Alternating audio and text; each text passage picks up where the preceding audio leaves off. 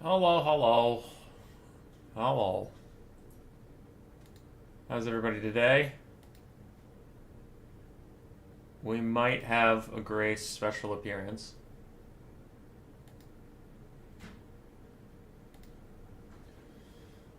Hello, hello. Alright, mic sounds fine. Grace, did you want to pick the person or show off your sweater? Yeah. You want to show off your sweater? No. Okay, then I won't have the camera on. Oh, I mean, I need to go to the left-hand screen to do this so the camera's not on. Alright. We have a best of 3 tryhard tournament on the new patch. And Grace wanted to pick a name for a winner. Look at all those names. Look at them all. Pick a winner. Wow, okay. I'm not picking Human Boy because he's not very good. Oh, shit. I'm picking the green one. Who's the green one? He's down there. It's the green one. Oh, haha. Oh, there's Blood Penguin. I feel like I hear you say Go Trek a lot, Hell yeah, dude. so he might be good. He or she, I don't know. Nerdist. Pigman. Pigman. I gotta rep my boy the green one. Is it because they're good? I mean, yeah, he's good. He's also my friend. There's a lot of good players. If you actually want opinions on what's good, No, don't tell me because I Okay. like to pick randomly. I like to pick based on name. no, I just pick green one because I love green one. I kind of want to do Blood Penguin, but he's going against yours, so I don't know that I want to do that. I can pick someone else if you really want Blood Penguin. No, that's okay.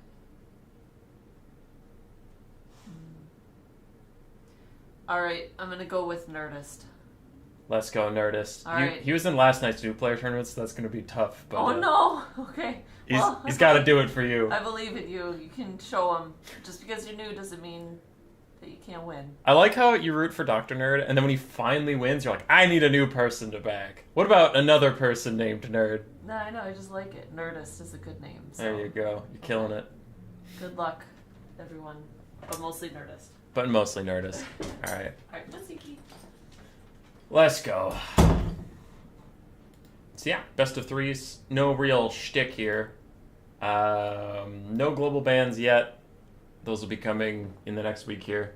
But for this tournament, it's just Kairos is banned because he's still as overpowered as he was last patch, so we have him out of here. Grail Knights are still limited to 1 between the Grail Knight, Guardian, and Hippogriff Knight. And then we did ban the Tsarina Chariot from the new stuff because of the bug that was posted today. It's not because she rolls through infantry like nobody's business. That's annoying, but that's not actually why we banned her. We banned her because of a specific actual bugged problem where if you're chasing her, she can attack you while she's routing and she'll kill anybody who's following her. That's why. It's not due to the overpowered stuff. We haven't banned anything from the new stuff that's overpowered yet because we still need more time to figure out if it's worth banning, right? Like the Grail Knights and Kairos, those are known quantities. We've known about them for months, and everyone's tired of them. Okay, everyone is going to be exaggerated because some people are going to come in my DMs and be like, I'm not tired of it, but whatever. Like, as far as me casting, most of the audience, a large portion of the player base are tired of Grail Knights and Kairos, so we cut those. The new stuff, whether it's OP or not, it's still very new, so it's like it's good for the audience. Some of the players like it. Some of the players are still figuring out how to counter it. So we're not banning those yet. The Tsarina Chariot is just because of the literal bug. It's not a balance thing. Right. All right, I do have a series here with the Phoenix King, so I'll stop stalling. He is waiting on me. High Elves, Wood Elves, and Skaven ban Kislev for the Phoenix King. None of the new stuff. Why is he picking Skaven?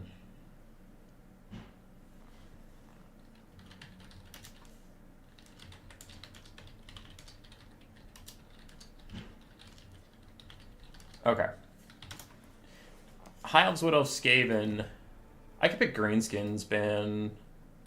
Honestly, none. I'm fine fighting anything there, but I'll go Greenskins, ban... Wood Elves, because I feel more comfortable playing against High Elves or Skaven.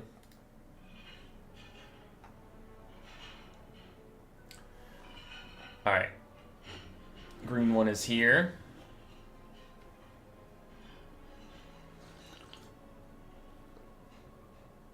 Where camera? It's there. When I'm on the left-hand screen, it's just the left-hand screen. Hi, Black Knight. I'm sorry you missed it, Black Knight. Is the hatch blocking company missiles? No, it's to hide my shitty hair.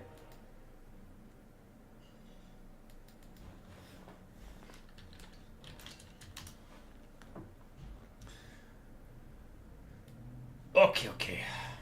So yes, I actually shouldn't be on this screen. I should be on this screen.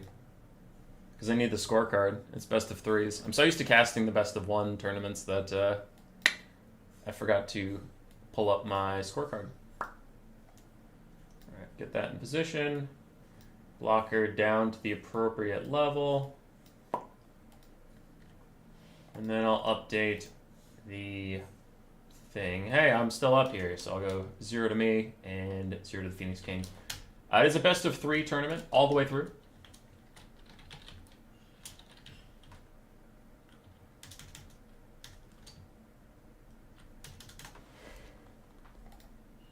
Let's go. Bloodpine Woods is the map, apparently, allegedly.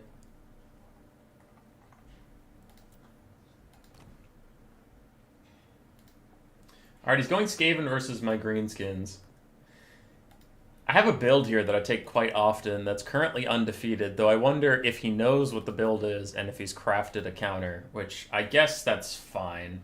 Because then either I learn something as Skaven that I could try versus greenskins, or I get a win on the greenskins, so fine. I can take those options. I'm always happy to see a greenskin win, even if it's against me. Alrighty, so where were we? Yes, that. Okay, that should be your HP amount. And then I think I have these. And I have that. Some of those. What else do I have? It's always the front line that I forget what I normally take.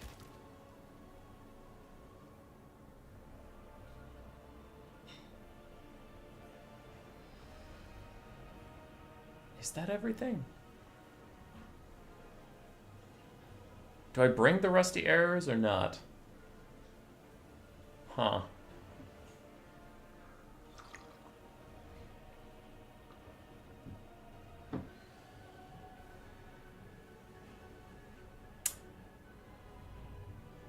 Humo about to get crushed by the S tier faction. Rip. That might be true. So Creative Assembly really took away Slenish's Rampage. They just hate tits. They meant... Okay, so here's the thing. Is they took it away from the Demonettes. So that one's true. They said they took it away from Pavane, but they didn't. It's actually still on Pavane of Slaanesh. And then they moved their Tier 1 Rampage, which is pretty easy to get, to Tier 3, so it's harder to get. So, yesn't. I can get a 4th one of these. And that's okay. Yeah, this is close to the build. I always forget what the front line is, but I remember the gist. One goblin here or there won't lose me the game. Ooh, it's a small map too. I have no idea why he's picking Skaven here.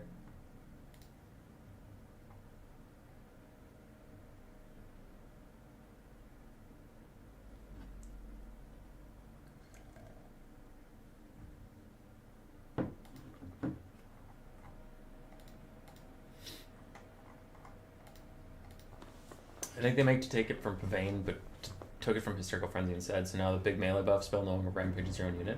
Wait, Hysterical Frenzy doesn't rampage your own unit, Shiggy Diggy? That's awesome. That's actually kind of awesome. I mean, Slaanesh could use the buffs.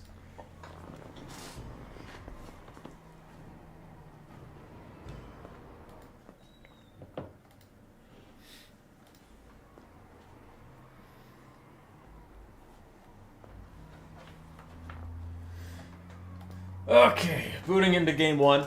We'll cast my run through the tournament until I get knocked out, and then I'll just hop in random people's games until the semifinals and finals. And we'll cast both semifinals and finals guaranteed, but until then we'll just fill time with games and be cool. Because I'm better than you at Skaven, so I pick up on small maps. Hell yeah, brother. Phoenix King, my opponent in the chat. Did they accidentally buff Hysterical Frenzy? I think so. I mean, we can check right now. We're here. So Lore of Slaanesh, Hysterical Frenzy. Yeah, it no longer causes your self-rampage. Hey, let's go! It's buffed! That's hype. Because Pavane is not supposed to have Rampage anymore. It's supposed to have that Vigor reduction, which is stupid. I think it should have the Rampage. And then Hysterical Frenzy is supposed to have Rampage, but it doesn't, so... Accidental Slaanesh buffs. We take those. We take accidental buffs. Alright, for the build, a front line of goblins to run up and die. As they do. Secondary line of Savage Orcs. After the globes are hopefully shut down, or at least under duress, then the Savage Orcs should hit the front line. And then Stone Trolls to help me break through. Just some big mass being spooky. And I even have the terror-causing Swamp Things to help me out with Azhag here. Okay, and then Squigs for a little bit more mass, because Skaven hate mass, but especially mass with armor piercing like these guys, and they can eat globes if I get onto the globes. Do want the Squigs a little further back because they're nice and fast. Then I have one Orc Boar Chariot for a little bit of disruption. And then triple Cav. And my Cav is going to get onto the back line and then either use their skirmish tools to just harass and annoy the Skaven, but they're mostly there to clean up anything that routes. So, like, their whole job is not to actually get rear charges unless they're particularly juicy. But if the Skaven are in a box formation, they just stand back there and wait for the front line to route and then make sure they never come back. So, the idea of this build is just to win in one concerted push rather than to do the usual pattern of I route and then he routes and then I route and then he routes. Right? Because both of our factions are low leadership, but it's more about who can secure the route.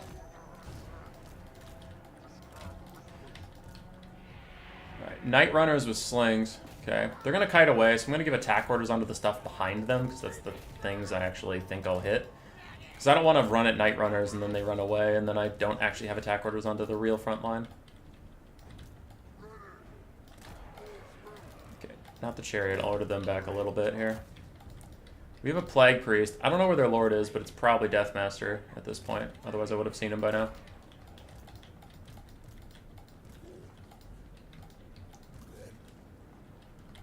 Yeah, there he is. You think you're cool with your summon? Spinning Loons, terror-causing trolls, gonna charge into it.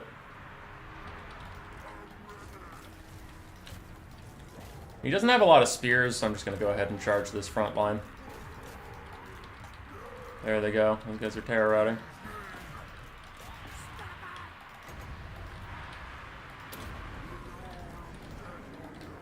Alright. We've already routed these guys, so everybody just close in for now. But we just need to saturate this front line right now. That's all we need to focus on. Spirit Leech for Snitch, but I don't know where he is. I lost him in the sauce.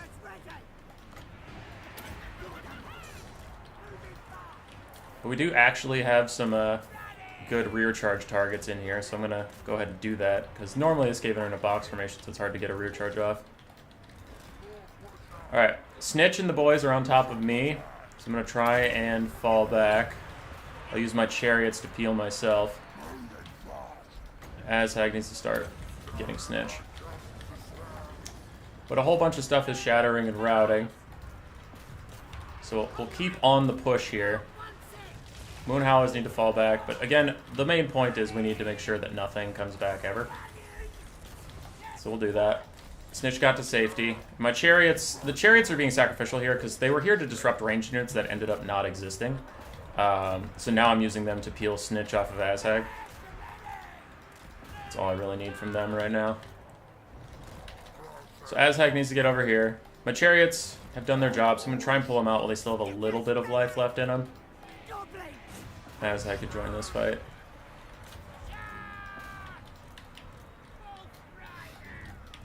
Okay, we got a route over here. Goblins can keep fighting Eshin Triads. Another Wah. Hit Snitch with another Spirit Leech. And then run away. My Swamp Thing should be back now with their stuff. And the Moonhowlers are routing. Those are just Skaven slaves, so I'm going to loop back in here and deal with the ranged units for a little bit. Okay. Routing off more stuff. Azhag's gotten away. Nice, some goblins go back to fight there.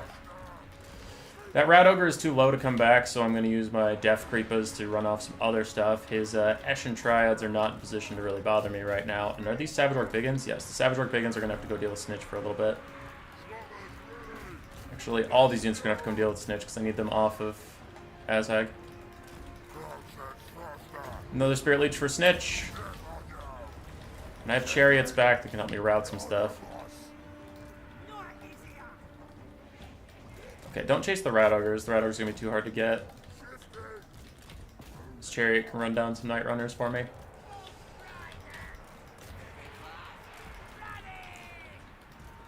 Savage Orc Biggins do that. And now, these guys, now that I don't need you to peel Snitch for me, you guys can just go back to your job of trying to run off things that are around. I'll rear charge over here and try to get these guys to break. Azhag just needs to save up Spirit Leeches to finish off Snitch at this point, and that should be fine for win condition. Night Runner is still not rallying just yet, so I can see them. Rat Ogres are running off my Stone Trolls. What are these? Storm Vermin, Sword and Shield. Oh, okay. I'll keep the Morgoth's Vengeance Marauders on them then. Those are worth routing. Azhag should be able to beat up this Plague Priest. Savage Orc Biggins should do okay versus Snitch. I'll save a Spirit Leech. It's more worth it to kill him than rout him. Okay, Ashen Triad is doing a lot of damage on the charge there, so I'll back off and use my regen a little bit. I have Savage Orcs somewhere. Back. Big old troll fight. You guys are losing those Storm Vermin that I thought were routing, but we're not. There's a Spirit Leech for Snitch. If you charge him while he's getting Spirit Leech, that should kill him off. Not kill him off, but, you know, get rid of him. Azhag's beating up on the Plague Priest. In comes the Skaven route. Routed everything over there. Snitch is alive. Kill him, kill him, kill him. Oh, I really need him dead.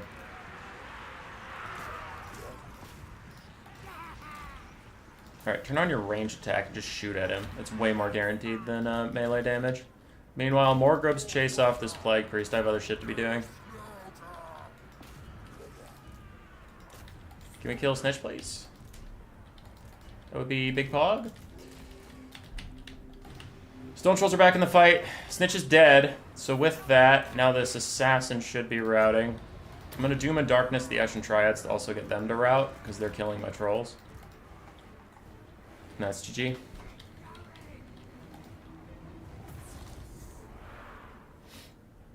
Streamer is a Marathi simp? It's probably true.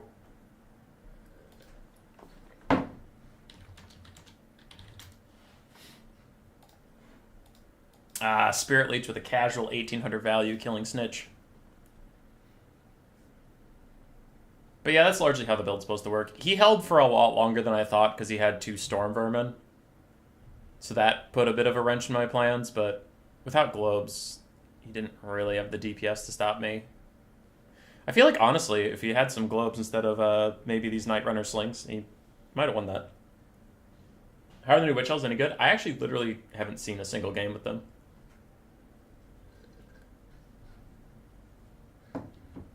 I have not. But yeah, that's the build. That's how it's supposed to work. I suppose, though, it's easy to say, oh, if you just had globes, you would have won. But I literally said at the start of the game, oh, my Chariot has nothing to do because there's no globes. So if he had brought globes, I would have used my Chariot more aggressively to stop them. Whatever.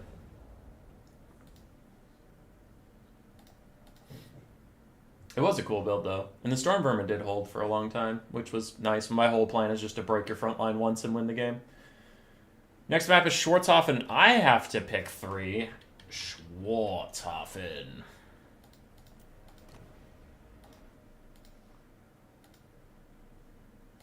I'll put Tzeentch on my pick 3 because I think they're fun, and then he can ban them if he doesn't want to play against them. And then Schwarzhofen. Let's put the blocker up. I'm gonna do my picks and then I'll put my score up. I got it, but let's see here. Tzeentch and then what? I haven't gotten to play Empire in a long time. Let's do Tzeentch, Empire, Beastmen.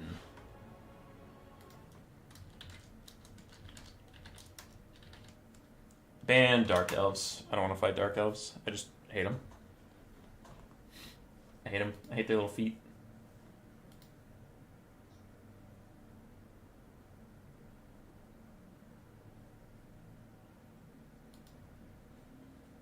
Alright, anyway, Wood Elves ban Empire. To Tzeentch without Kairos. I'll go Tzeentch. I'm still playing with some of the new tools. They seem fun. Not that OP.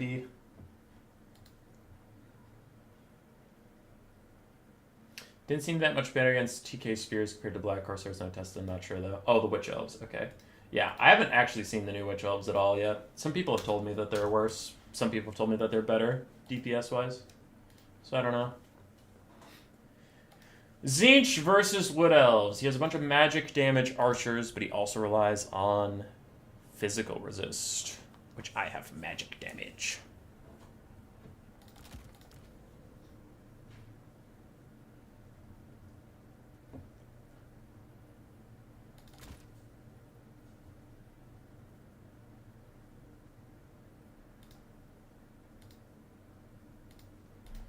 Okay.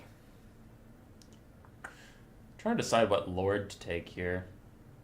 There's a lot of good options.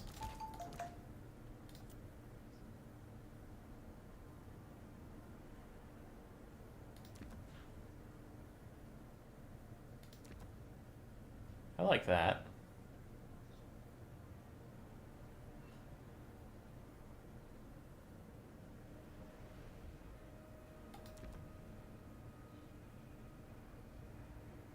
Sorry, I'm reading.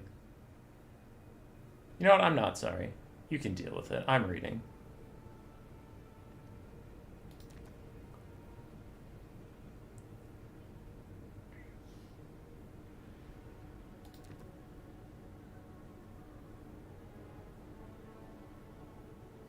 Okay.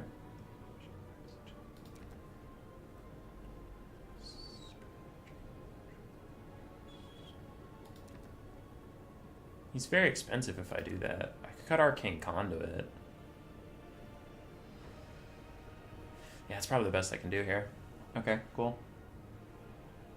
Waiting for Hummus to get Drawkai to death by Triple Waywatch here? Hell yeah. Do I rely on the RNG Fate of Buna of the Exalted Hero? Decisions. Oh, no, wait, I can't. I'm not going to take this guy. Fuck that guy. Hold on.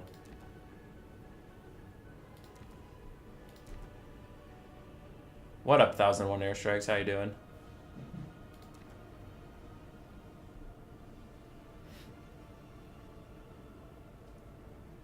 I just realized I was being stupid.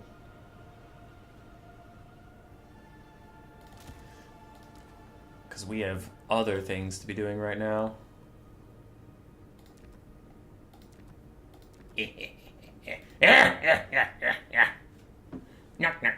Why do you only see Mother Ostankia and never the Changeling or Yambo? Mother Ostankia is crazy cost efficient, and she has some really OP spells. The Changeling is super, super expensive, and Yambo is also really expensive. So their cost would be like a quarter of your army, while Mother Ostankia is like 1/7 of your army. So it's just a bit, it's a bit diff. Front line of those, backed up by these. And that is a perfect build.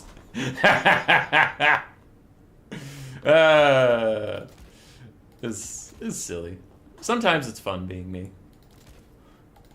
Alright, let's look at that. How much does a Chevron on you cost? Not a ton. Too much. Alright, yeah. This is gonna be a Pog build. Let's go.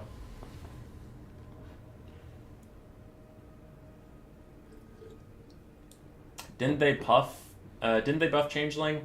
Yeah, but he's still like pretty expensive. It's very, very, very early in the patch, right? It's very early in the patch.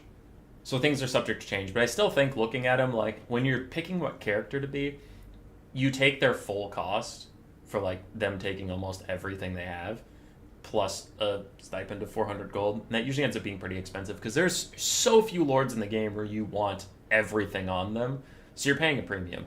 Which is fine, like, you should. If you didn't pay a premium, then the Changeling's redonkulously OP. But I think the problem with it is that Tzeentch's roster, if my tournaments didn't ban Kairos, right? That's a thing I put on them.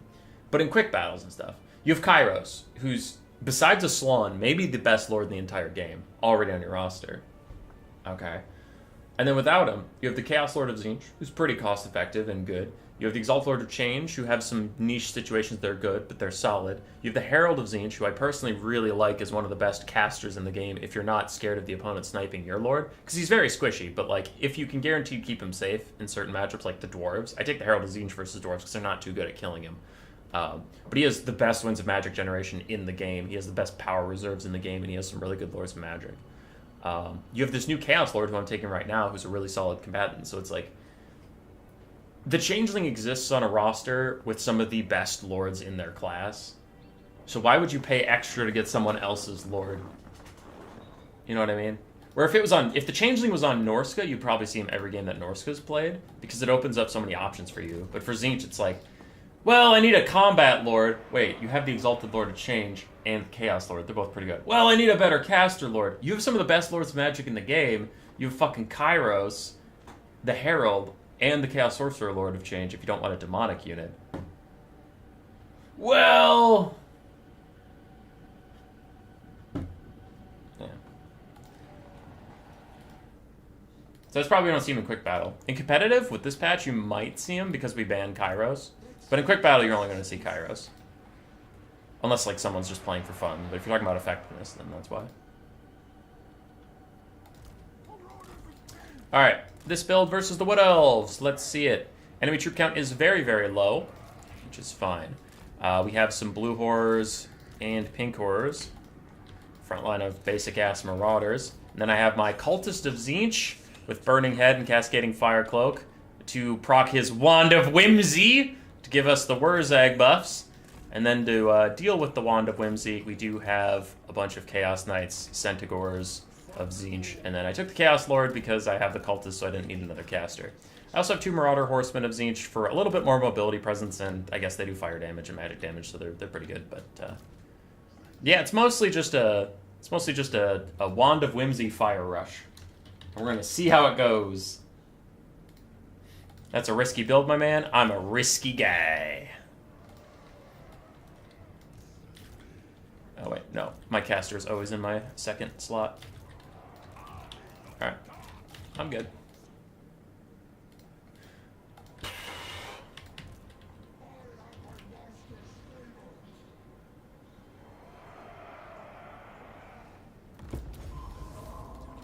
All right, what do we have? A Spell of High Magic with Tempest and Apotheosis. Okay, 2 triple gold chevron Hawk Riders, triple Wildwood Ranger with triple gold chevrons, 2 Eternal Guard, Glade Rider Spears, and a Tree Man. I see. There's trolling afoot. No, I don't know. Maybe he has some secret tech. To me, this seems like it's silly. This seems like pure silliness. But I'm ready to be surprised.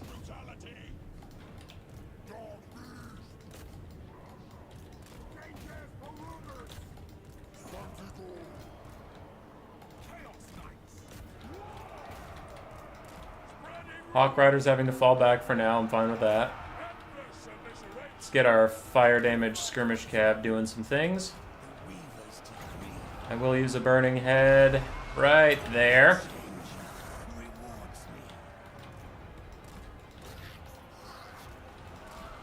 And all those Wildwood Rangers are dead. And all of them are dead. Fuck those guys.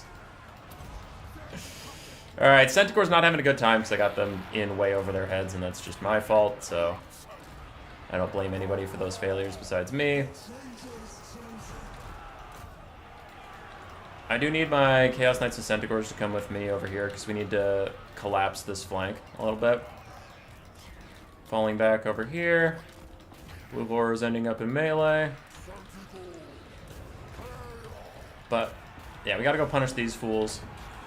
Throw down a Cascading Fire Cloak to give everybody some weakness, and then Chaos Lord has to get back here. Skirmish Cav still harassing and throwing at anything is honestly a fine target. And I need to get in range for this damage resist aura. There we go. We killed off the Hawk Riders. We killed off the Wildwood Rangers for the most part. These blue horrors still ended up chasing things. Which I find silly. And then my little archer people can shoot at this spook lady. Actually, yeah, just fall back from her. It's okay. I almost have enough for another Burning Head that I could use just for the army-wide buff, and I kind of want to do that. So give me my Burning Head, please. Good boy. Alright, just give him the army-wide buff, because that can probably put a capstone on this game. Yeah, that's army losses.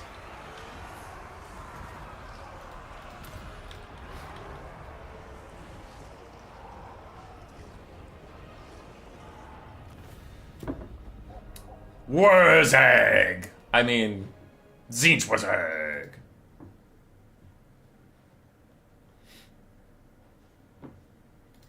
Wildwood Rangers are silly, because you can just kill them with one Burning Head.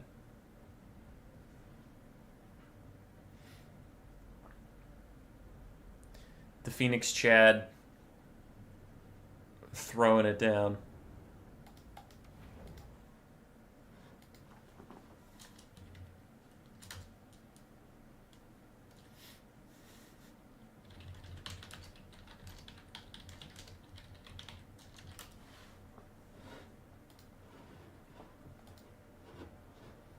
Genuinely hilarious how Valkyrie feels so good for Korn. And then you look at Ross, she's okay. Yeah, yeah. It's true, it's true. Okay, I have a bit before my next game, so we are going to go spectate some other people. Gotrek, you in game yet? Shit, I gotta find him. Gotrek! Gotrek! Yo, yo. You in game or we spec? I know what his lobby's usually called, so maybe I can find him.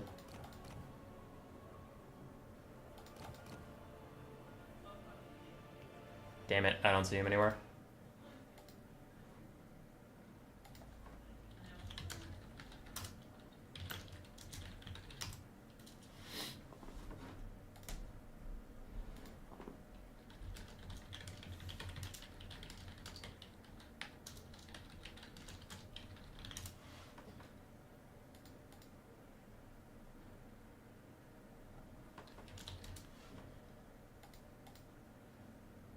Kareza cracks arena. Spectate. 1, 2, 3.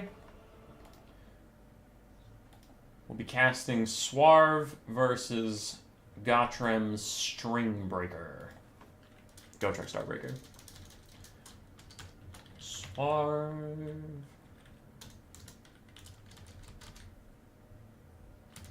And then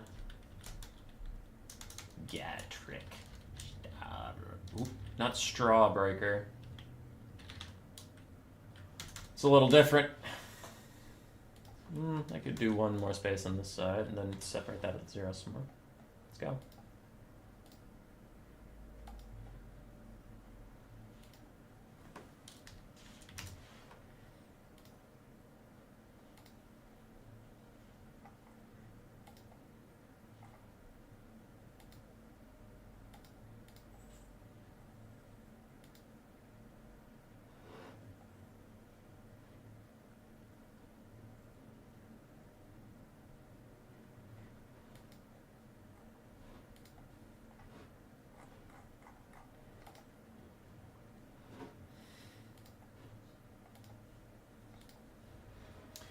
All right, 2,040 value for one Tzeentch Gores and 240 for another. Yeah, that's really the unit in a nutshell. If you put them in a winning position, they can do so much damage, and it's kind of insane. But if you put them in a losing position, they'll die immediately. Do you want to spectate me? Pop Palpatine already found a game, but I appreciate you, sir. I figured you and Leopard were still somewhere in a series, and I could just catch a series from the start, rather than join one halfway through and then join a different one halfway through. Spirit of the Gorg with the €2. Let's go, hummus lad. Haven't been here for too long. Hi. Did they really nerf Slaanesh? They still need Rampage on Bane. This is good. Keep your secrets, cannot do mass Rampage. Okay, yeah. Diomed. Yes. Though the nerfs weren't as bad. So the intended nerfs, because they intended to take Pavane's Rampage away, so that would have been a big nerf. And then the move of a Rampage from Tier 1 to Tier 3 is a big nerf. It's a huge nerf. And then they lost their Tier 3 ability for the army-wide Vigor and Speed, and now it's single target Vigor and Speed, which sucks. So their army abilities got, like, factually much worse. Just bad.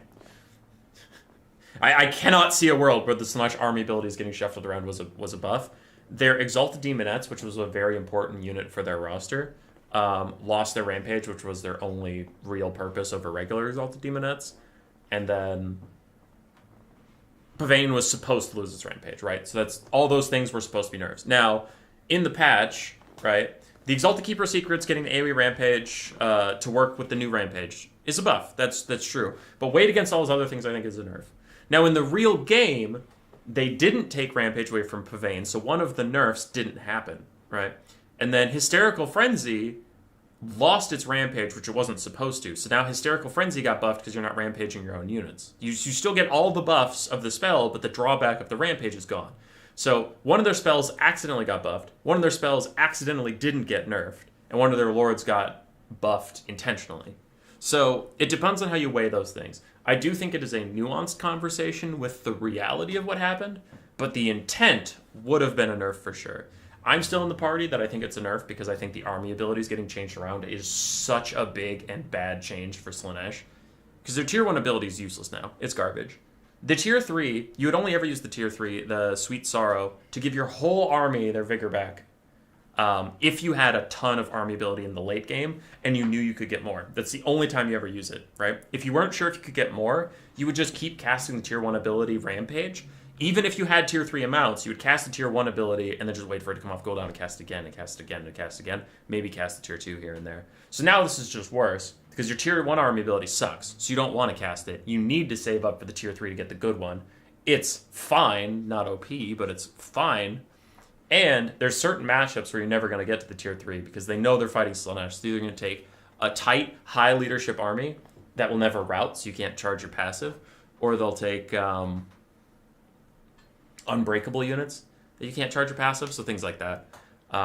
So I really value the army ability getting changed around, and I think that was such a big nerf that for me it's overall negative. But I definitely think there are arguments with the reality of what happened rather than the intent. Because the Keeper Secrets did get a big buff. Rampage got better, which means Slaanesh's access to it is still really good. So, yeah. Alright, Gotrek sent us the picks. He picked Dwarves, Kislev, and Warriors of Chaos banned Grand Cathay. Swarv picked Lizardmen banned Dwarves, and Gotrek picked Warriors of Chaos. So instead of Kislev, went with Warriors of Chaos versus Lizardmen. I find this interesting, but I'm intrigued. Warriors of Chaos do have some of the new tools. They have the Cockatrice with its new net. Let's see. They have the new Exalted Hero of Tzeentch. They have the new Chaos Lord of Tzeentch.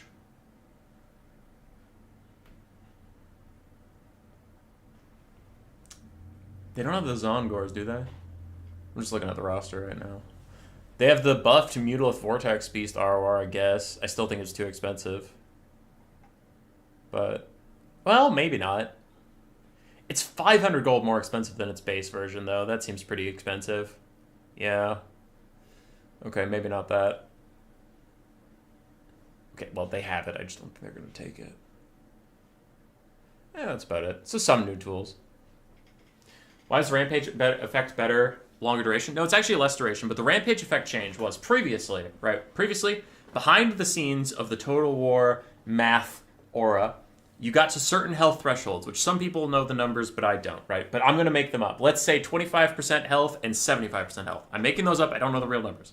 But let's say if you get to those, like the way it used to work is if I apply Rampage to you, if you're at 74% health, you're under the 75 threshold, you get Rampaged. Cool. Done. And then if I cast Rampage on you and you're at 50% health, you are not Rampaged because you already Rampaged once in that threshold. You can't Rampage again until you get down to 25%. That's how it used to work. And for example, if Luin Lane Kerr flies up to me and I cast Rampage on him and he's at 100% health, he's not going to Rampage. Now, with the new system, anytime you cast something with Rampage onto someone, they're rampaging. It doesn't matter what health they're at. It doesn't matter how many times it's rampaged before. They're just rampaging. It's simpler and more clear. And I actually do like that. But to balance around it, they nerfed Rampage in a lot of areas, right? So that's why Slaanesh took these nerfs, is they're worried about Rampage being too strong. But Rampage is more consistent now, and I really do like that. The old system wasn't terrible, but it was obtuse. It was a little hard to work around where you're like, has this unit been Rampage before? What are we doing? And things like that. So this is better.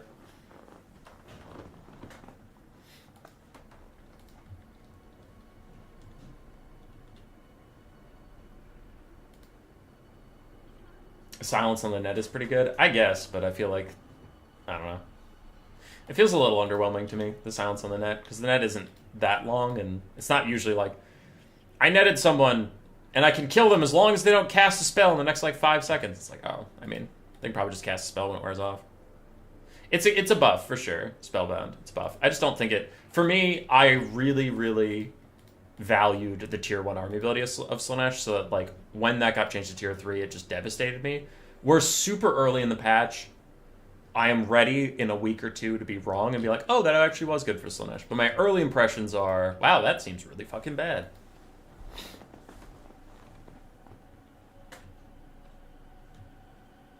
Trogdor.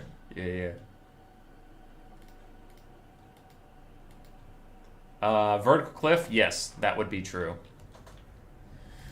Okay, we have a game, though. We gotta cast it. We have 2 Pterodons with Fire Leech Bolas from Swarv, 2 Chameleon Skinks up front. We have a Kroxigor Ancient on the front line with a Skink Priest of Beasts with the Manticore Summon and Flock of Doom. Cohort of Waddle and Horned Ones in the woods. Skink Cohorts and Saurus Warriors across the front line with a second Horned One on the far side. Pretty cool Lizardman build. I like it. On the other side, for the Warriors of Chaos, we have 1 Warhound in the distance. We have a Chaos Warrior with Halberd guarding the Hell Cannon. And then we have 2 Chaos Knights of Tzeentch, an Exalted Hero of Tzeentch with his Bound Fate of Buna spell that maybe RNG comes up. And then has his Missile Resist Barrier and Colossal Strike. We have a Firecaster with Forbidden Rod, Fireball, and Burning Head. And then Marauders across the front line. Where's the Lord? There he is. Chaos Lord of Tzeentch, the melee version. Cool. Mirror of Knowledge, lowering the speed and revealing these units. There's a Burning Head out from the caster. This Burning Head just kind of tickles the source a little bit. In the backfield, the Hell Cannon is getting Fire Leeched Bolud, and without the Skirmish Cav or anything to defend these guys, they are helpless to stop the Pterodons from imposing their will on that backline.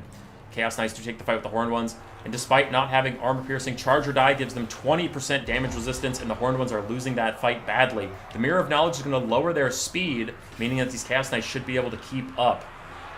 And already some Skinks are routing. Exalted Hero of Tzeentch and his Chaos Knights are plowing through the Chameleon Skinks. The Hell Cannon is almost offline from those Fire Leech Bolas, and the Kroxigor Ancient is lurking around for a fight somewhere.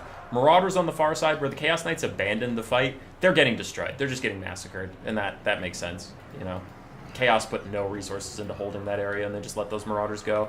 Down here, it is an utter victory for the Warriors of Chaos. Got rid of a Chameleon Skink, got rid of a Skink Cohort, almost killed an entire Horned One, and Swarv did not bring any healing. He brought Flock of Doom and the Manticore Summons. This Horned One is as damaged as he's going to be the whole game. Exalted Hero Tzeentch rolling around. He is on his disc. I guess that's nice. He can fly and offer a little bit of pressure on these Pterodon riders. I wonder if that's what he wants to do all game, but we will see. As another Burning Head goes down the line of these Skinks. But the Marauder core of Chaos is just about gone, meaning they'll have to rely on really good cycle charging. I guess they still have a Chaos Warrior in the back, but the Fire Leech Bolas, plenty of ammo to maybe deal with those guys. Firecaster's doing good work. On these Horned Ones, Chaos Knights charging to help them out a little bit as these Skink Cohorts of Javelins all chucking away over here. Kroxigor Ancient running it over to help the Saurus Warriors out. And the Cohort of Waddle are also here with Horned Ones. This should be a disaster for these Chaos Knights of Tzeentch. They're about to take some insane damage. These Chaos Knights trying to finish off the Horned Ones, but the Horned Ones are trading back pretty effectively with some Fire Leech Bola support, and the Saurus Warriors poking away a little bit. Javelins going over the top. Lizardmen are pulling ahead on the balance of power, and I think that is correct. They're getting some really good engagements. These Chaos Knights are dragged into the dirt. The Horned One should be able to walk them off, so that's one of the 2 Chaos Knights down and out. The other Chaos Knight is also not looking so good. And what does this Exalted Hero have? He has 2 uses left of his Book of Secrets. I haven't noticed any Fate of Bunas or anything yet, so maybe he's not rolling good on the RNG. If he could get a Fate of Buna, he could delete that other horned one. Because it's already low enough on... Oh, that's unfortunate. Yeah. He rolled the Enfeebling Foe. He only has 1 use left of it. He really needs a Fate of Buna to try and clutch this game back. If he could Fate of Buna the horned ones without healing and they have so many of their models left, they would take full damage and probably get close to being killed off. And then maybe the 2 Halberd characters kill the Cohort of Waddle and the Croxor Ancient. Maybe. Pharaoh Manticore Summon is out. Burning Head went down the line, just damaging the horned ones a little bit. Didn't matter too much. And the Halberds are trying to join the fight, but they haven't gotten to do anything yet. They're already 1/4 HP from the Pterodons poking them. The Exalted Hero and the Chaos Lord going for the snipe on the Croxor Ancient, trying to maybe just get rid of him and win this game, hoping against hope that the last Book of Change is a Fate of Buna. Elsewhere, we still have some Chaos Knights. It looks like they were able to rally and come back, so they're going to be useful in chasing off some skinks. We still have a Chaos Sorcerer of Fire running away from 3 horned ones who have 92 total health, as they're chasing him down. Flock of Doom poked these guys a little bit. Horned ones running around doing what they can. Manticore Summon is gone. Pterodon's going after the Chaos Knights in the distance. Horned ones do get the fight with the Firecaster. It looks like they're actually going to beat him. They do. They beat him. They lose one of their models, but they beat him. We still have 1 Book of Secrets left. What did he end up getting? I bet it's on cooldown is why he hasn't used it, but he's managed to naturally kill the horned one, so maybe he uses Fate of Buna on the Cohort of Waddle. I don't think it does that much damage there, but I mean, if it's free, you gotta use it. And looking at the stuff on the battlefield, that would be the best target. Sorcerer. Oh, the Chaos Sorcerer's Niche is also on his disc, so we can get back up in the sky and get his barriers back. That's pretty good. Or refresh his charge bonus, I guess. It's up to him. Something's happening here. Change or die, leadership and damage resistance. But a Horn of Kygor popped on the opposite side from the Croxor Ancient. Horde of Waddle are going to get rid of the Marauders. And the Horned ones did manage to rout off that Firecaster. I'm sure glad these guys got some buffs. Predatory Fighter.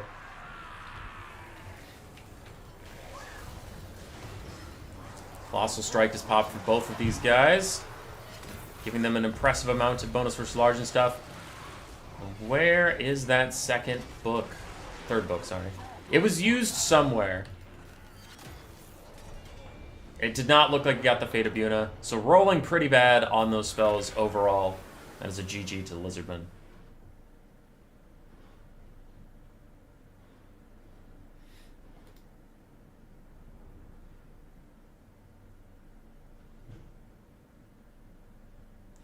Yeah. Zvim. I'm going to guess that's what your name is, Zvim. Yep. The natural Rampage is just 2 stats that are on a unit that used to have Rampage. And that's also what prevents the infinite Rampage bug, is when you proc it, Rampage is just going, and as soon as the timer wears off, your unit doesn't have the Rampage attribute anymore, so it doesn't keep rampaging, which is a good fix. I'm very glad they fixed the infinite Rampage bug. It was infuriating for quite a long time. So that is good. They fucked up a lot of things this patch, but I'll give them credit where credit is due. For the game that we just witnessed, Chaos Sorcerer Lord did well. Chaos Knights did very well. The Hell Cannon was countered by the Pterodons, unfortunately for them. Dogs got routed off immediately. And the Exalted Hero of Tzeentch just didn't get a Fate of Buna, which he was really, really hoping for, especially with 2 Horned ones on the field. That feels bad.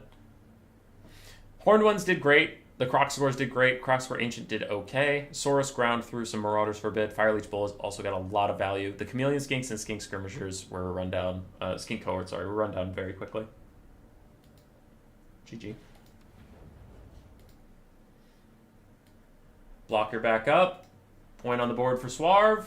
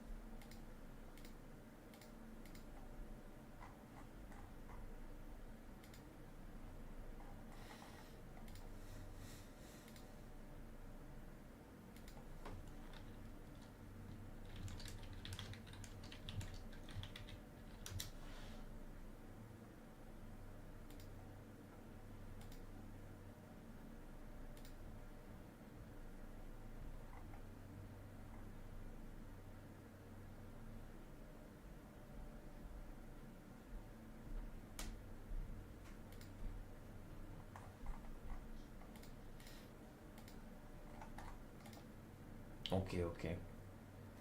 Fire Lich Bolas did do very well. I agree.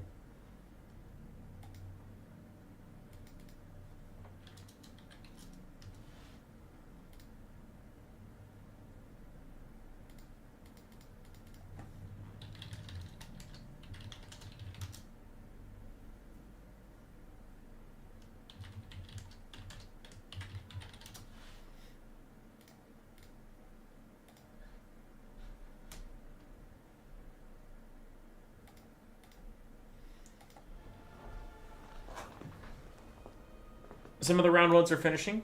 Zegzi defeated Raced and moves on to fight Sipa. Bwags triumphed over Nerd first. Swarv beat Guillama, though of course we know that because we're here with him. We be sitting in the right here zone.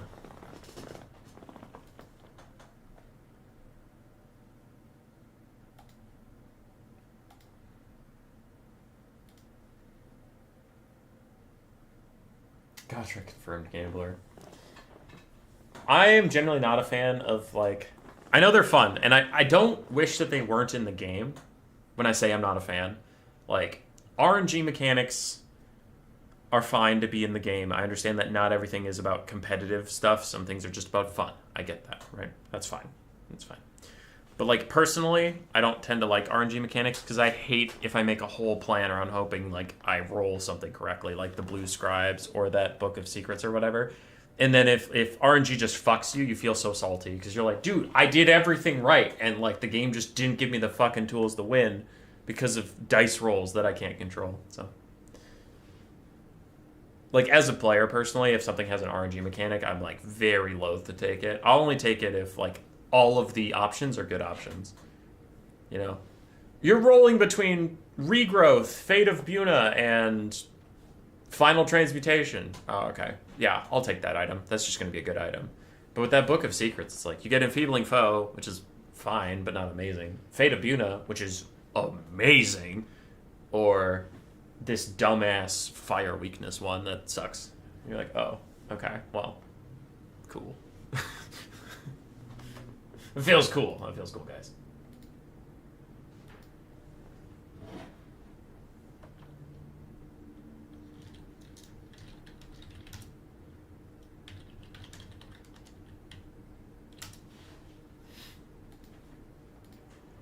You're looking very human and very boyish today. Hope you're having a great Saturday. I'm trying. Skaven on tabletop are all about RNG? Good thing I don't play tabletop. Fuck tabletop. Anybody who plays tabletop is stupid. That's a joke. Don't hurt me. Come on. Come on now, everybody. It's a joke. It's a joke.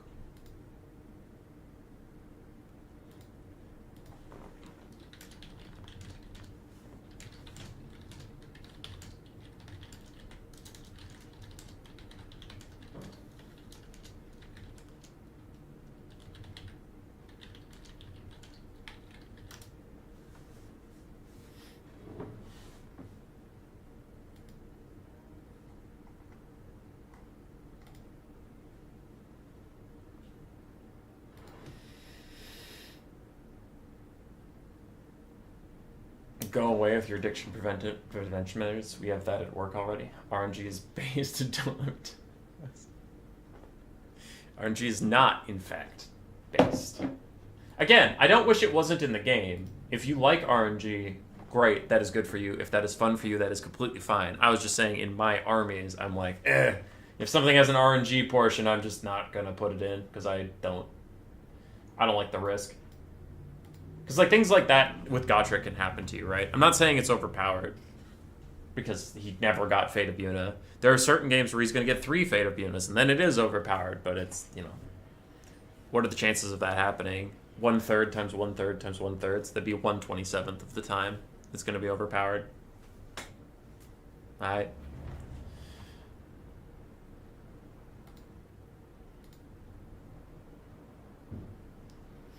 JG.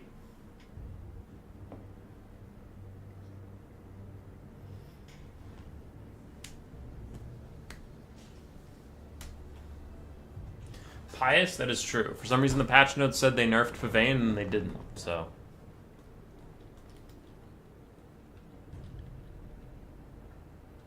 Hi, Tequila Sunset. Lil Trill, I understand. I got it. You didn't... You wanted a 300-page rulebook. Not 1 page. Still use Escape in range. They're not supposed to be RNG in this game. They're just janky as shit. And notice how I didn't take Skaven in my series? I have actually, when I want to win, I have stopped picking Skaven. Like, I've just lost too many times.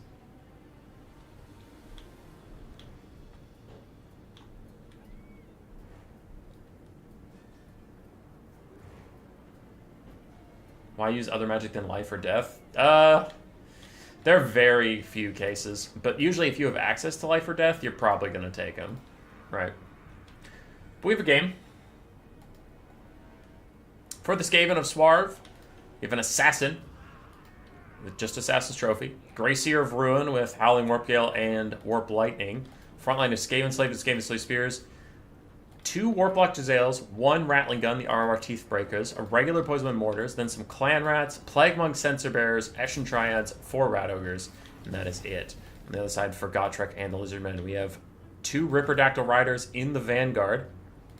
Oh, there's also a Wolf Rat in the Vanguard of the Skaven. Anyway, we have buffed Chameleon Stalkers and a front line of Skink Cohorts and Kroxigors, Sacred Kroxigors mixed in here as well. And then a Life Slan with just Earthblood. He's just going to spam out Earthblood. He's going to take a good amount of damage on the way in. Those 2 Jezzails are going to light him up. He's going to need to start casting Earthbloods pretty soon. Even a shield the old ones, nice and early. 3 Ripperdactyls total, though. All moving in against these Skaven. There is a Howling Warpgale net. And the Rattling Guns look like they're going to go fire at the Ripperdactyls. If the Ripperdactyls land before the Howling Warpgale comes in, they're going to try and delete those Poison Wind Mortars. Meanwhile, the Jezzails are also under attack to save the Slan a little bit. In comes the Lizardmen March. Assassin's trying to block up the front line. The Lizardmen do need to just get attack orders to move right past him. The Slan is now getting shot by the Rattling Guns. Ripperdactyl's taking a lot of damage on this charge. Where's the third one? Third Ripper's still trying to show up. And the Assassin plus the dogs going after the Slan. It looks like some Skink Cohorts and Kroxigors are coming back to save him. And Overcast to Earthblood tries to heal him up while Assassin's Trophy pushes him down. But the Skinks and Kroxigors should be able to peel here. And we'll see if the Rippers can stop this incoming fire. There, the last Jezzail is shut down. One of the Jezzails has shattered entirely. It looks like the Poison Wind Globes also went that way. And first Howling Warpgale is out to try and stop the rush, but the Skinks and the Kroxigors busting straight through that front line. And I think the Skaven are doomed from this point. Like, the Skink Kroxigor front line is already here and pushed straight through. They're fine. Oh, that other Jezzail isn't shattered. They just rallied in the distance. Okay, maybe if they can still shoot at the Slan, maybe they'll be okay as he tries to heal himself up and be alright.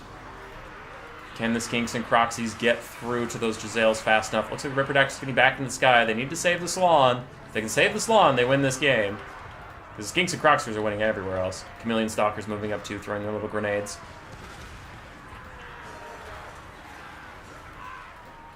Ripperdactyl sacrificing themselves to keep these Warplock Jezzails from shooting at the Slan for a little bit so we can keep healing up. Where did these Skinks and Kroxigors go? Oh, they got a little lost in the sauce. Okay, they're still trying to join the fight. So a couple mistakes coming in from the Lizardmen. We'll see if that matters. The Skaven are in mass exodus from fear-causing Skinks, but whatever, I'm not mad. Not mad at all. Skaven Slave Spears and the dogs that were here earlier have already been pushed away. Plague Monk Censor Bearers and Eshin Triads trying to fight it out. The Greyseer on foot is also doing his best. The Assassin's just getting peeled away from the Slan. Can anyone stop those Jezzails? Teethbreakers are still alive, but pushed far enough back they can't shoot at the Slan anymore. Skinks and Kroxigors moving up. And these late additions to the party, these Kroxigors and Skinks are joining the fray. Starting to get up here now. Something has happened over here. It looks like a Howling Warpgale just to try and... I don't know. Did he bring the lore passive? No, he didn't. So that Howling Warpgale was just for fun, I guess. Warp Lightning onto the Ripperdactyls as they charged in, so they got murdered. Skinks also took a little bit of damage. And these Ripperdactyls are back. Chameleon Stalkers did get to the Jezzails at last, which secures the Slan's life, make sure he stays alive. And the Teethbreakers are firing into the Kroxigors at point-blank range, really not doing as much damage as I would have expected. And now Chameleon Stalkers are all over them. Gonna get good damage out. Skaven rallying a little bit. And the Eshin Triads, there must have been 2. Yes, there are 2, because I was like, I saw one that was lower than that HP. The Eshin Triads are doing well overall. Plaguemonk Censer Bearer is also doing well. This Salon, has he used any banishments? No, he has 1 banishment and 2 Blood Statue of Spites. He's gonna have to use those on all of these Plague Monk and Eshin units around here. Something is getting cast here. Is that a banishment? Oh no. That is a not good banishment. It's killing Skaven Slave Spears, but it's also friendly fire damage into Chameleon Stalkers. That's a big mistake from Lizardmen. They needed to use that on the Eshin Triads or these Plague Monks here. That is brutal. Accidentally killing one of his own units for a Skaven Slave Spear. Crocswords are still trying to grind it out. Now, they haven't really received any healing because the Salon has just been earthblooding himself because, you know, he had to. He was getting sniped so hard. Ripperdactyls are going to have to just chase down stuff for the rest of the game. They're too wounded to really do much else unless they get healing a little bit later. Salon's trying to just retreat to his Skinks and Crocscores who are keeping him safe for now, and the Assassin had to fall back at 1/4 HP. We have some Crocscores who have rallied and they need to come back to the fight. Eshin Triads gave her the Blood Statue of Spite. That is nice. That should be them low enough that they start routing. And then if they route, they might take the Crocscores with them because Skaven Slaves have Expendable. The Eshin Triads don't, so they cause a leadership debuff on this Rat Ogre. He's down to 7 leadership. We'll see if that gets him off the map or not. Ripperdactyl's helping to chase some stuff off, while Crocscores continue to grind it out with Rat Ogres in the back here. And some Plaguemonk Censer Bearers going to join the fight. Crocscores, not Crocscores. Well, I mean, yes, Crocscores are over here, but they're fighting next to the Salon. Rat Ogres take a big burst, and they're going to leave. Assassin down to 1 leadership. But a nasty Warp Lightning actually does a lot of damage to those Crocscores. As more Triads join the fight yet again. We have no banishments left, and 1 Blood Statue to Spite to try and take out these Triads. Is it possible in 5 RR now? I think in tournaments. I don't know about Quick Battle, because I never play Quick Battle.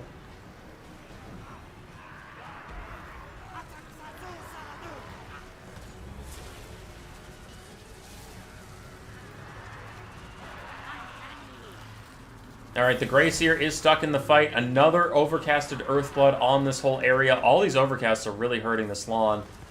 And Ripperdactyls are trying to chase off these units. The Assassin should be able to rally in just a second, because he is far enough away from these Ripperdactyls and whatever. A snipe onto the Greyseer could be huge for the Lizardmen right now. The high ground fight kind of was a wash, but I'd say overall the Skaven came out on top. It looks like they've done serious damage to the Crocscores. They'll see how many more Earthblood the Salon can spam out. And the Assassin is walked off the map. I'm surprised he didn't rally before the Ripperdactyls got to him, but get to him they did. Eshin Triads pushed away. The last Blood Statue of Spite is cast on Plaguemonk Censer Bearers. That's a good target. Them or the Triads either is fine. It looks like the Triads, yeah, they just routed of their own. So, yep, that's a great, great target. The last of the Skaven support is gone. Now it's just Rat Ogres fighting Skinks and Crocscores. The Skinks are never going to route because they have fucking caused fear for some reason. And their Primal Instincts give them physical resistance and melee attack. The Greyseer routes. Another heal is in from the Salon, and that is going to be army losses. The Lizardmen do win it. Only Dom doesn't have rules? It has rules! Turn's been banning Mother Ostankia for a lot of the last patch. They have banned several factions in the past where they're like, you can't play Ogre Kingdoms or Greenskins this patch, or you can't play Ogre Kingdoms or Slaanesh. You can't do that. It's just different rules, but Dom does have rules.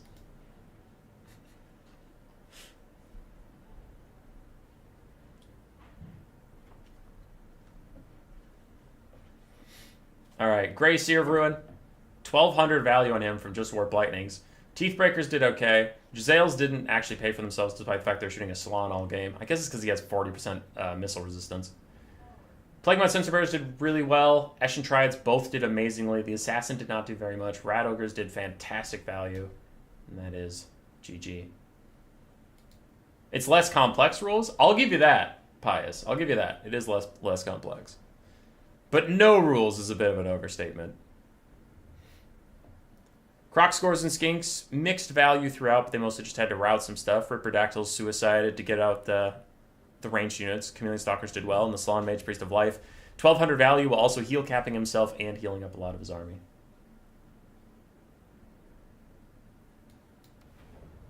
They ban entire factions. Can we do that? We have before. We do global bans, right, where you can just pick a faction you don't want to be in your best of 3.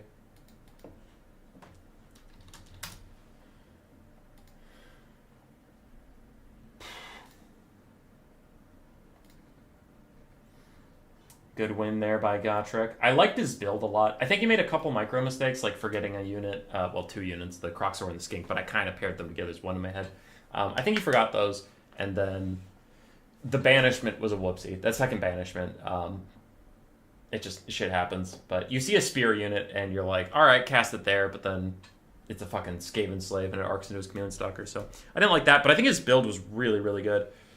To add another thing into the Skaven problem, because like I hate this matchup for Skaven versus Lizardmen because the Dreadsaurian ROR heal blob exists where he just runs around and routes everything while getting regrowth. Ripperdactyl charge exists, and now Gotrek has brought back something that originally RTK's Bob Tresh was talking about. That is an old name. I haven't seen him in forever, but he used to be a Lizardman main, and he was a good guy. But even back when Skaven was favored in the Lizardman, right? Back in Warhammer 2, he had a build that would beat me every so often, a Kroxigor rush, where he just took like a whole bunch of Kroxigors. And since then, Kroxigors have been buffed multiple times. Lizardmen have been buffed multiple times, and now Skinks and Kroxigors got this buff in this last patch.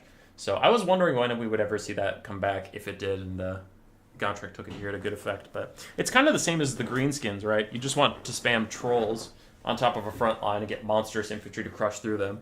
Same with Chaos Spawn stacked on top of Marauders. Same with anything. It's just the formula to beat. It's one of the formulas to beat Skaven is monstrous infantry slamming through your front line. Lizardmen can do that too. Skaven also hates healing single entities, which the Dreadsaurian exists. And then they really don't like flyers. They're good at shooting them down usually, but Ripperdactyls and Pterodons have those models that, like, even if you net them and shoot at them, if one bullet in a Ratling Gun's volley hits one of the Pterodons, it goes like, bleh! It goes all over the place. So the next 10 are going to miss. So it's really annoying. Now what Chosen One was doing, and I've since kind of stole a bit of that, though I still avoid this matchup like the plague, and even with this Chosen One tech I lose, but Chosen One started taking Night Runners and Gutter Runners and just putting them directly underneath the Ripperdactyls, and they throw straight upwards, and that generally does a little bit more damage, and they're cheaper than Rattling Guns and Jezzails, but they're also better at defending themselves. So even if you don't kill a Ripperdactyl while it's netted, you get some damage, and then if it dives onto you, it's like, okay, well, I'll do a little bit of damage here in melee, and then you routed my 450 gold unit. Woo. That is nice, but then what I've noticed is if I go with my Night Runners build, I can beat Pterodon Kite or pure Ripperdactyl Rush, but if they go with the Dreadsaurian, I fucking lose, and I've been wondering about the Kroxigors, because I just don't have the DPS, right? Like, the Night Runners throw at the Dreadsaurian and nothing comes of it. And then Feral Cold Ones run them down. Oh, I've also lost to Cold One Rush. Cold One Riders, Feral Cold Ones as your armor-piercing mass, and then some Kroxigors on the front line with healing and stuff. So there's a lot of ways to lose. There's a lot of ways to lose.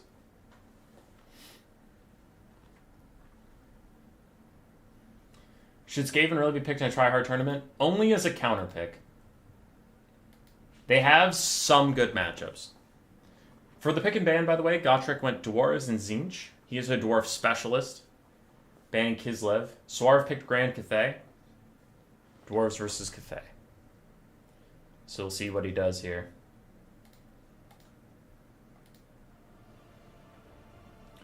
Why weren't Cathay able to be global banned? We don't have global bans for this tournament because this tournament was announced before the patch even came out, and it was the try the new stuff tournament. So if you had global bans, then the new stuff would be global banned, and then the point of the stream would be moot. Because people would show up and they'd be like, what about the new units? And I'd be like, they're all banned. Okay. So why are we watching? So yeah. This tournament was to let people play with the fun stuff. And again, at the very start, I did preface, Czarina's Chariot is banned not because it's OP. We're allowing the OP stuff in this tournament. It was banned because it's literally bugged. And if you're wondering how, just watch today's normally released video that came out a couple hours ago. But that was literally bugged. This tournament was supposed to not be banning the new OP stuff so people could play it and stream could enjoy it.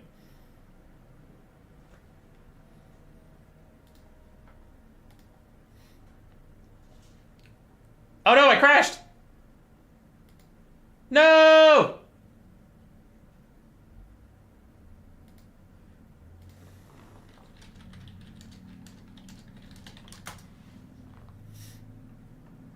I'm messaging players, see if they crashed too or if it was just me.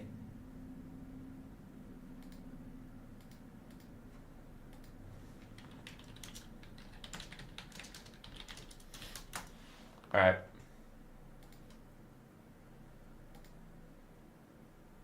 I crashed in the loading screen. The players did not. The Cyrus did send me a replay, so apparently we're going to cast it.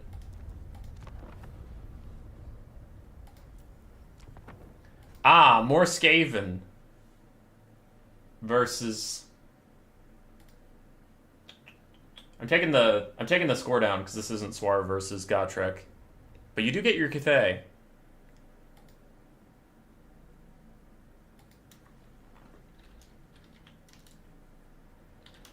Oh, never mind. They have to remake the lobby anyway because of a problem.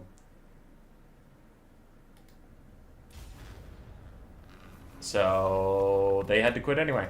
We're gonna go do the tournament thing. We love doing the tournament thing.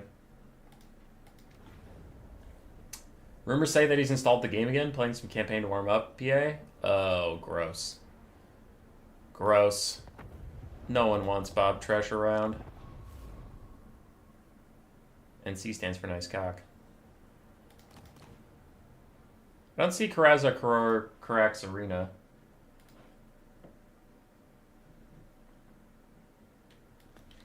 I'll just put in the code he sent me.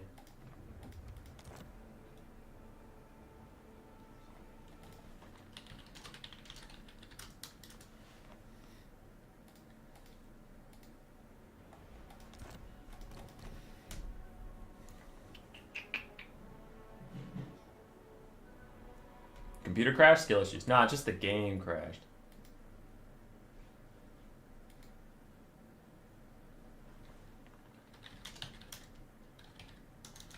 Alright, never mind. They're playing it out. We're fine. I played Skaven vs Lizardman today. I ran an unexpected Storm Vermin build with runners. Still won, but it's super close. Did a Skink Ripper rush. I see. Alright, we're back to Cyrus's game again.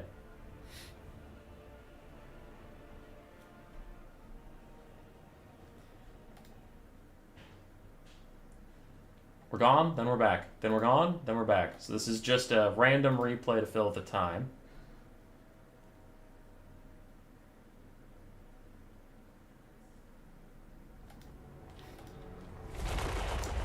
Okay. For Grand Cathay, we have Zaytang the Watcher. Ikit Claws on severely limited time to be alive. We have Zaytang the Watcher, Xiaoming the Iron Dragon with just his Dragon Breath, then a frontline of Jade Warriors, some Peasant Horsemen, a Celestial Lion, 2 Onyx Crowmen, and then Jade Lancers too. So it is a cavalry rush a bit, though Zaytang in a rush build is a little interesting.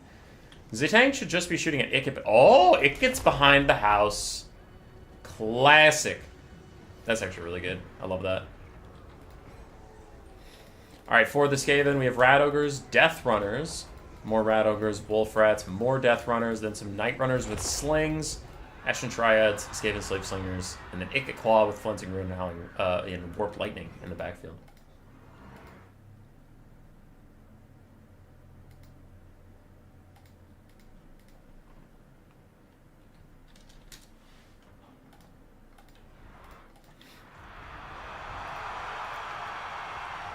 Alright, Skaven Slave Slingers shooting at Zaytang the Watcher. Meanwhile, a breath attack comes in from Xiaoming.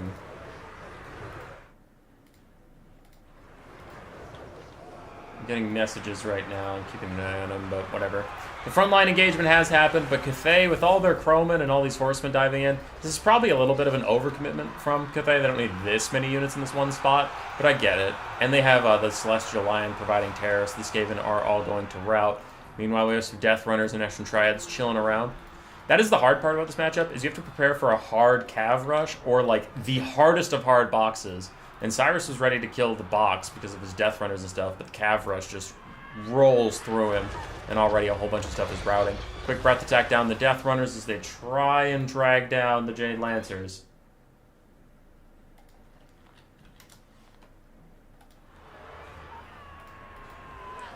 Ikit's doing his best. Throws a Flensing Ruin down to try and dissuade Xiaoming from hitting him.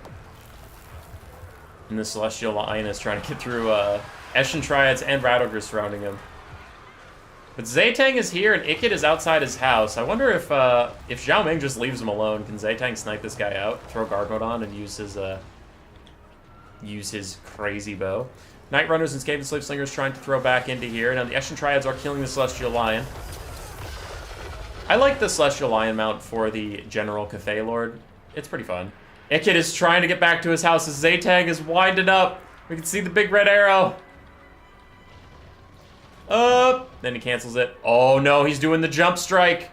Ikit, duck! What the fuck did he shoot? Why did you shoot Ikit? Okay, whatever. I mean, he did good damage to a Death Runner, so that's fine, but I'm shocked he didn't snipe Ikit. Maybe he thought Ikit's behind the house again. It's not like he has time. I'm the spectator. I can go look, but like, you know, he probably saw Ikit get back there and go to set and think, he's probably back at the house. More breath attacks from Zhao Ming, killing off the Death Runners and Victor's Death Squad. Onyx Croman trying to help Peasant Horsemen fight these guys. Zaytang's fighting it out with some Clanrad Spears. He will take a lot of damage with the Clanrad Spears, and with Skaven Slave poking him down. He's not loving it. Ikit and the Eshin Triad's going to go fight Jade Lancers with a nice little Warp Lightning cast for a bit of poke. And Skaven Slaves will turn around and try and help out. Zhao Ming and the boys also taking damage as that really annoying Watched by the Watcher sound keeps procking in my ears. That's very loud. Don't do that. Bounce power is heavily Cathay favored as Zaytang's trying to do something. I don't know what he's shooting at right now. There's the wow, I forgot the lion has a fearsome roar. That makes it really good versus Skaven. Holy crap! You get a flying terror-causing single entity that does -8 leadership and removes ITP? Skaven are fucked! They're fucked! You can't even take like the ROR Plague Monk Sensor Bearers to be safe. I'm being told there's a game I'm supposed to cast, so I thought this would be over a little sooner, judging by the state it was when I said yes to that. So I'm going to fast forward a little bit, but I don't see how the Skaven could possibly win this. Zhao Ming's rolling around. The Skaven are in mass exodus. Zaytang's trying to snipe out Ikit. Yeah, and that's GG. Okay. So, Gotrek and Swarv, originally, I crashed out, and then they were going to come get me. And then something happened. One of the players wanted to just play it out and leave it. And then they ended up leaving anyway. So, we are going to catch Game 3 of that series. Sorry for the back and forth and the back and forth.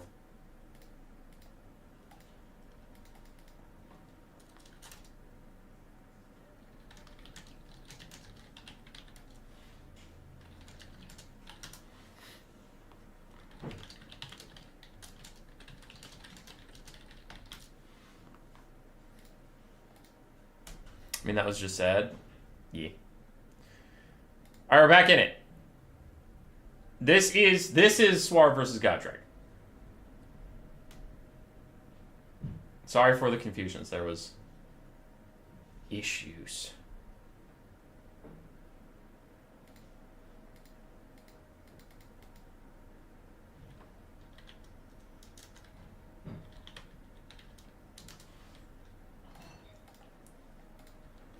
Boy has an admirer, I see. Those aren't three in the best of three in the starting. Yeah, Skaven versus Cathay is feeling pretty rough. I got Jet Lion rushed by Tequila Sunset, and he beat me with that and Final Transmutation. Zaytang also seems pretty impressive for Skaven, because he can apparently hit foot characters super well and snipe them out. And then there's the Croman still being good. There's the Cav Rush. There's, of course, still the hard box. And then the Celestial Lion apparently has a big debuff that is a problem. In round 2, I picked Exalted Flamers as Zinch, and they paid for themselves. Nice, Kaiju. Nice job. For the Durfs versus Cathay, Cathay brought 2 Onyx Croman, some Peasant Horsemen, and Jade Lancers scattered around. We have Zaytang the Watcher, Grand Cannon, and a Fire Iron Rocket. We have Zhao Ming the Iron Dragon, Plague of Rust, and his Dragon Breath attack. Jade Warriors in the front line, Peasant Long Spears, and, of course, Zaytang Launcher. On the side of the Dwarves, we do have a little bit of a Vanguard with some Rangers up on the top there. They have Bugman's Rangers and stuff. Front line of minus to blasting charges, and then Slayers and Dwarf Warriors across the battlefield with double Thane and a basic Lord for a cheap Hero Hammer. And we are off, and immediately the Rangers show up Marked by Ulthar is down on the Fire Rain Rocket, and the first volleys are out. I think 2 more volleys like that, maybe actually just 1, the Fire Rain Rocket will be dead. And none of Cathay's mobility is nearby to help at all, because they didn't expect to be vanguarded on. Swarv ditches the mounts, but that won't save them, as already 3 out of the 4 mounts die in the volley. And that is a brutal loss for the side of Grand Cathay. Both of their artillery have to get off their mounts, and now the Peasant Long Spears are running into the backfield to try and take out the Dwarves. Now, any artillery versus Cathay is useless because of Zaytang, yes. Yeah, Zaytang wins any artillery duel. He's pretty bad at hitting, like, infantry, and cavalry doesn't do that much damage, but he's really good at sniping on single entities and artillery, I've seen. Some people have gotten his archer shot to do an entire unit's HP down the line, but I haven't seen that, so I'll just believe them. He starts smoking the Lord now. But I think Gotrek is doing what's correct to fight New Cathay, is you just need to take extremely cheap single entities if you're going to take any, and, like, yeah, if he snipes them, whatever, but it's like a 850 gold lord or whatever the dwarf lord is. I think he's like 900 if he's butt naked. Ulthar's Raiders and the Bugman's Rangers time is up, however. The Jade Lancers have come back, and they should make short work of these dwarves.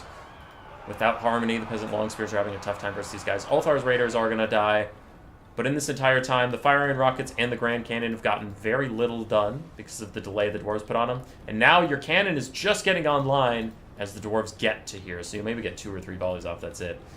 Lord is getting sniped out. Onyx Crowman killing off some miners, doing good damage, and Peasant Horsemen are also trying to dive in here. But the dwarves brought, like, no ranged units for these guys to shut down at all.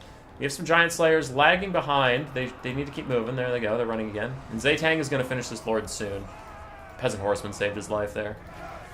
Bugman's Rangers fighting it out on the sides. The Ulthar's Raiders are shattered.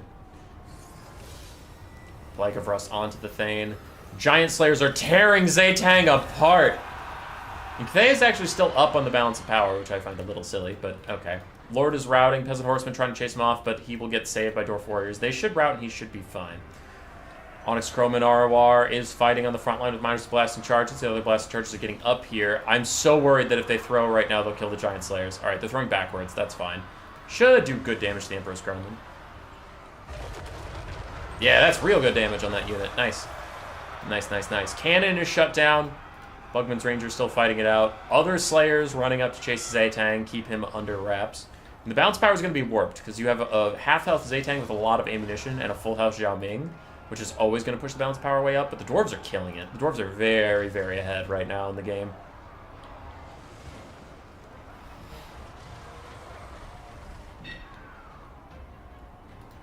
Yeah. Bugman's Rangers chilling. The Jade Lancers left them, and now Zaytang's fighting them for a bit. Thane is dueling with Zhao Ming just fine. I really don't see what Cathay can do here. They got rolled so hard. Stop doing that fucking power that's super loud! Stop it! Anyway. Slayers rout off the Peasant Long Spears. More Slayers plus a Thane are going to free up the Bugman's Rangers by rear charging these Jade Warriors and pushing them off the map. And the Onyx Crowman have to come back to help out Zaytang a little bit. Zaytang is winding up his bow shot. He's trying to snipe the Lord. He'll kill him this time for sure. There we go. Holy shit, the Lord's alive! I can't even see his HP bar, but he's alive. Zaytang needs one more shot onto him.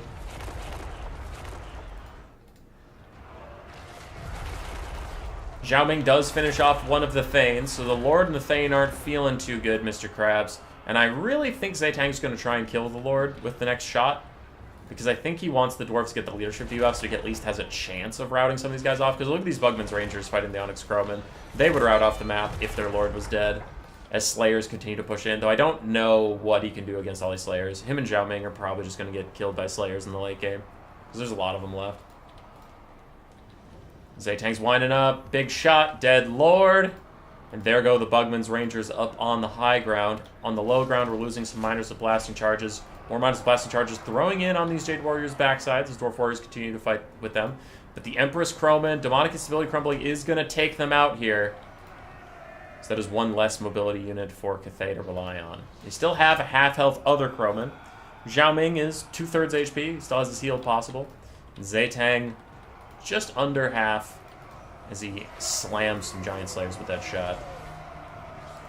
The regular Slayers are here, and they'll try and chop them down. Giant Slayers get a downhill charge into the rear of these Jade Warriors. Anti-large not going to be useful for them. They still have 50 melee attack and some severe armor piercing, so I'll be fine. Bugman's Rangers regenerating on the high ground next to the Thane. What can Cathay do, man? For Cathay, they're down to their 2 single entities, and the Onyx Chroman is about all they have left. For the Dwarves, we have a full health Slayer, and 2 almost dead Slayers, one of which is a Giant Slayer. We have a full health Giant Slayer, and then we have a bunch of Dwarf Warriors. Full health Thane, just under half health Bugman's Ranger.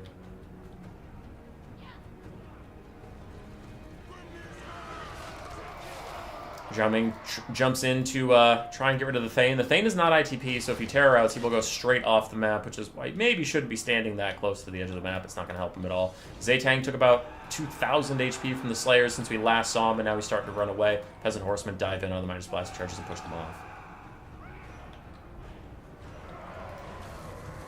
Dwarf Warriors warring with the Dwarves. Onyx Chroman are in the fight. We only have Dwarf Warriors and Bugman's Rangers up here. No Slayers, though that Overcast did do a little bit of friendly fire to the Onyx Chroman. There's the full health Slayer, another Giant Slayer coming up to say hello. Zaytang uses his everything is loud all the time ability that I hate because everything is loud all the time. Dwarf Warriors trying to chase him down, Slayers as well. And he can kite with the best of them. But once those Onyx Chroman are dead, Cathay's going to have issues with attacking because Zaytang's going to have to stand still for a bit. Uses his nice Overcast thing. It hits some Peasant Long Spears too, routing them, but it did a little bit of good damage to Dwarf Warriors. And then Zaytang's going to start that Construct crumbling. Nice and slow, but it is crumbling. We still take the free damage. Slayers and Giant Slayers trying to bail out this guy from the Onyx Chroman. He will get them to Demonic Instability crumble. But it was a bait. It was a bait for a Wrath attack. Good little bit of damage on the Giant Slayers. But there go the Chroman. Zaytang is clumsily walking uphill. 2,000 HP left on him. And that is a win for Gotrek and the Dwarves. He did very well. He did very, very well. Zaytang and Zhao Ming struggling.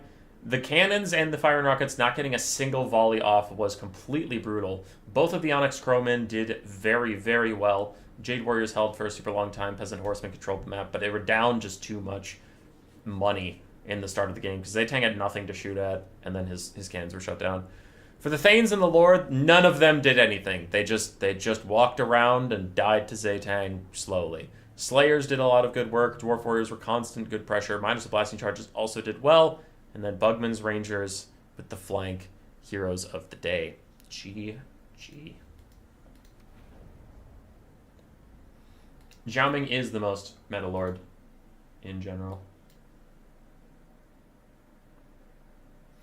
For Cathay, yes.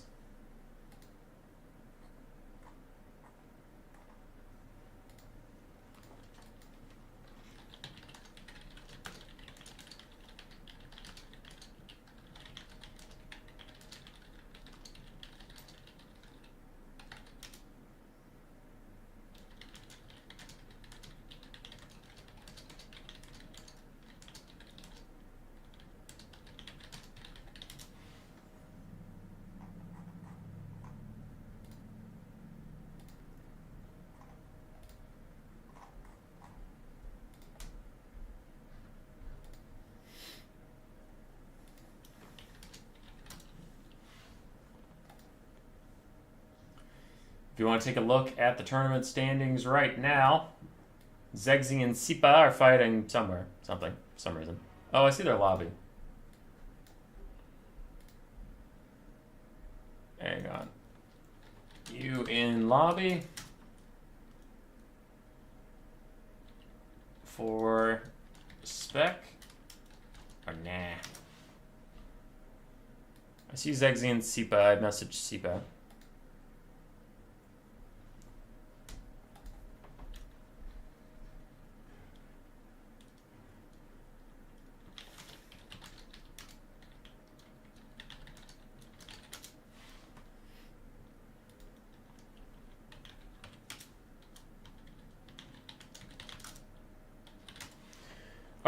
So we're fighting a game.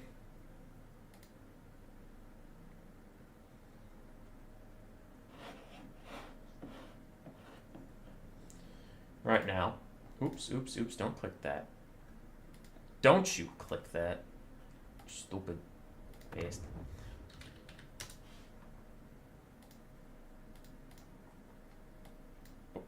Got the blocker up in time. We are joining Zegzi and Sipa for game 3 of their set. So whoever wins this will go on to face me, and we'll get on with that game, right? Zegzi on Grand Cathay versus Sipa's Chaos Dwarves. Sipa.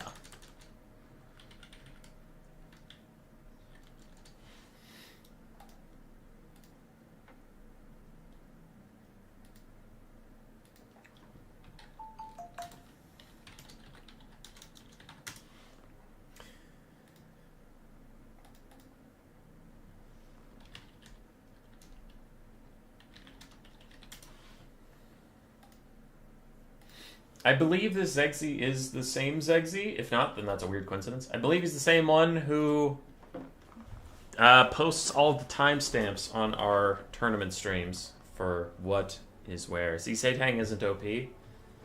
He's so weird, man, Koala. But yes, I would agree.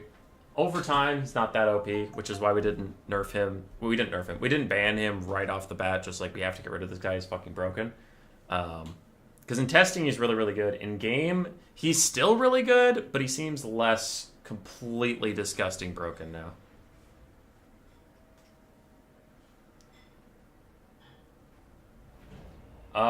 Yes, Zero a Fool. If you go into my playlist for new players, there should be a spell video in there.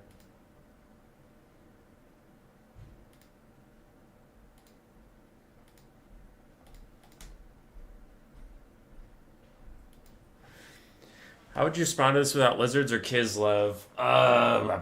Grand Cathay, Dark Elves, Ban High Elves.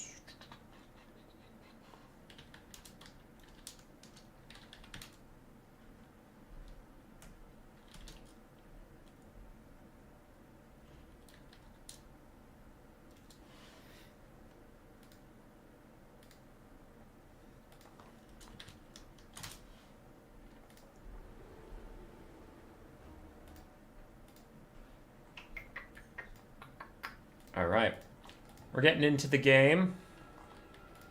And while they set up, oh god, they're already set up. Never mind, I guess I don't get to go anywhere. I was gonna go grab a drink, but no. So for Cathay of Zegzi, we have double Fire and Rocket, Zaytang the Watcher yet again, Zhao Ming, the Iron Dragon, with his Dragon's Breath, and that is his only spell. We have a bunch of Peasant Horsemen, one Onyx Crowman. Is there a second? No, just one Onyx Crowman. Then a front line of Jade Warriors and Peasant Long Spears. For the Chaos Dwarves, we have Hobgoblin Wolf Raiders in the woods, Orc Laborers spread out along with the Blazing Beards of Bazrak and other Infernal Ironsworn, so 3 blasting charges to try and get through that Cathay front line. Other than that, a very, very limited front line.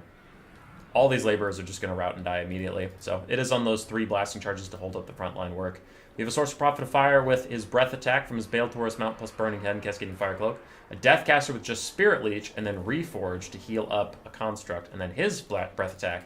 And we do have the Demon's Tongue, Iron Demon ROR, in the woods.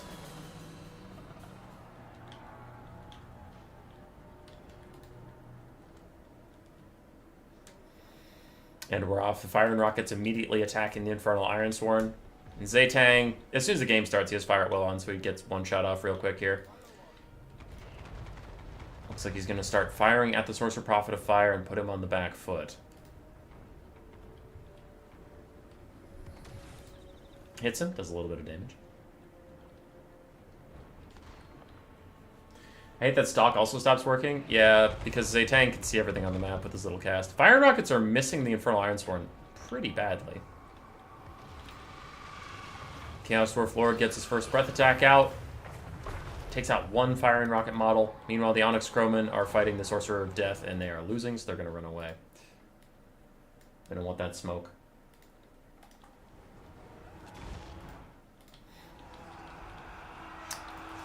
Alright, Sorcerer Prophet of Fire is down. He's fighting Zhao Ming and the Peasant Horseman. A quick Burning Head takes care of 2 Peasant Long Spears and almost the third, but Zexi is going to dodge forward as it curves over that way. And the Fire and Rockets continue to rain in.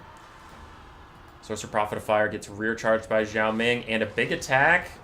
But the Zaytang's still shooting at him, and Zhao Ming kind of blocked that for him a little bit. Peasant Horseman did as well. The Iron Demon is coming. Hobgoblin Wolf Raider is fighting with Peasant Horseman. I think the Hobgoblins will win that, but it is a little hard to tell. Fire and Rocket's still trying to delete these Infernal Iron Swarm, but they've done very, very, very little. They've done no damage. I feel like the Fire Raid Rockets got Shadow Nerf this patch, because they don't hit shit anymore. They're real bad. Peasant Long Spears supporting against the Hobgoblin Wolf Raiders. Maybe they can take them out this way, while Zaytang continues to try and snipe out the Chaos Sorcerer Lord.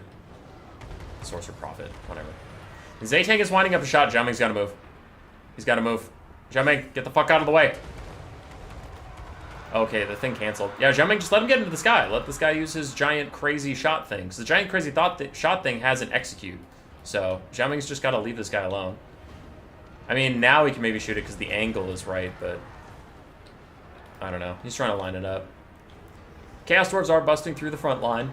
Blasted Charges are helping a lot there. Here comes the big focus shot. And deletes him! Zhao Ming misses the follow-up attack. That would have sealed the deal. The Sorcerer Prophet somehow stays in the fight. Meanwhile, Zhao Ming is taking a lot of damage. And a follow-up shot from Zaytang snipes out the Lord. If he can get one more shot, might kill him, but it looks like Zhao Ming is going to follow him off instead. Goes for a rear attack, misses. And Zaytang is trying to fire. Does Zhao Ming stay the fuck out of the way? There's the shot. It hits, and it kills. Spirit Leech onto Zhao Ming, plus a rear attack might proc his, thinger. Might proc his, scales. As far as the ground fight, the Lord fight took a lot of my attention because a lot of important shit was happening. But the Goblin Laborers and the Orc Laborers are routing as we suspected. Hobgoblins have suffered a lot of damage trying to route some things. Both the Fire and Rockets are shut down. No one is surprised. Zhao Ming's taking big damage. Can his leadership hold long enough for him to take the damage to get his heal? I'm not so sure. As far as the elite infantry of the Chaos Dwarves, the Fire and Rockets did literally nothing to them. So they're still chilling. The Blazing Beards even have a lot of their blasting charges left, which is pretty brutal. Cathay still has some infantry around they can rely on in the late game. And Zhao Ming is low, bringing the balance of power down, but if he can get his scales healing off, Zaytang can still do an awful lot of damage to these single entities that are running around, like the full health Demon's Tongue and the Sorcerer Prophet. So Zhao Ming just has to hang on, and we'll maybe be okay. I don't know what fully kills all these armored infantry, but I guess that's a problem for another day. The Chaos Dwarves are up on balance of power, though I am a little suspect. Quick breath attack gets rid of the Orc Laborers. Jade Warriors trying to shut those guys down. Zaytang is trying to wind up something. No, he's just running away. That's fair. One more hit and this guy is gonna get his heal. There it is. Big heal. He is on fire, though. The Chaos Dwarves put him on fire, so he didn't actually get that much of a heal. It was cut in half, but he does get his 40% ward save, and that entire Spirit Leech is going to get eaten up by that 40% ward save. Zaytang is trying to get to safety, or now he's just throwing on his guard mode to shoot at point-blank range into this Demon's Tongue. I think he needs to focus the Sorcerer Prophet. Sorcerer Prophet still has one of his heals left for the thingy. Point-blank, range shot. Oh, the arrow spread too much. Did a little bit of damage to the Sorcerer of Death, but not enough. Quick breath attack, but that could friendly fire.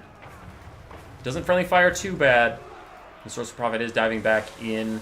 Or you're just a Demon Smith Sorcerer. Whatever, dude. There's too many names for this shit. Zaytang throwing on guard mode, taking a lot of damage from the Infernal Iron Storm, but he knows that Zhao Ming needs him right now. He's still trying to snipe out that bull. Zhao Ming's taking a lot of damage from the Iron Demon. Big shot in from the Sorcerer. Can Zaytang save him? Looks like not, as Zhao Ming is going to rout here. And he dies. He flat out dies, which is horrendous for the forces of Grand Cathay. All of a sudden, people are going to start dropping like flies. Zaytang's trying to carry with an impressive 2,600 value. That'll be GG.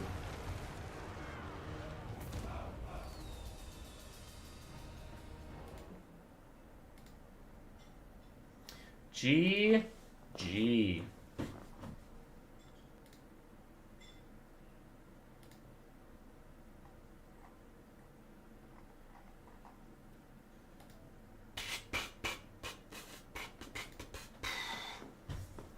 All right, Chaos Dwarves did it, man. They did it. 1,300 on the Lord, 1,600 on the Sorcerer, 1,900 on the Chariot. Infernal Ironsworn did really well at clearing out the front line and being around. And Hobgoblin Wolf Raiders did okay.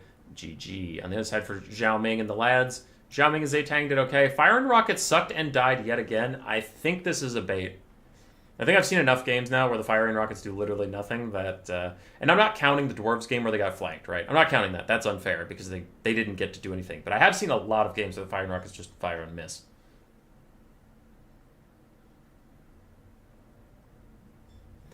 So, yeah, I think Cathay players are going to want to start to cut the Fire and Rockets and either just get Grand Cannons or Archers or something and rely on Zaytang to be your archer, your artillery killer.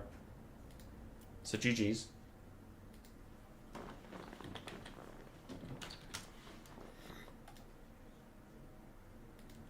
I have to fight Sipa.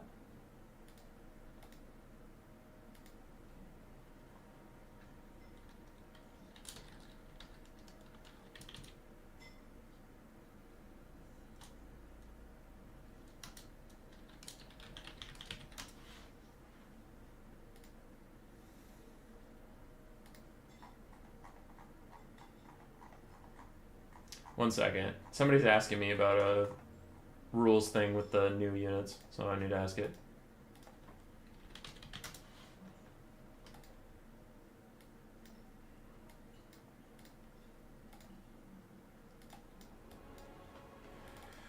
Alrighty. So I need to go down to Grand Cafe. Yeah. Yeah.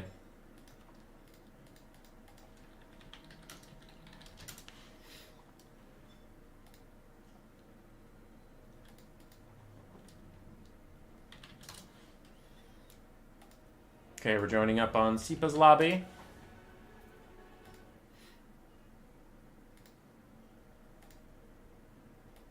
Put my blocker up.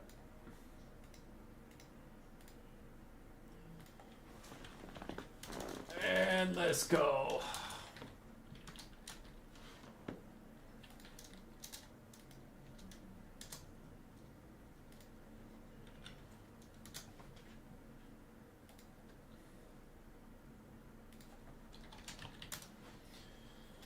Alright, he's top bracket. He has to pick first. I don't have to do shit.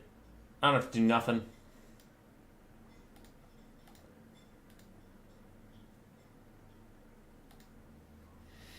Valley of Thieves is map 1.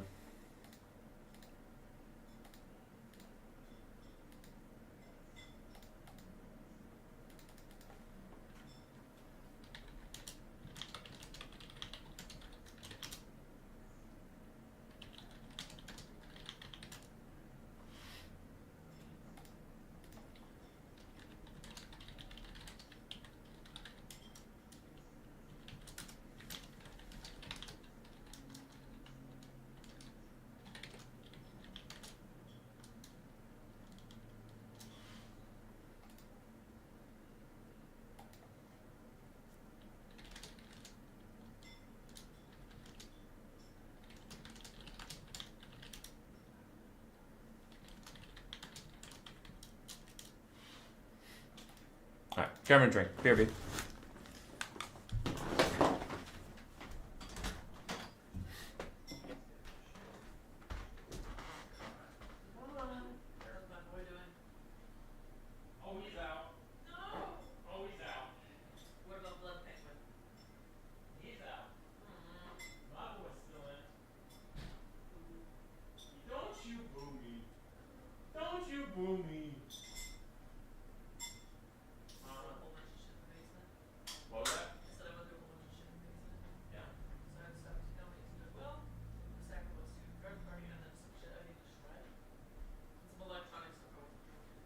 Shred the electronic stuff. That seems safe. After I'm done with lunch, I'm gonna head over to my parents. Do you want me to open your door? Sure. Tell your parents I hate them. Okay. Bye. Oh boy. Okay. I'm back.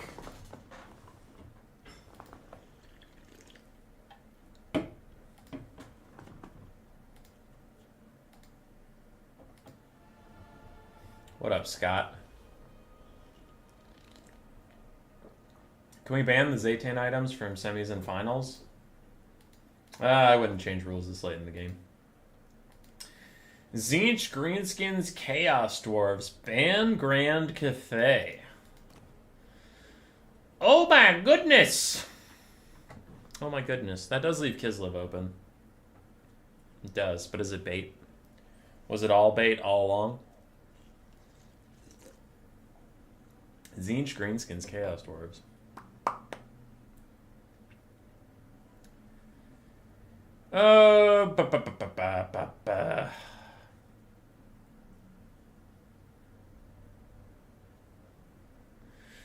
Could do Vampire Coast.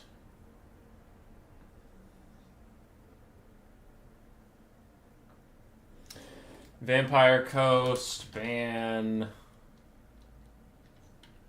Greenskins, I guess.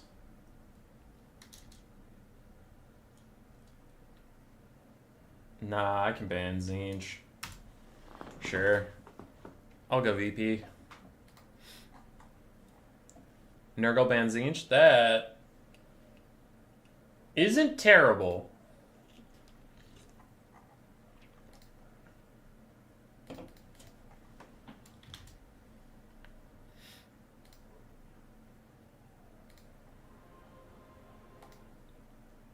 Alright, he's going Chaos Dwarves.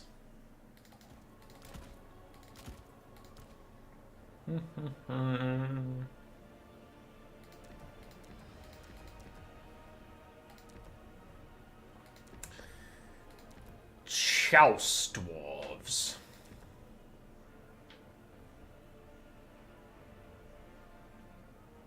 Queen Bess time. That seems like a good way to lose. Playing Queen Bess. Who do you think this is? What do you think this is? Where do you think we are right now?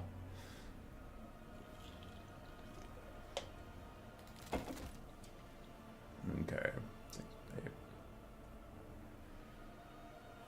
2, 4, 6, 8. Who do we appreciate? It's me. It's me. I'm Hazel. I'm Hazel. I'm Basil. So we have that, and then we have those, and we have some of these, I guess, if we have to. I don't want to, but if I have to, I'll get some of these. And then I have way too much left over.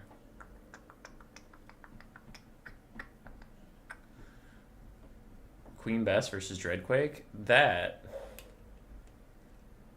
is not what we're doing.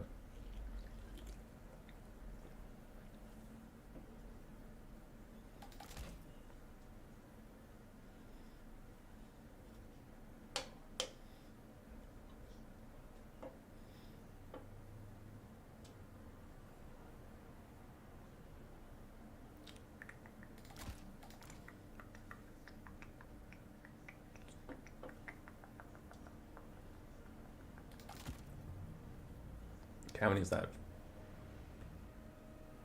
Yeah, we're fine.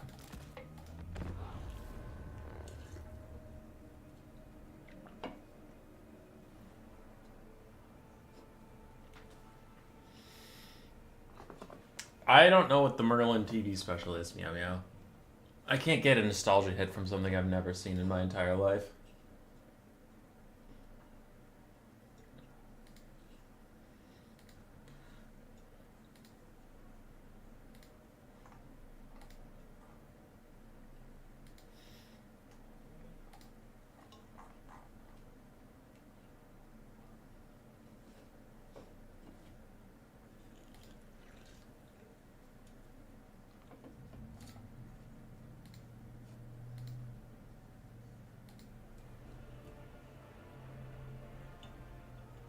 Soba drinks? This is a Spindrift. It's just a sparkling water. Meow Meow, I'm old. I'm 67 years old. Don't give me that. Don't give me that shit. Don't you come here and pretend you're older than me. I'm the oldest person alive. I've been here since the Ice Age.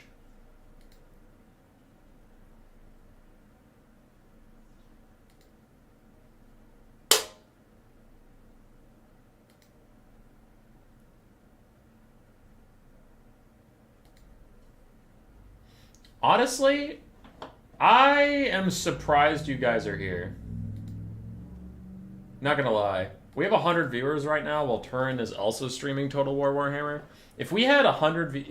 Okay, having 100 viewers while Turin's streaming is insane for me. Because that never happens. But if Turin's streaming Age of Empires, we can maybe get in the 67 to 68 range, somewhere in there. But if Turin's streaming Warhammer, I'm normally down in the 50s or 45. So, I don't know how we're still at 110, but cool. I mean, you're welcome to stick around. But if the fact that I just revealed that Turin's streaming to you and you want to leave, that's also understandable. I'll judge you, but, like, not that hard. He looks great for 67.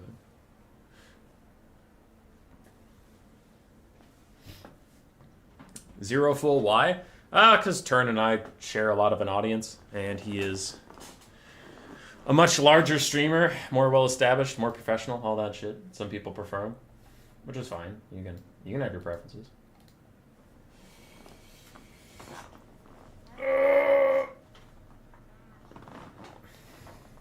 People have finally realized that Turin is Canadian PSYOP. That is true. That is true. Turin doesn't have mini rants about Skaven and Yelkites.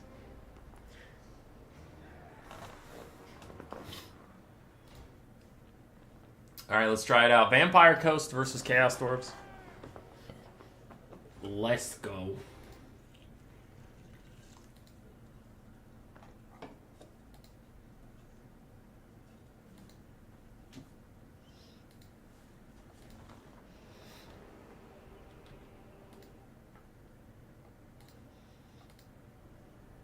You prefer to watch land battles, but you'll likely watch that later. That's fine.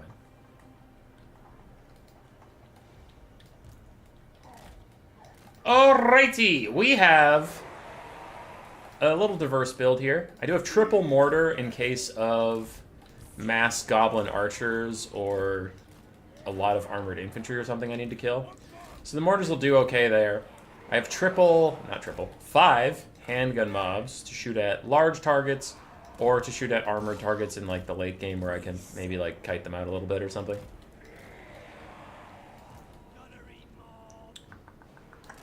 Do have the Shade Wraith Gunners for a bit more of that armor-piercing shred. Those guys are just good. If he has Fate of Una, then he kills them, and that's whatever, but it is what it is. Meow Meow, that is so good. That's true. I just need to draw more wieners, and then I'll get things.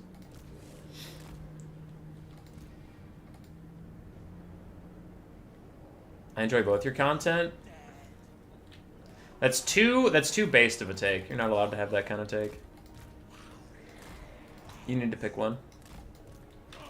Anyway, my front line is some bomber mobs. They can do a little bit of shock damage here, and then they'll just eat the charge for me.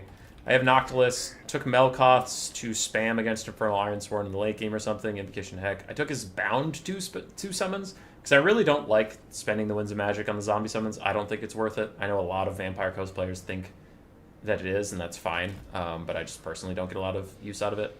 And then Wraithstorm. 4 animated Hulks for some armor-piercing frontline shenanigans. And that'll be GG.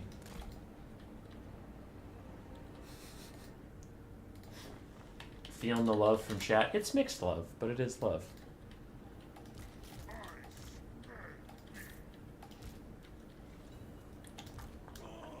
My dog's in group 2, you guys in group 3, you're in group 4, and all the rest of you are in group 5.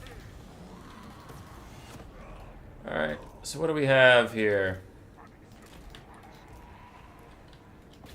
It is Infernal Ironsworn spam. Blazing Beards of Bazrak, and then some Chaos Dwarf Warriors. So I'll get these guys shooting at that. Noctilus is going to advance up, and Melkoth's some fools. Meanwhile, dogs and handguns will do their best to peel for me.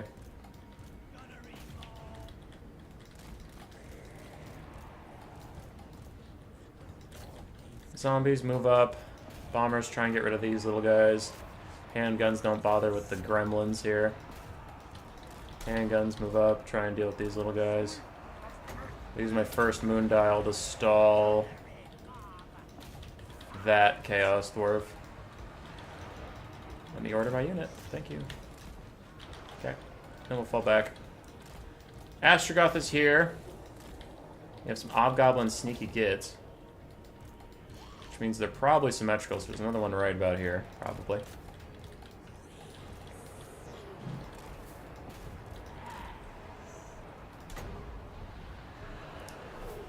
They're on fire, so they're gonna heal half as much, but I do really want my handguns to stay alive. Alright. We have some more hobgoblins running around. There are those sneaky gits. We are not shocked by their presence. Handguns need to turn fire over here. These handguns can shoot at that. Nocti Knock needs to move up and use another Melkots on these Infernal Ironsworn. We did rout off one of the Wolf Riders. Almost got this Hobgoblin, so I'm going to move my Animated Hulks over here. Help me out a little bit. I need both my mortars to start shooting here. God damn it. There we go.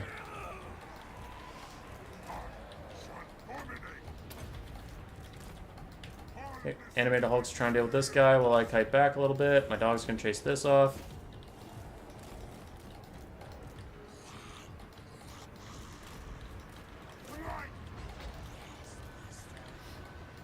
My Shade Wraith Gunners are finally under duress.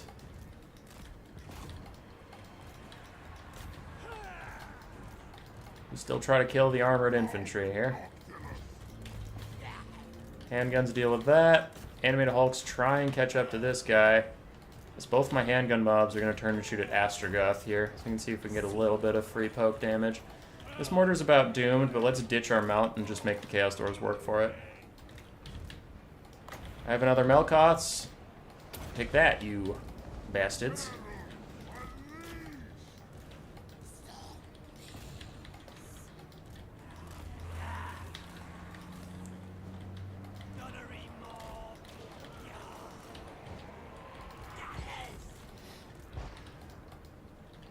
We're doing our best to kite around a little bit here.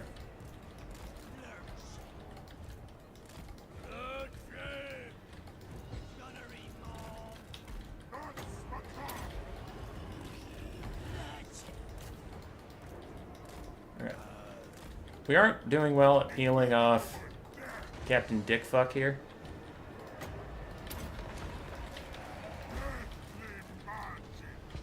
So I'll bring Noctilus over to say hello. I want these Shade Wraiths, however. I'm going to try and use their leadership debuff armor-piercing shots to get rid of that Infernal Ironsworn for me. I do have dogs back that I didn't notice. I have Animated Hulk somewhere that I didn't notice. That's just mistakes from yours truly, being a bad player, as per usual. But we've routed that Infernal Ironsworn, and now I can shoot him. Noctilus is weighted back into the fight. Let's use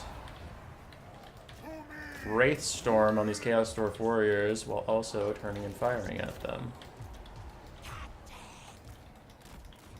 Mortars. Trying to get them back online. I can't get them back online. Whatever.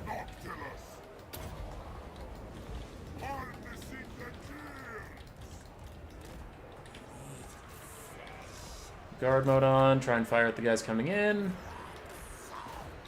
The mortars did not do very well at all versus the heavily elite infantry. Dogs got wrecked by hobgoblins. My Animated Hulks were out of position, but I don't know if that would have mattered. Because even though I predicted that he'd bring a bunch of armored infantry, they just won anyway because mortars still suck, unfortunately. So, GG. There's no point in playing the rest of this out. Noctilus is just going to get swarmed by armored warriors the rest of the game.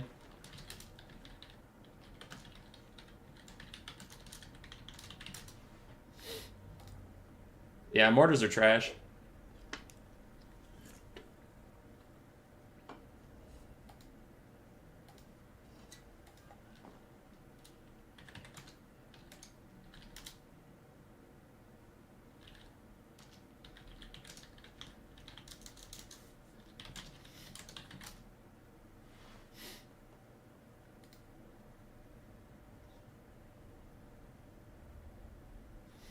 Yeah, it's rough. Coast have a really hard time killing armored infantry. I was hoping that the mortars would help with that, but they just did not.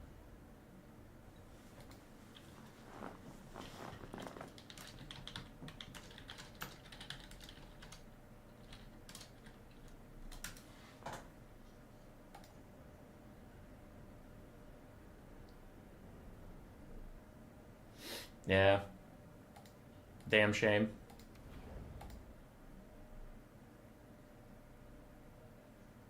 You'd cut the mortars for hindsight? Oh, for sure. I brought them specifically to fight armored infantry, and they didn't do jack diddly shit there. But I don't know how you'd win this matchup then, because like armored infantry spam is a problem for the Vampire Coast versus any Chaos faction too, because they can just spam Chaos Warriors. So yeah. Damn, son. Because you also don't want to.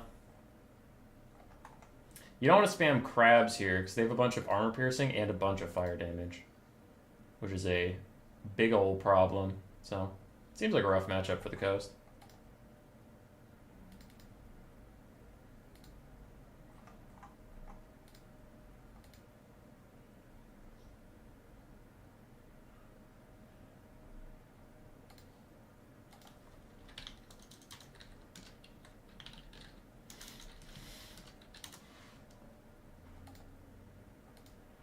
Who was funnier than Turin? That's not true.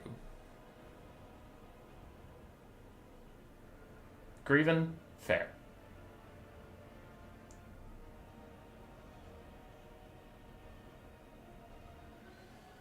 Morgul's, they're usually pretty bad, but maybe if you know they're going to spam armored infantry, maybe they have something there. The problem with Morgul's is they often just lose against armored infantry anyway. Alright, what do we got here? It was a good game overall. Like, he played well. I felt like I played well, so I wasn't frustrated with that. I forgot one animated Hulk in the corner, and I forgot some dogs, but they wouldn't have helped because I was just watching armored infantry slowly grind me down. It was definitely a build issue of hoping that the mortars would help clear out the front line, and they did not. Not in the slightest.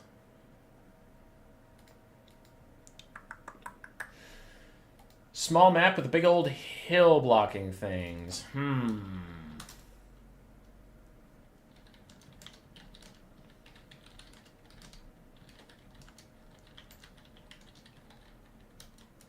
Let's do Beastmen, Greenskins, and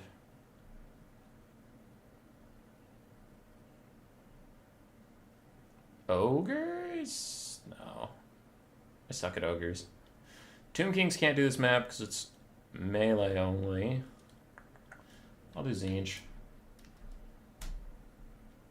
Ban Tzeentch. Kislev? I'll ban Kislev. Just in case he wanted to pick that one. Because he had talked beforehand about not like going super try hard. But I don't know. If he just picked Kislev and hard dicked me, that would be awful for me.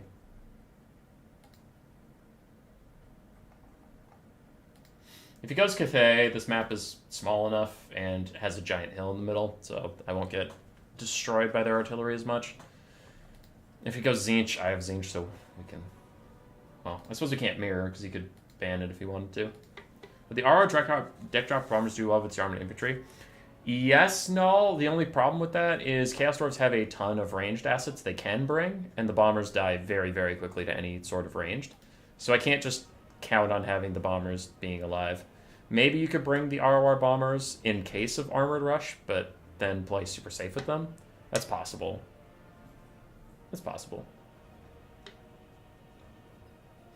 That's the problem with that matchup, is it feels like you're preparing for either super ranged or armored rush, and I was hoping the handguns and mortars could deal with either, but they can't deal with both.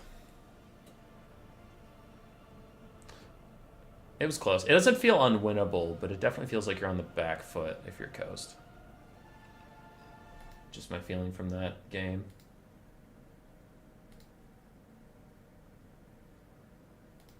Cyrus enemy shush.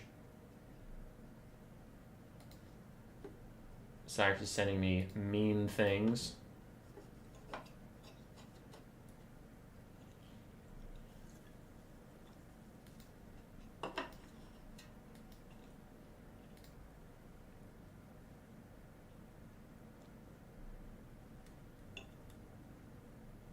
Totsky liking the live casts, yeah. Yeah. That's fair. Today it'll be live, as you've noticed.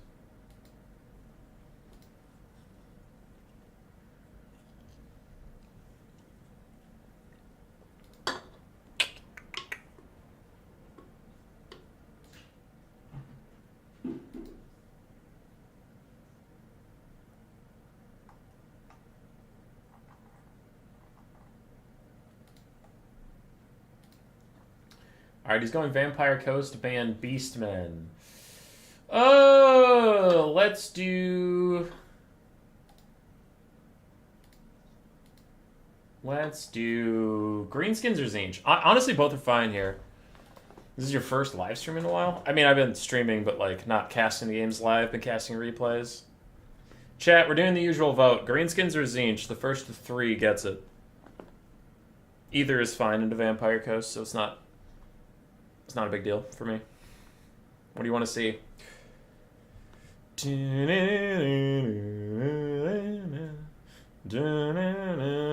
One for Zinch.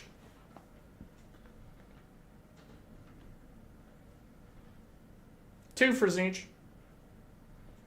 3 for Zinch. Wow. All right. Well, 3 for Zinch. Zinch it is.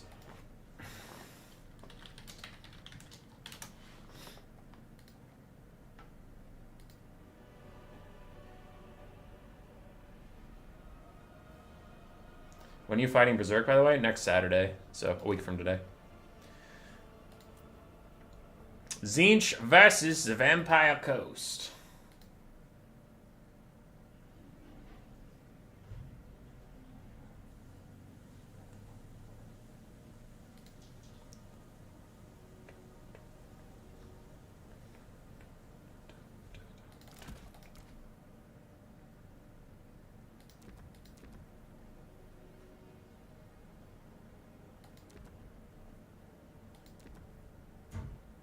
Worst professor and everybody else are mad.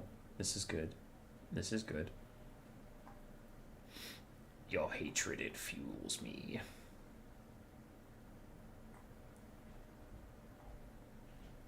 Take that Chaos Halberd boy? I've been taking the Chaos Halberd boy.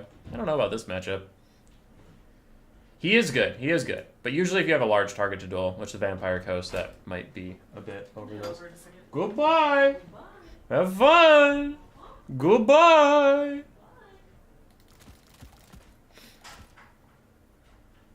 Grace is leaving.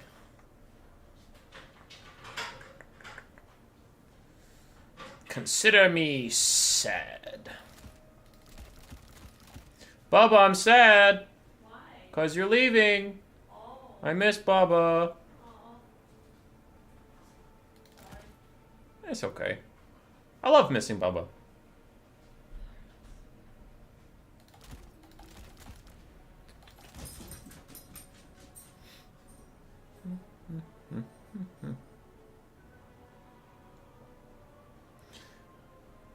I must play the easily most toxic faction. What else does he play?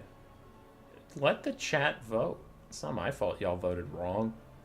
It's not my problem. Not my problem at all.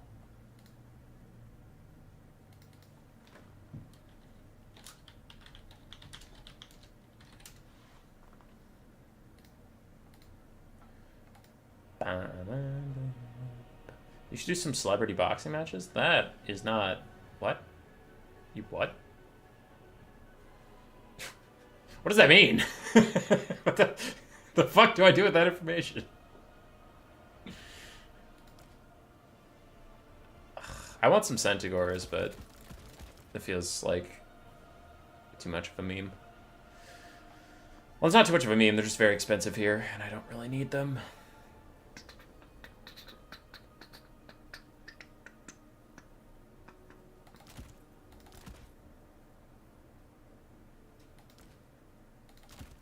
Get 2 of those.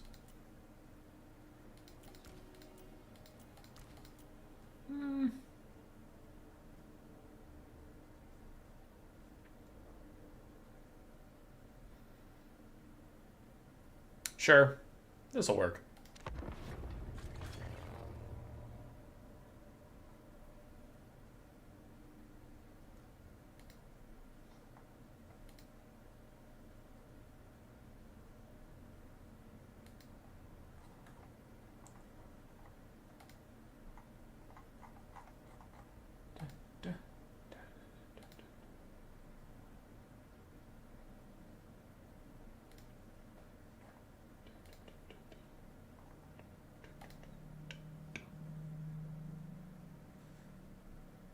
Just taking another look at this build to make sure that I have everything where I need it to be. Yeah, this looks good. Seems fine.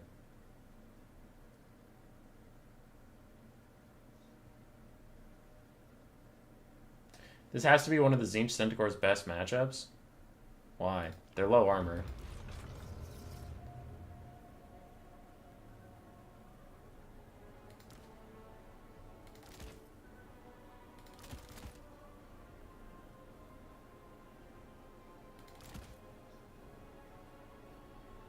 How cheap are you?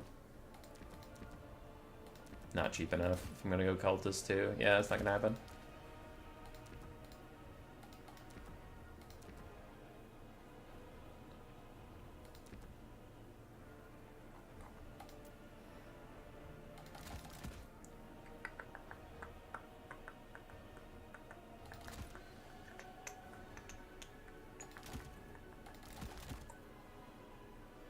Get 2 of those. Nah. These are better. Okay, I can cut a Chaos Knight and get a Centaur of Tzeentch. I can do that. I don't know about cutting my whole front line for Centaurs of Tzeentch. Seems a little cap.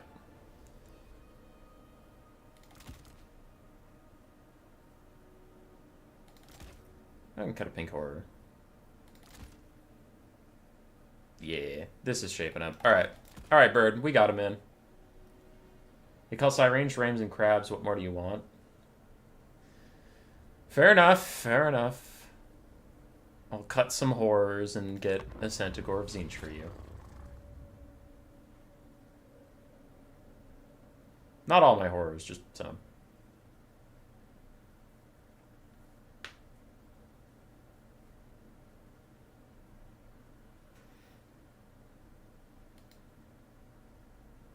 I'll be right back.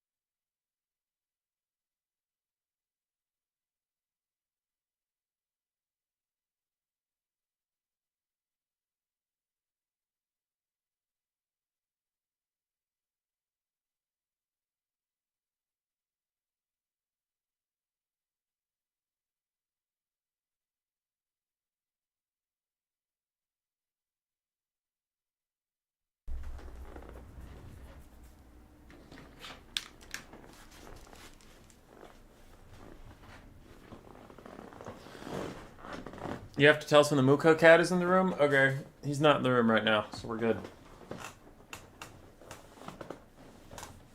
Double Cockatrice? Cockatrice is still, unfortunately, very bad. This is trash.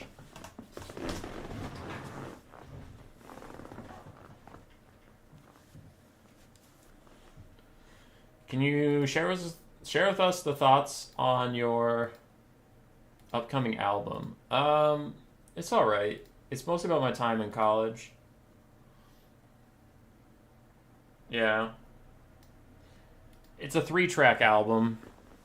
It releases only on vinyl and for $60 a pop. One of the songs is just 55 minutes of me hawking up like a little bit of phlegm on the back of my throat. But it turns things to stone now for like 8 seconds. Where Skaven? Skaven have lost every single game today. Skaven are 0-2. Do you rap Battle Eminem? No. I'm more of a slow string quartet disco kind of guy. Unit counts are very similar.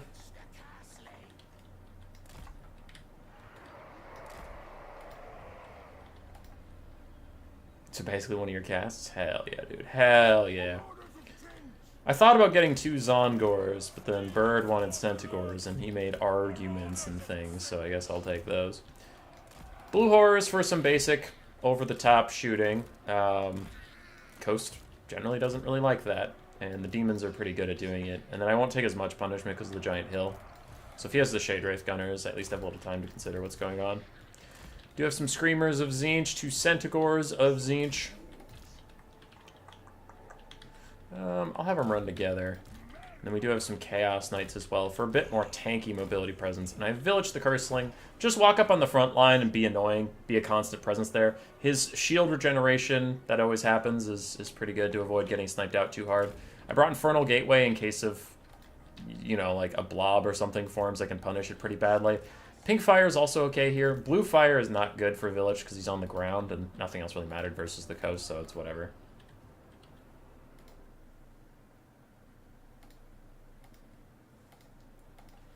But yeah, this could be okay. It is my first time trying the Centaurs of Tzeentch into Vampire Coast.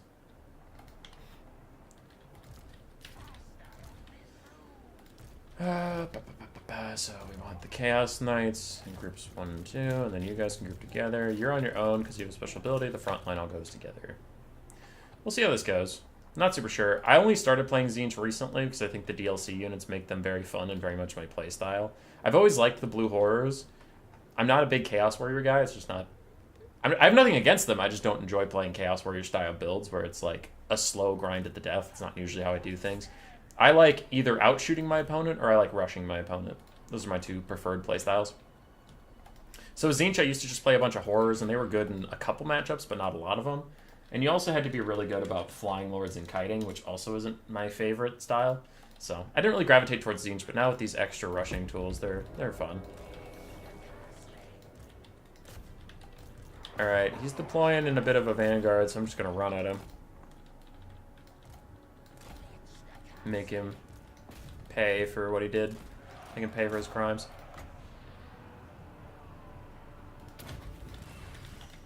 More handguns are moving up behind that.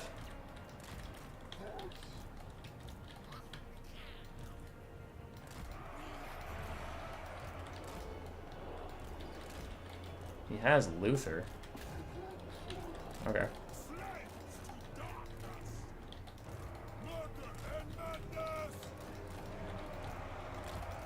Okay, fall back here. Start shooting at some of these guys. Centaurs and Chaos Knights fall back. Centaurs need to fall back. I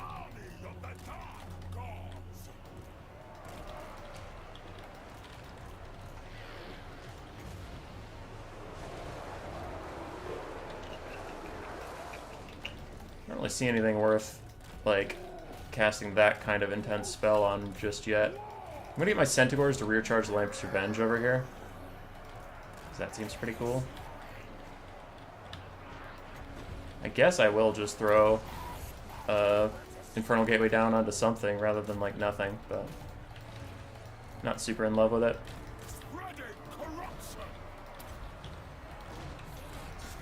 Okay, Village is going to go disrupt some stuff. I have Chaos Knights sitting around because I'm a big old idiot, but they can charge uphill in these animated hulks.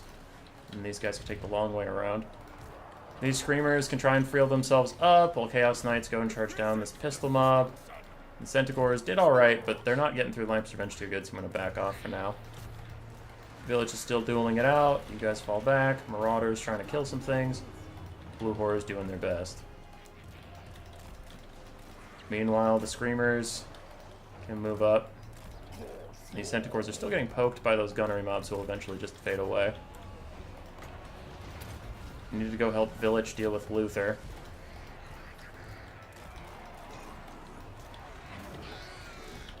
Chaos Knights are going to fall back. Centaur's still trying to kill these guys. Centaur's got a good charge off. Now they run away.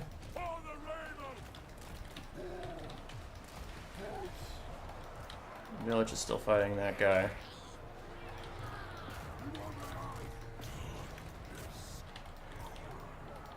Okay. Still dealing with that. Chaos Knights are free. We can run up here.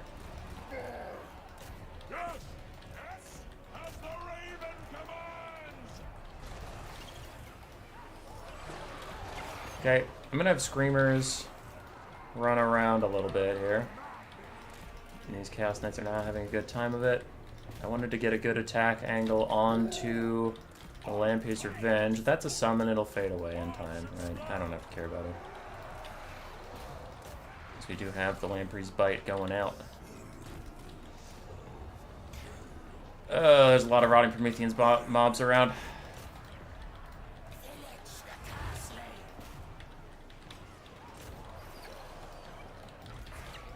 My Screamers are trying to go get active. Village is going to try and back off. And now I can have these Centaurs charge in. I swear I didn't tell these guys to charge in, but I apparently did, because I guess I'm just trash. But my Chaos Knights are going to run down those handguns right now. I'm trying to get the space to do that for a little bit here. Village gets to safety.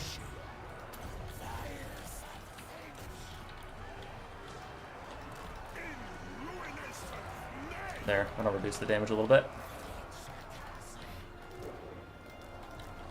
I would like one more Lamprey's Bite, but it looks like I'm not going to be able to.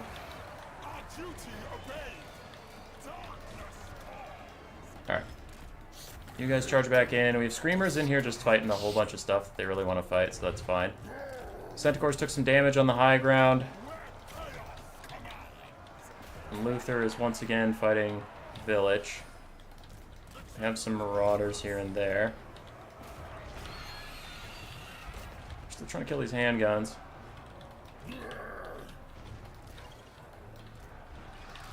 Okay, we killed that, so we can come up and over the top. These Chaos Knights can fall back a little bit.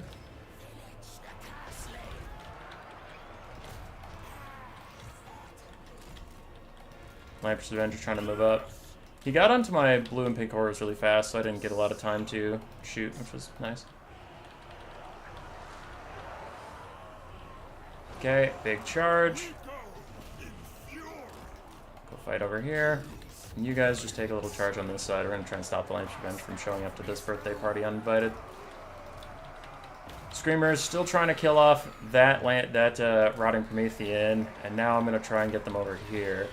As the Marauders continue to whittle down this lady. I'm going to have Village go deal with her. I'm going to use Chaos Knights to knock down Luther, because I really want to go kill the caster.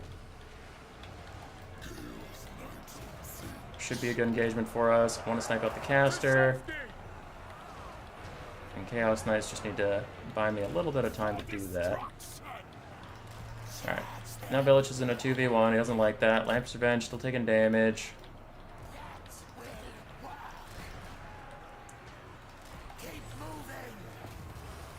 Okay, I need a downhill charge from you, Chaos Knights, to knock Luther off of me, please.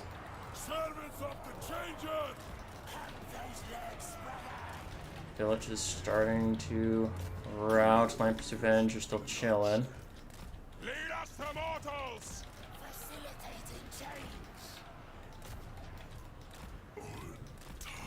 Okay, I need to keep those crabs crumbling, because it's really going to be the only way I do any damage to them at all. Village needs his shields back.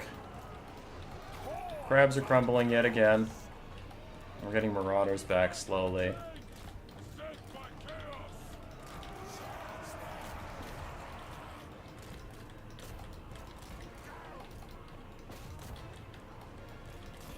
Village is running for his life.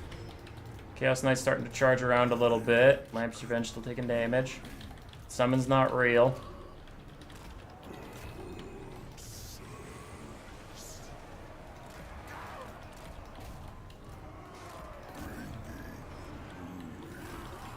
Okay, just getting away from him for a little bit.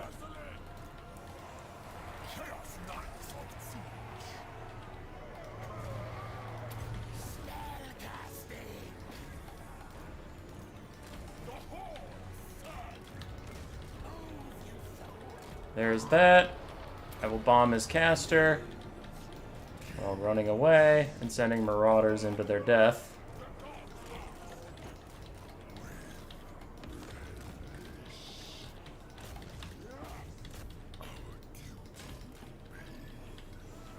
Bop.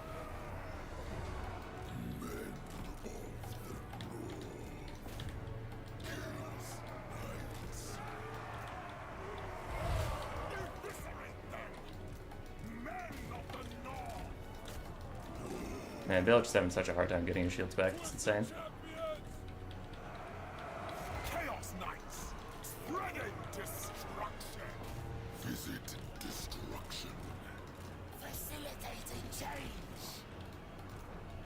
Spreading corruption.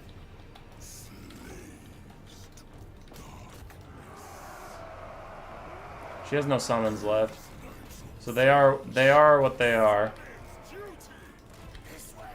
Village has full HP, but I just need to avoid this for a little bit. Luther's kind of spooky at the moment. For chaos. So some decent damage onto her. Conquest. Slaves to darkness. Keep moving. One of my marauders routed for no reason, off in the left.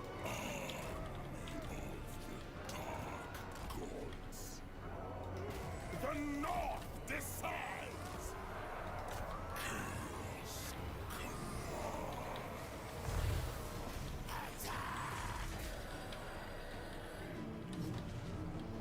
Okay, Village is doing what he can. This Chaos Knight can pull back while the other one stays in the fight with me. She's crumbling, so she can't heal herself. Getting good shots onto Luther. Village and the Chaos Knights team up on Luther. They die.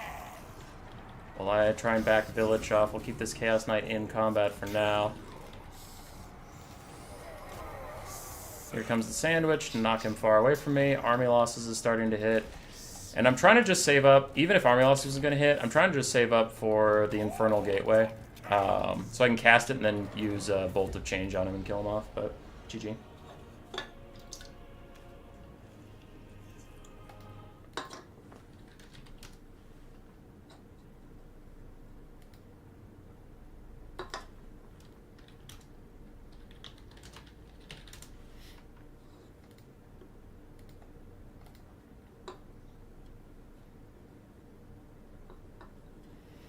Village did good. I mean, 1600 value. That's why we took him. Centaurs, I fucked up with both of them at different times and let them get caught, so that was just my fault. But they did pretty well. Chaos Knights were there for what I wanted them for. They're just, like, really, really hard for Vampire Coast to kill off, especially on a map where you can't see them coming right away. Though we did mass Vanguard on me. Screamers both did well, dealing with crabs and some stuff. Blue Horrors didn't get to shoot. He just ran at him right away. So, yeah. Luther, solid value. Vampire Caster was a bit annoying. The crabs were the real heroes and very hard to kill. The gunnery mobs were not a problem at all. Animated hulks weren't a problem at all. Dogs weren't a problem at all. It was just the crabs and the single entities were a little tricky with my build there.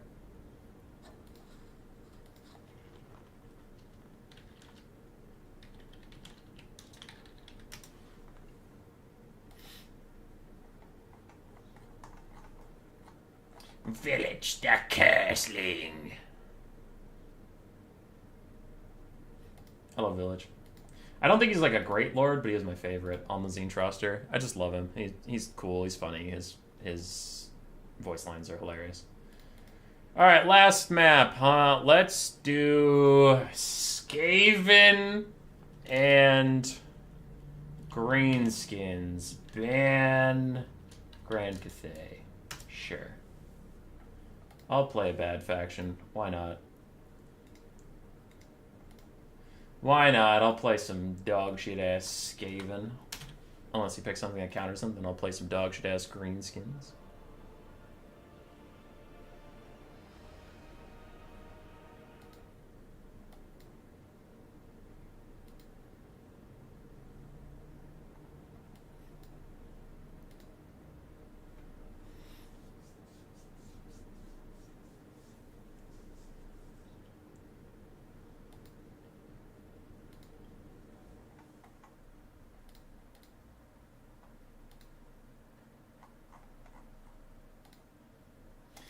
Demons of Chaos for Sipa. I'll go Skaven. Sure.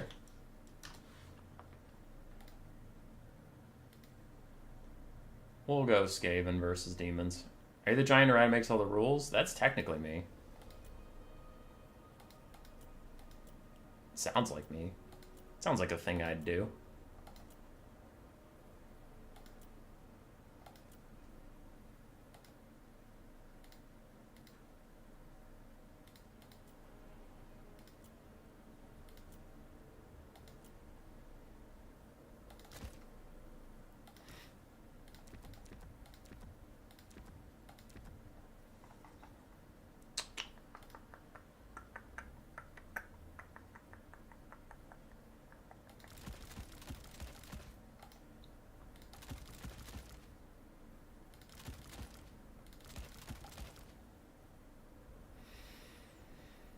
Okay.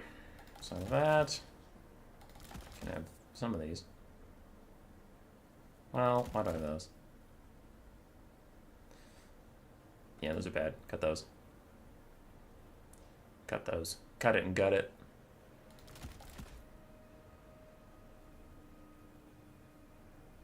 And then I have these.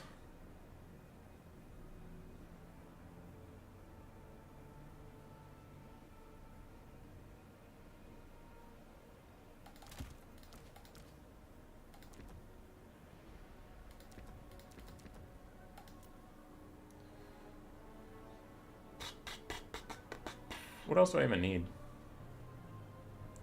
Is Skaven against demons of poop shit. Demons of bros before hoes.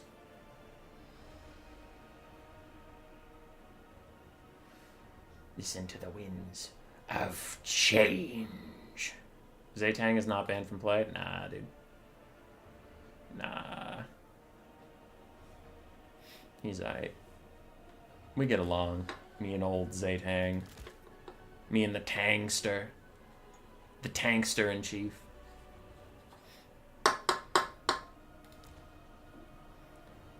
I have some gold left. I don't know what to do with.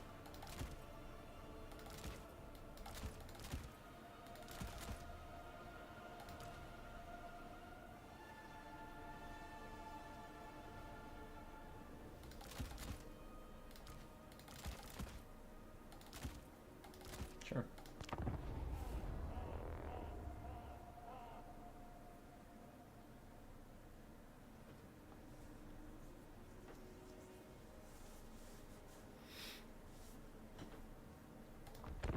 Taste the tang. Be the tang.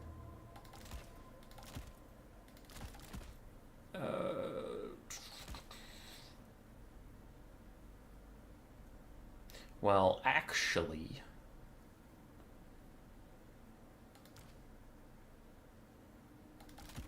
I could use that. How do I get that? I guess cut you.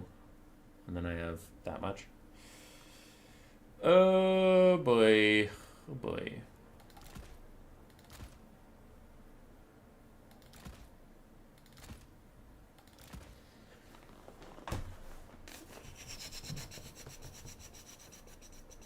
Yeah. Yeah, it seems okay. Does anyone think those men should get a cost increase? I don't know why they didn't. They should.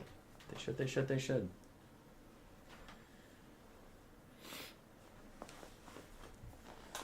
Oh boy. Can Skaven beat demons of poop? Find out next episode on Dragon Ball Z. Did I say that already? I'm going crazy.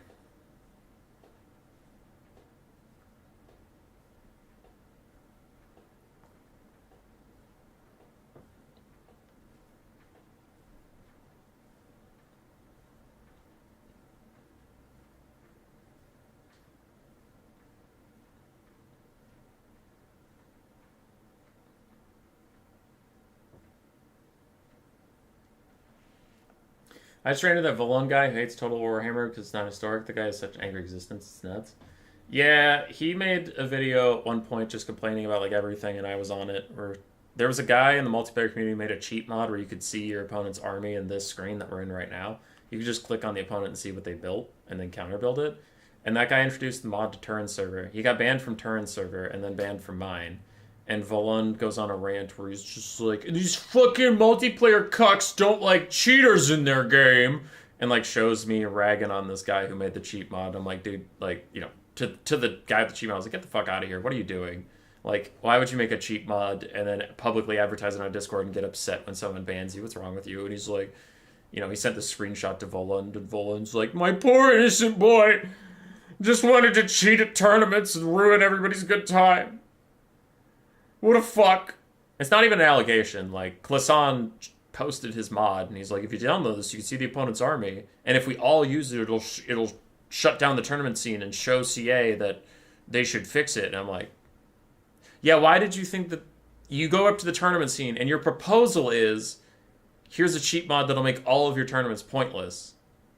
And you thought we would be happy about that. Like, what are you, fucking idiot? No, that guy's just an idiot. Human Boy part of the CA Shills conspiracy, what a shame. Oh, god damn it, that's me.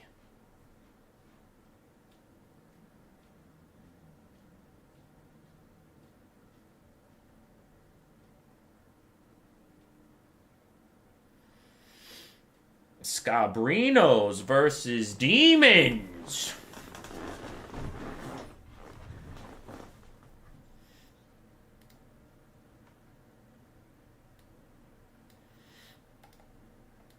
Let's go. Game 3.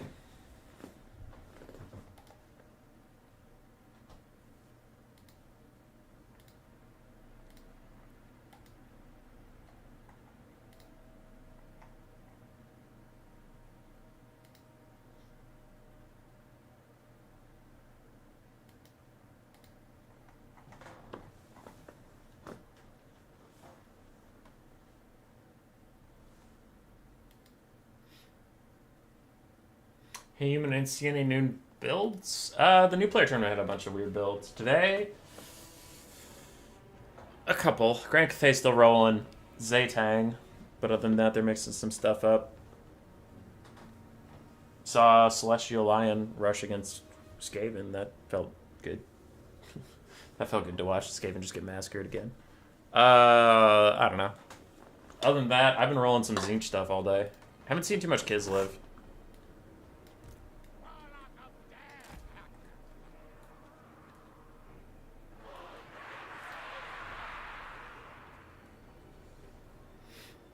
Enemy troop count is 627. Alright, Ikit, your Flensing Ruin is going to have to do some serious work here, buddy.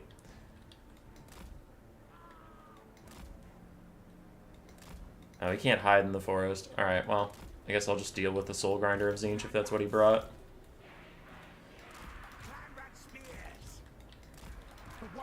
Okay, so your front line of Clan Rat Spears with some Clan Rats. We do have the Blightscab's Plague Pack to provide some nice magic damage and the Contaminated debuff that can get rid of demons pretty fast.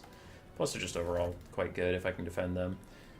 Have some Gutter Runners and Night Runners to shoot at Furies or whatever. Isn't that a rule break? What's a rule break? What happened?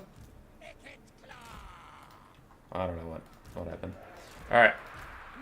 I do have 2 slingers to poke away at toads or anything the demons bring, because slings are good against all of them. Have some globes as well to clear out anything the demons bring besides large single entities. And then for large single entities, I brought 2 Eshin Triads, 2 Rat Ogres, an Assassin to help me out a little bit, and then Ikit Claw with Flensing Ruin.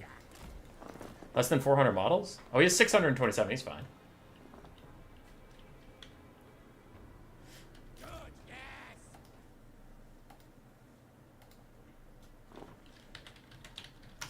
See how this goes. His model count's tiny.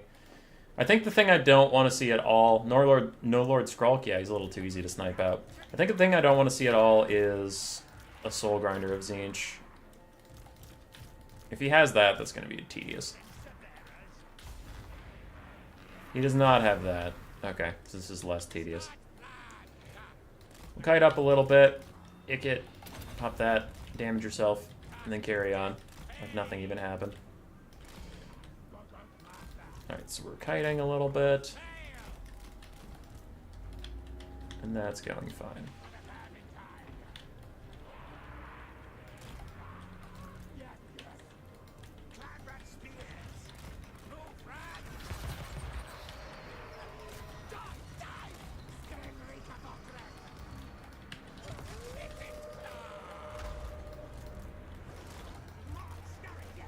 Okay. Ikit and the Triads come here. Natty Boobos, not Natty Boobos, Blightscab's Plague Pack run up there. And we're just going to let ranged units try and take care of the Golden Theurgin.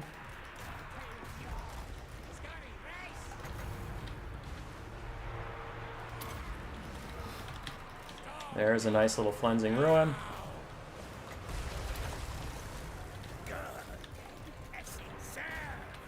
Globes are gonna poke this stuff down. Triads fall back. Rat Ogres can keep up the chase. Oh, no, wait, now Triads can come up and fight the Hounds of Blood Hunt.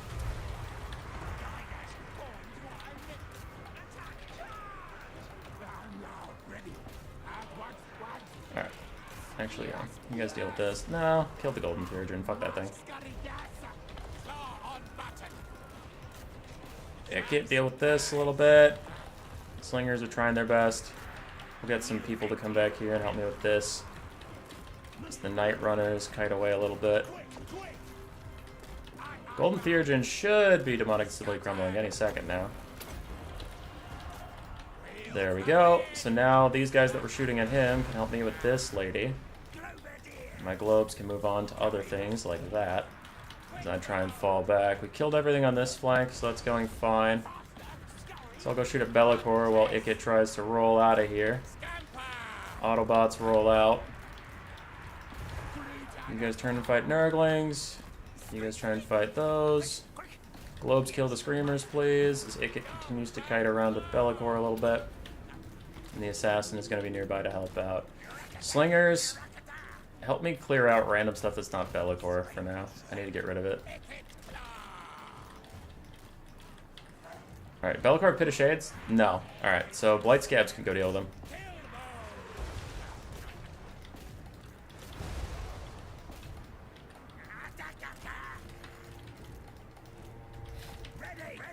But yeah, we're killing stuff.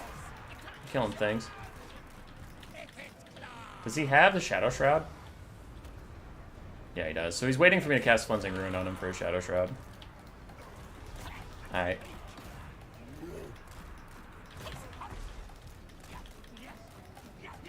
Okay. We have a ton of units left. We killed off that guy.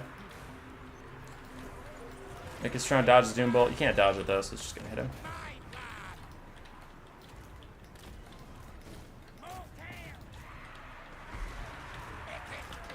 We have routed that.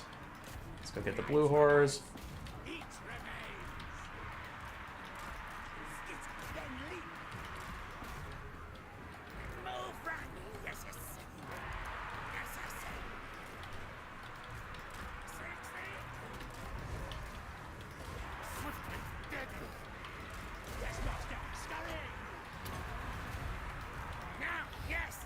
Okay, getting the boys have take care of this. There's Shadow Shroud, so I'm gonna Cleansing Ruin him as soon as it wears off.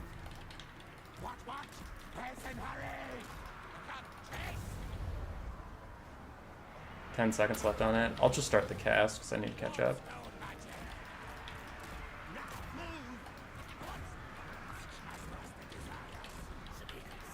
There we go. So there's a nice Cleansing Ruin onto him.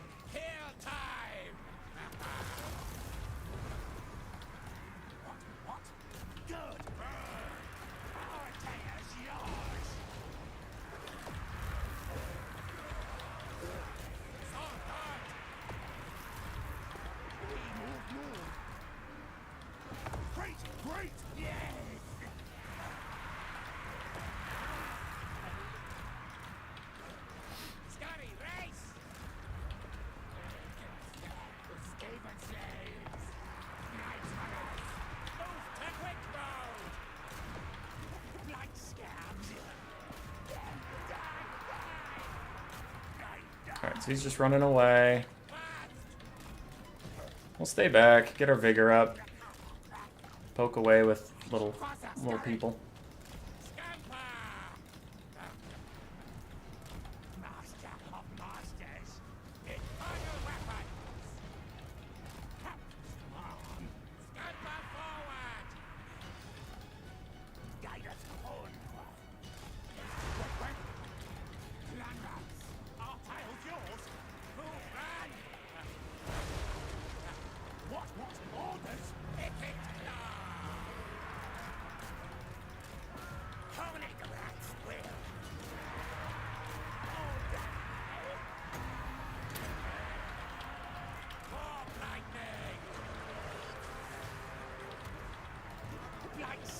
A little bit of friendly fire on Blight Scabs, but it's okay.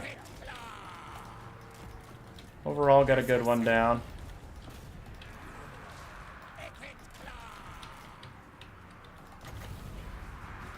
Overcasted Flensing Ruin. Even if he Shadow Shrouds, it's just worth it at this point.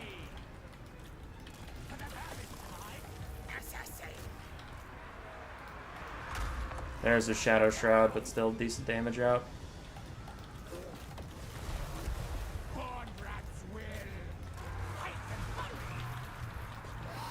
And if anybody's wondering why Skaven are bad, this. How long it's taking for me to end this game, even though I've done really well here.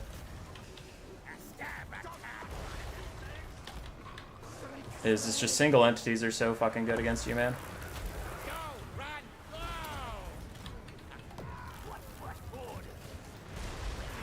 We can't kill any of these demonic units either.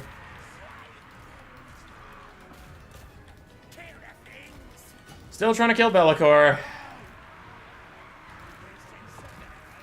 As he spams out Melkoths onto me.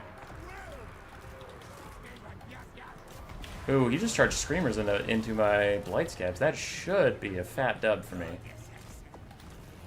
Yeah, they're getting melted. Alright, they're running away. Melkoths hurts me a lot.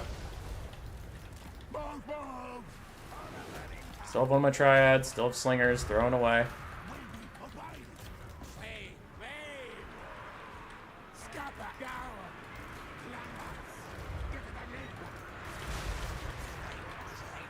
The Fecundity is out, of course he gets a Fecundity.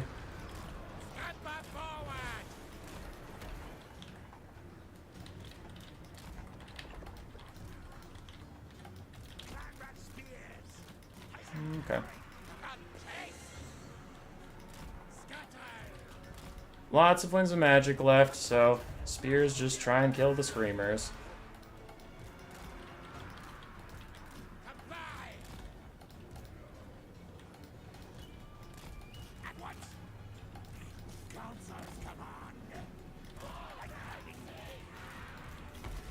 Another Melkoths for my Blightscab's Plague Pack.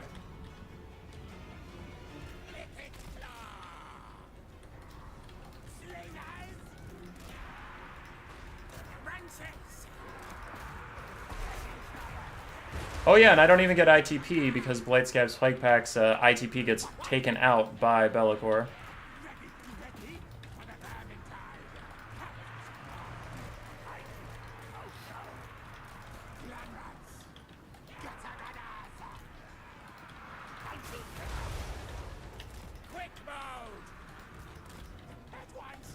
There, we got rid of the Flesh Hounds.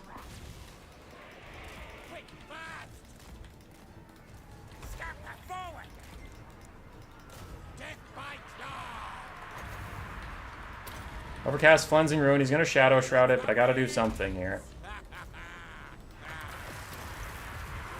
There's the Shadow Shroud. Taking damage, but I'm going to try and run away. And poke him down. Still have some Triads nearby.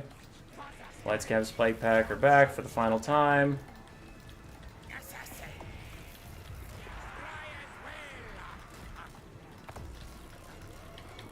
Without flying units on the ground, he's taking a leadership debuff. Charges Blightscabs again, have Night Runners back again.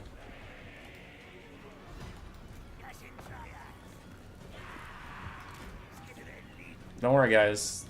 Be'lakor's fine.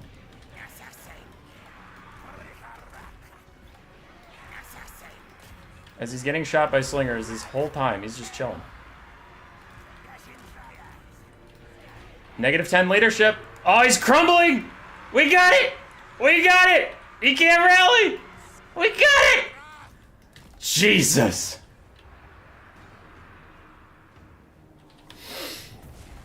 Oh, God. Alright, we got it. It was difficult. It was very difficult. Ikit, 3,100 value from just Flensing Ruining Be'lakor. Gutter Runners and Night Runners did very well. Eshin Triads did fine. Globes got rolled. Slingers did pretty great. GG.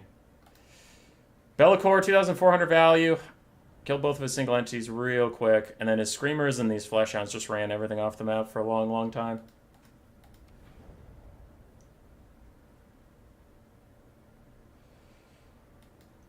Whew! It was close.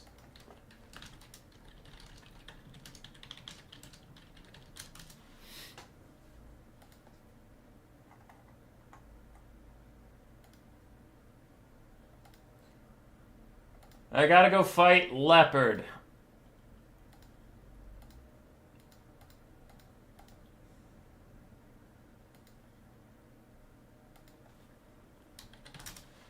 Leopard!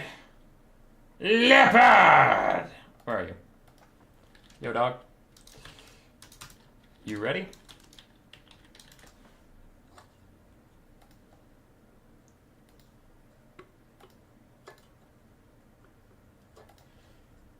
So for the bracket here, if you're curious where we're at, I got the semifinals of the Leopard. I will now face him. Blags and Bjorn have been fighting for like 65 years, but eventually they'll get going.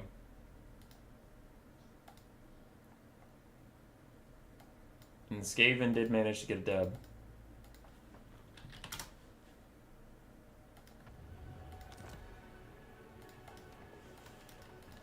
Oh boy.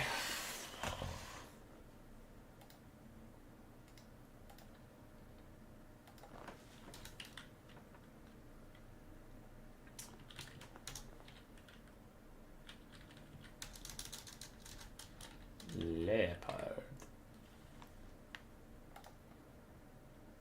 He is spooky.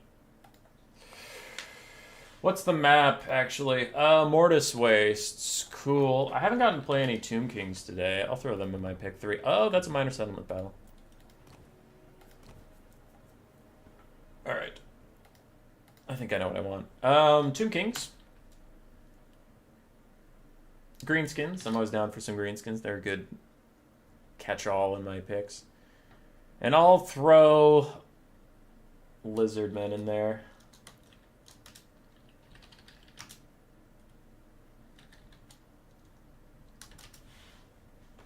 Ban Kislev.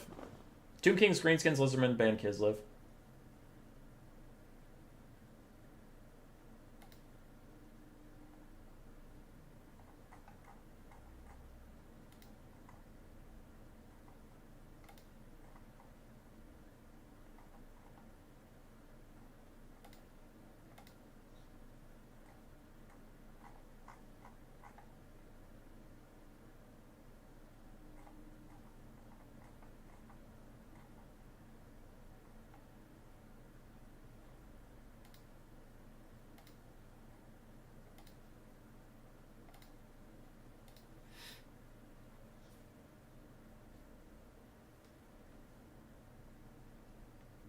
I guess I'll be back after Thrones of Decay. See I have the guts to nerf Skaven finally. Okay. Alright. Alright, y'all just trying to tilt me. And it's working. Oh, it's working. I threw Lizardmen in there to not be completely trolling my pick and bans. And I haven't played Lizardmen since they got the buffs because I'm not a good Lizardman player. But I'll put it in. Part of me hopes he bans it so that I just don't have to play it because I'm bad at it.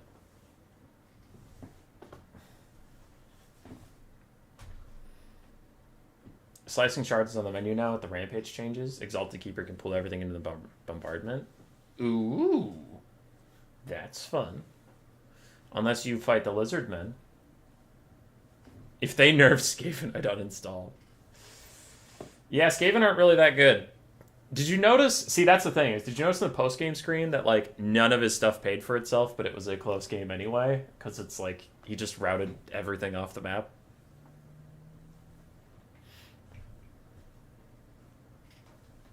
But the God Runners and Night Runners do well versus demons. They don't have a lot of armor, so you can just kill them. Do fine.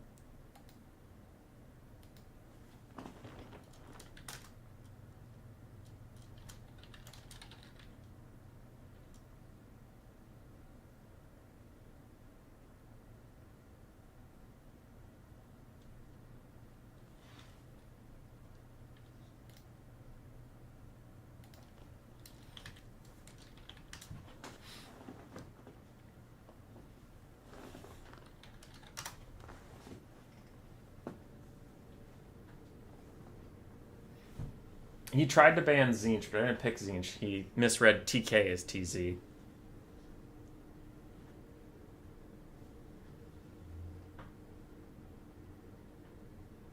I already banned Lizardmen, so we have Tomb Kings or Greenskins coming up versus I don't know what he's going to pick. Let's see.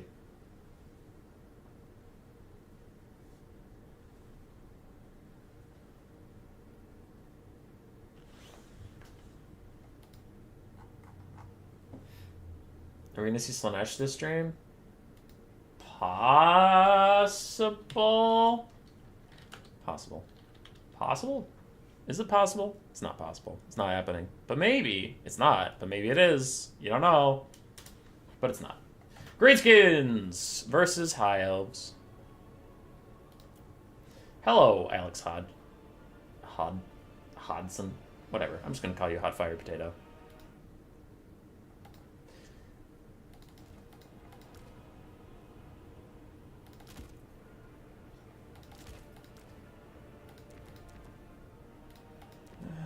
Righty. Green beans, huh? The beans full of greens.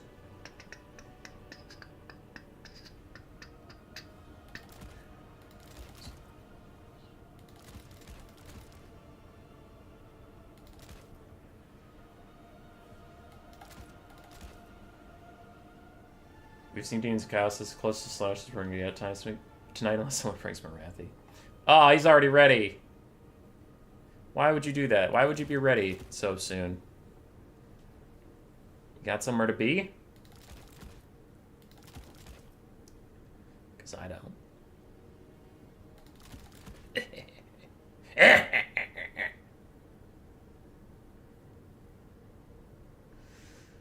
I ain't got shit to do. Alright, what do I need? So I have you, I have those, some of these. Let's get another one. And then that's it. I guess I could use more.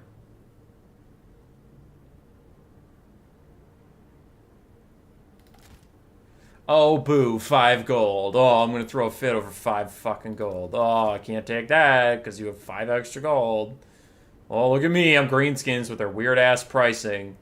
Oh, okay. Whatever. It's fine. Human Boy slowly becomes depressed and just slips into the sea. No, it's whatever, guys. Just do whatever you want to do. It's fine.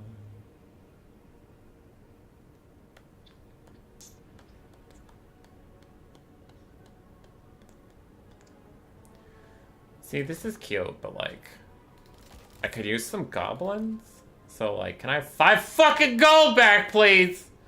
So I don't have all this shitty pricing, guys. Give me my fucking gold. Give me it. I want my gold. Give it a Spirit Leech. I don't need the Spirit Leech. I don't need it. I don't need the Spirit Leech. What am I even gonna do with it? Nothing. I'm gonna do nothing with it. I'm going to suck and die. So why do I need Spirit Leech? Whatever, this is good enough, it's fine.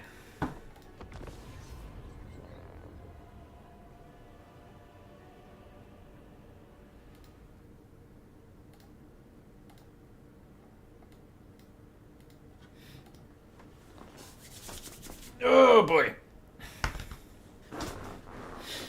If Leopard destroys me, I might pick Slaanesh just because if I'm outclassed, I might as well entertain.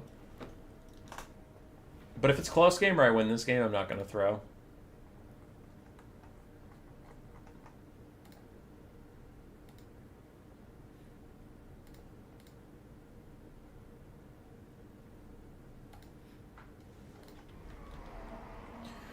Greenskins versus the High Elves. The enemy troop count is high. Hex rates are bad? Yes, they're very bad.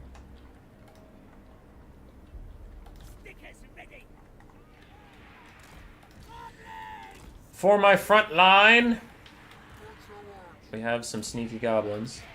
Some sneaky, sneaky goblins. And then I do have Savage Orc Biggins on the flanks. All of my Night Goblins here are fanatics, so we're gonna spin our way through the front line because we can't melee our way through the front line. Other than that, I do have archers, 4 of them, orc R's and regular R's. Not regular R's, the rusty R's. Even better R's than regular R's. And I do have 4 Pig Cav. I'm a hater of Pig Cav, but they are all I have to stop the High Elf Dragon Princes from rolling over my backline over and over again. So I'll use them here to try and keep my archers safe. We do have 2 Skirmish Cav as well that can do a nice little bit of poke here and there, especially against, like, Imric. That's about it. I only brought Fate of Yuna. I had Spirit Leech and stuff, but I needed that 5 gold back that you heard me rant about.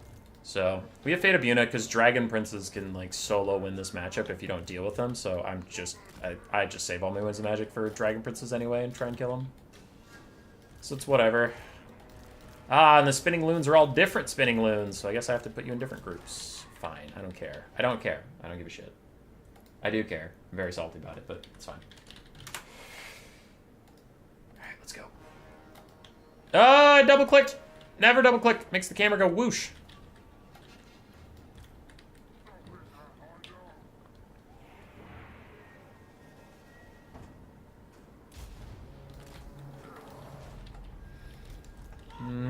Okay, so my goblins are gonna march straight forward while the spinny goblins don't do that to everybody else.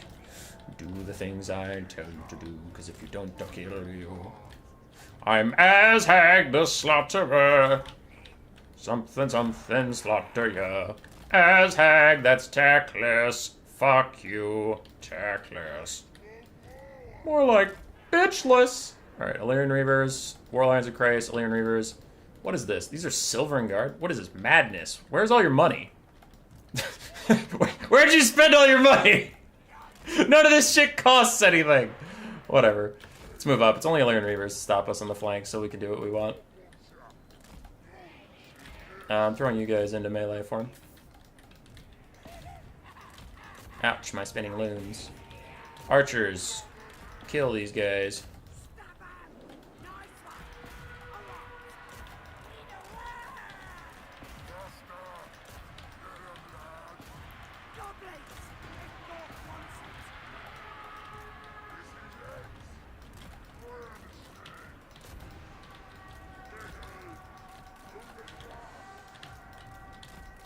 Alright, Pig Cav's trying to get set up. Archers moving in.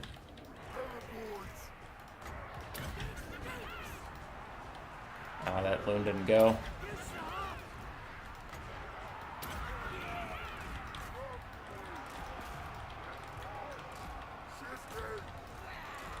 Okay, we're charging up the wall. Moving in. Archers with light armor. Where's anything that's worth fucking Fate of Buning? I guess the Fate of Buning the White Lines of Grace. War Lions are coming out to say hello. As my Pig Cav tries and finds a fight that's worth fighting. The Silver Guard front line's kind of trashing us right now, though. Actually, yeah, just take the fight, I guess. It's whatever. We're already in it. Might as well be in it harder.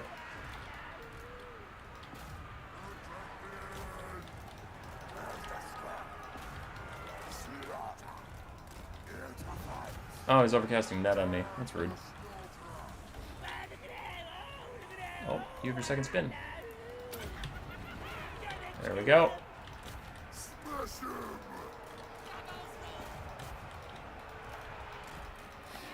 Okay, so we lost on the flanks. I do have my Orc Boar Biggins that can run out here and help the archers a little bit. Net is worn off, so we can fall back. I'm just gonna ignore Teclis. Not really my problem. Orc Boar Biggins should be able to catch these guys. Illyrian Reavers are killing me, though. Ah, damn. Yeah, it looks like a GG. He didn't have Imric. He had a very different build than I'm used to, and it's just spear spam. And the Greenskins have a very hard time with spear spam, but normally my spinning loons can take care of it. But the problem here is that he just, like, he ran his War Lions out and disrupted a bunch of things and then routed me really fast. I'm used to High Elves just wanting to stay in their little box and do nothing. We have some spinning loons coming back. Orcs trying to get in here. Archers are taking forever to shut down this bolt thrower, so I'm gonna swap them out and shoot at other things. You guys can fall back when you get the option. Have more greenskin cav coming.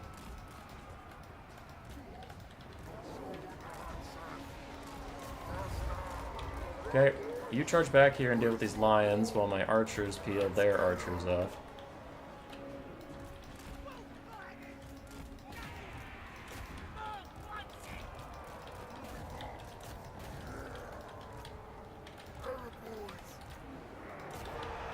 Okay. You'd think that my Boar Biggins could kill almost dead war lions, but they did literally 0 damage and sucked and died, so that's cool. My hatred of Orc Boar Biggins is legendary, because they're bad, but sometimes you need them. That doesn't make them not bad.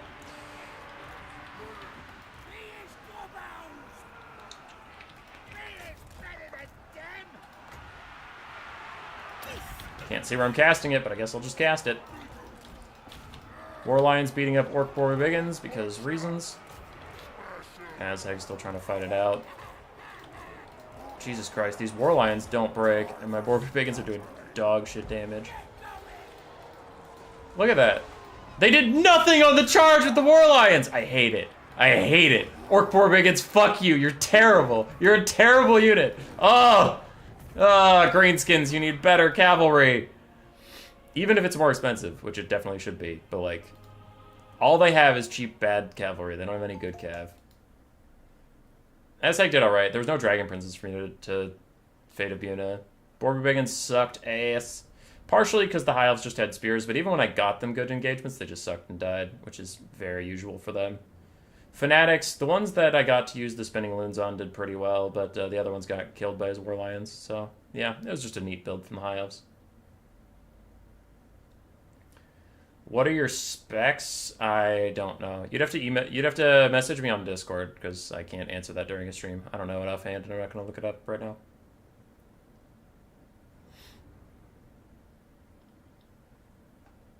Yeah. Human Boy, who's favored here? Usually High Elves, though I do have a build that can beat High Elves pretty good. It's this build. But he didn't take Imrik, he took a very, very different build.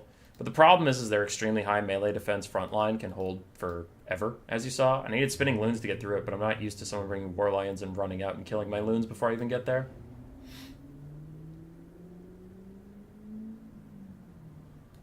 Need Blorks? What the fuck are Blorks gonna do here, Loopy? They don't have the melee attack to get through High Elves. You have 36 melee attack and armor piercing. You don't need armor piercing versus High Elves, you need high melee attack. Because High Elf Spears, look at basic High Elf Spears. These guys have 40 armor. 40 armor, but they get 50 melee defense because of their passive. You need really high melee attack or spinning loons, which is why I took the loons. Like I said, he had War Lions and rode forth, which is not something that usually they do. Rip. GG.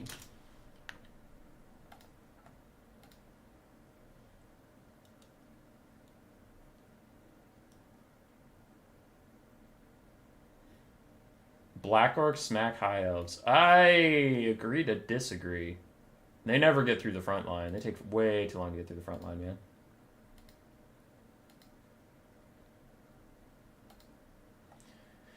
The Deadwood.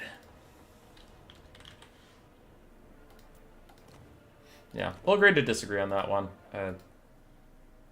Black Orcs, like, usually they're still fighting the Spearman front line by the time Army Losses hits, and it's like, sure, the Black Orcs aren't dead, but they also didn't accomplish anything. If you buff them up with Wurzag, maybe they'll do okay. But I feel like you just get kited in that case by archers who are faster than your Black Orcs and then Dragon Princess cycle charging everything down. Because the money doesn't come from nowhere, right? You have to make your build narrower, which means Imrik and the boys can snipe out everything besides the Black Orcs and then just cycle charge and kite them in the late game. Crimson Killers, maybe? Crimson Killers also have really bad stats, don't they? 50-30 with some bonus for Sympatry. Maybe.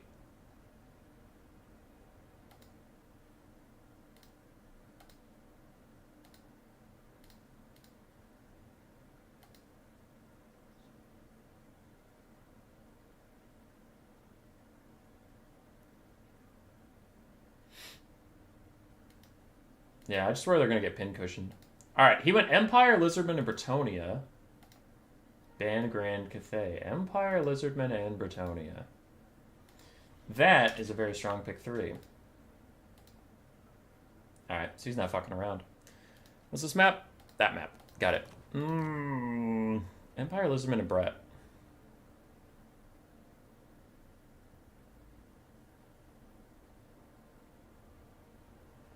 Skaven are countered by Brett and Lizardmen.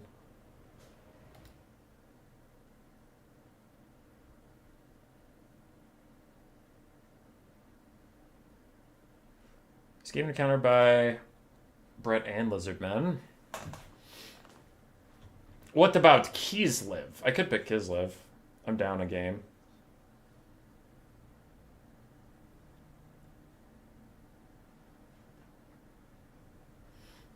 Okay.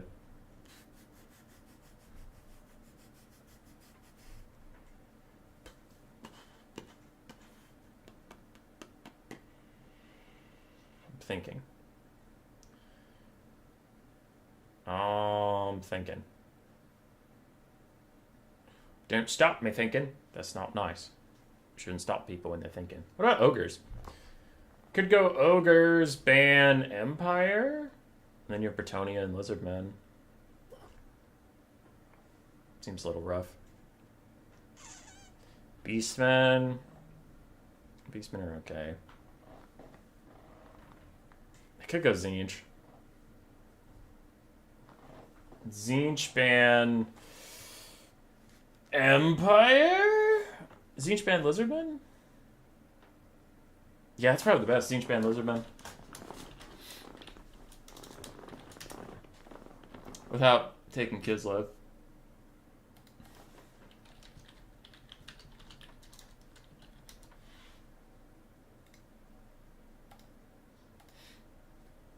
It's a Tzeentch day. We're playing a lot of Tzeentch today.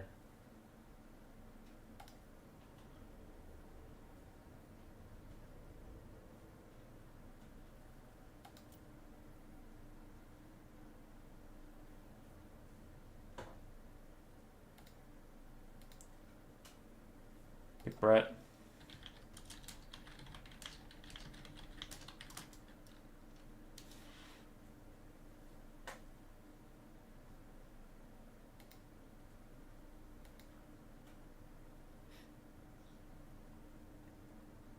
Tzeentch versus Bretonia. Let's go.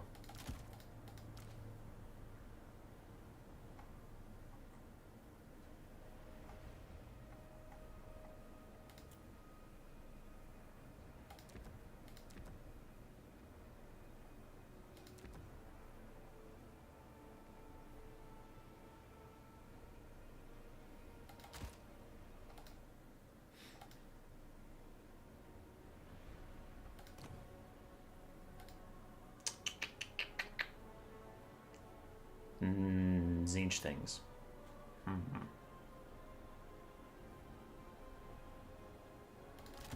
Yes, I see. I see. You're playing Tzeentch. Glorious.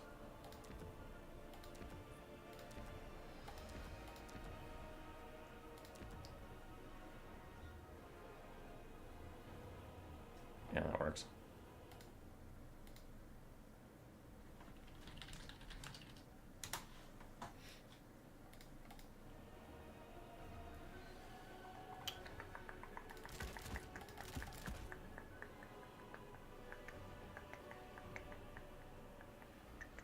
Tzeentch versus Brett, risky with so many halberds, right? Yeah.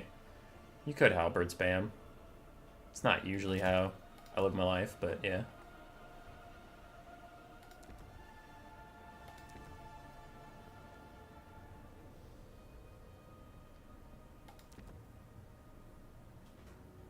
Okay, skip that. Skip that. Get that. Yeah, get that. Do I want the disc? What's good for VC at the moment? Nothing. Nothing. VC are bad. I know. That's an opinion I have that a lot of people don't, but I think Tzeentch are trash. Sorry, Vampire Counts are trash.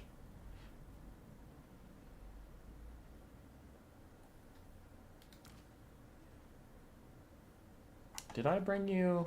No, just on your horsey. Okay, that's fine. What do I need versus Bretonnia? I guess some of these, some of those. Need 550 gold back.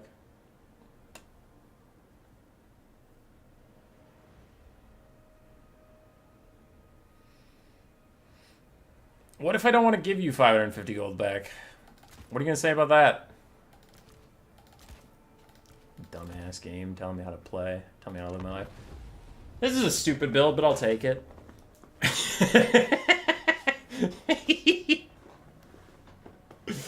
Let's go. Let's do it anyway.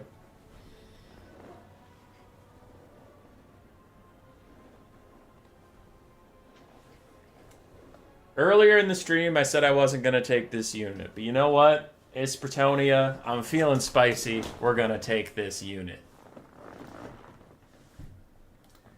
But Human Boy, you can't! You're too stupid! I mean, I am pretty stupid. There's no follow-up. It was just that.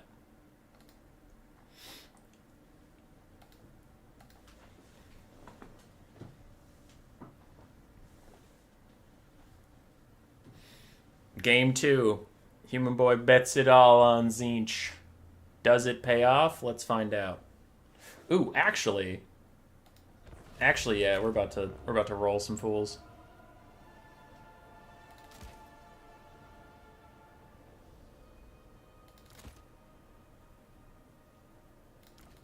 Yes. The Dark Gods are pleased. Yes! This is a build that Tzeentch can get behind! Who needs fucking Chaos Knights? We don't need Chaos Knights. What are they gonna do? Be tanky in general and be around? Fuck that. We don't need them to be tanky and around. We need some wild shit.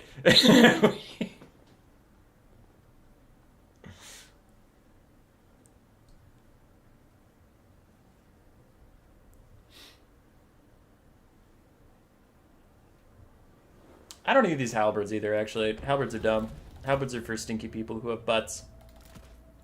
Let's get rid of that. Get that. And then I need 350 gold back. No. No! No! Yes.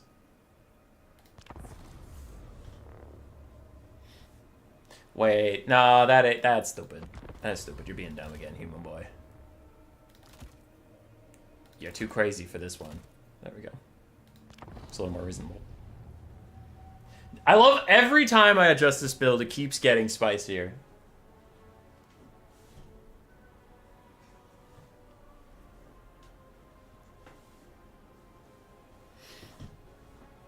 Leopard's over here crafting the best build he's ever made in his entire life, and I'm throwing together some really dumb shit. Some just really gross, dumb, bottom-feeding bullshit.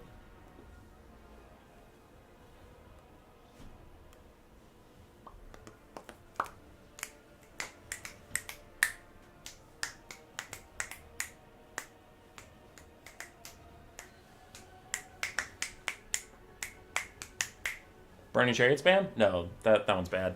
The Changebringers can be alright, but not versus Bretonnia. Bretonnia has cheap flying cav, and some of the best flying cav, and they have really cheap archers, so Changebringers aren't going to do well here.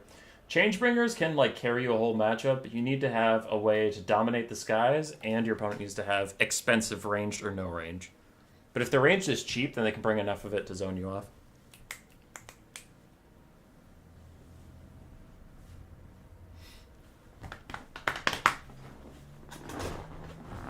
Game 2 versus the Leopard. And it's a free win for your boy Hummus, because of course he's going to win. I thought about using the Changeling. I thought about bringing him as Kugath. Alright. Versus Bretonnia, they have 1,900 troops. A staunch line of halberds. That's not usually how I play Tzeentch in general. Like, I feel like the Halberds rely on your opponents to make mistakes, and Leopard's a good enough player to not make a mistake like that. So he's just going to avoid my Halberds, and they take too long to get through the front line. So I took a very minimalist front line.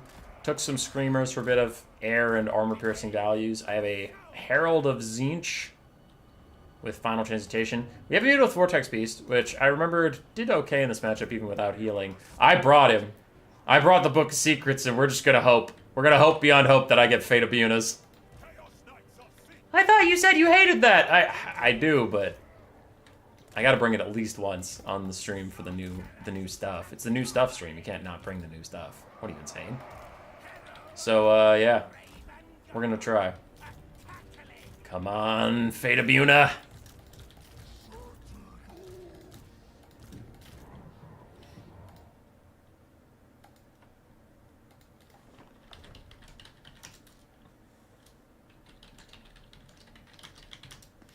I thought about taking the Halberd Lord, but I've taken him a lot recently, and he was rather expensive. I feel like Bretonnia could just ignore him until late game.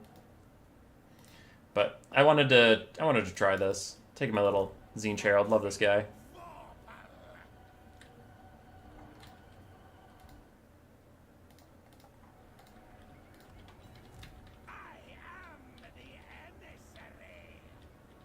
Alright, so how does this Book of Secrets thing work? Does it tell me what spell I rolled?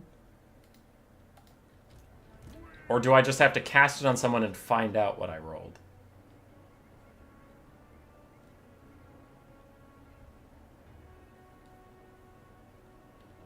Because I have no idea.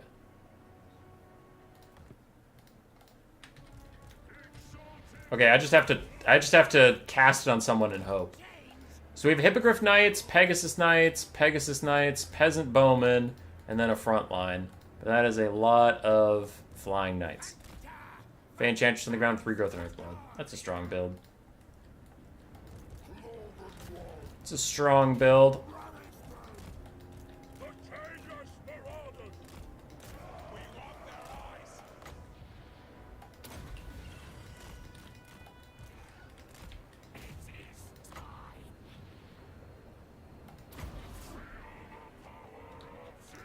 It was not a Fate of Buna, you guys.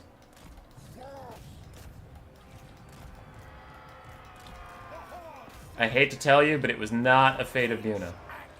It was the just debuff one.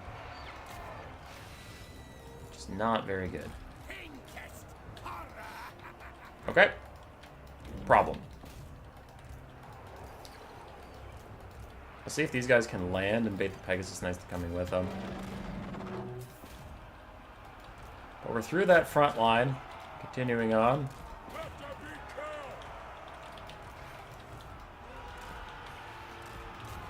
Ah, they didn't come with me.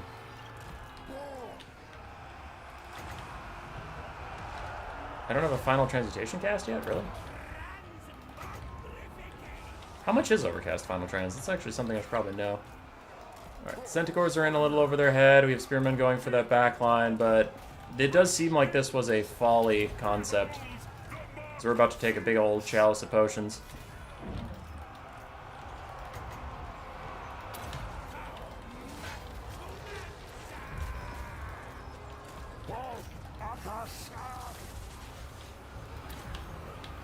Okay, Custom Knight's taking some damage. Centaurs got rolled. Marauders got rolled. And trusting in RNG is wrong. You should never do it. I called it earlier in the stream, and I did it anyway, and I'm paying for it now, and I acknowledge that. That's funny. Book of Secrets is actually so fucking bad. I didn't, like, that's another thing I didn't know, but I'm happy I tried it, so I at least know now, but, like, the fact that you don't know what spell you're even gonna get until you cast it is so fucking bad, dude. It's the fucking fire damage one. Just get me out. Just get me out. This was a bad idea. Never take an RNG item for your game. Fuck that noise.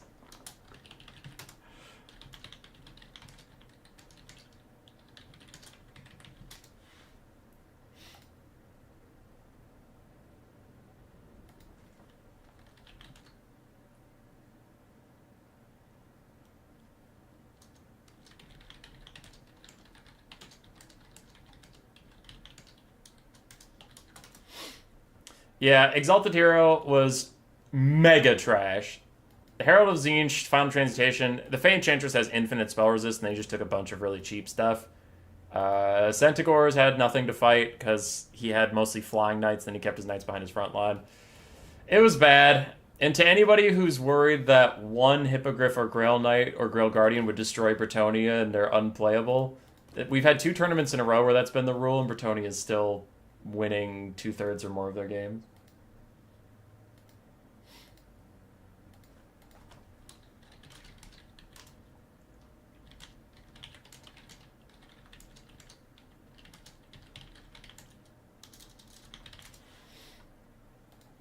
That's funny.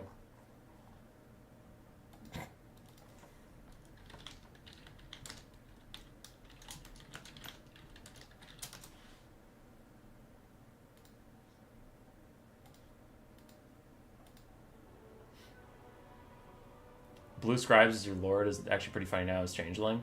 I see.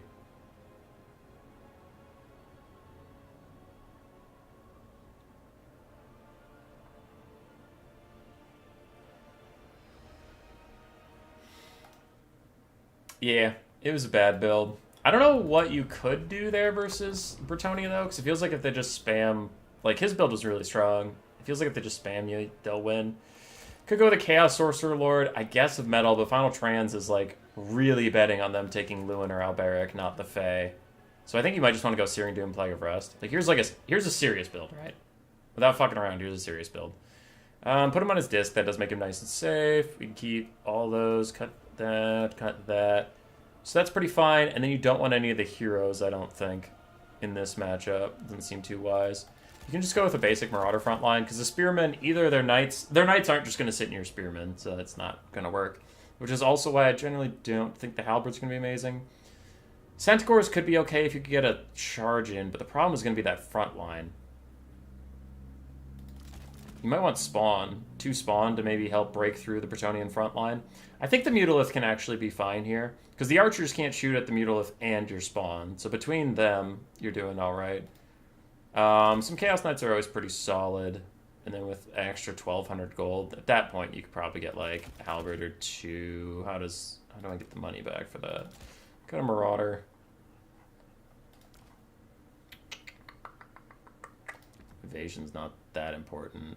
Paragon of Change isn't that important. Yeah, you could do something like that. Have 2 Halberds, 2 Spawn. That'd probably be a bit more serious of a build. Or if not the Halberds, you could get some Screamers. The Screamers did okay. Even against Pegasus Knights or something. But it is what it is.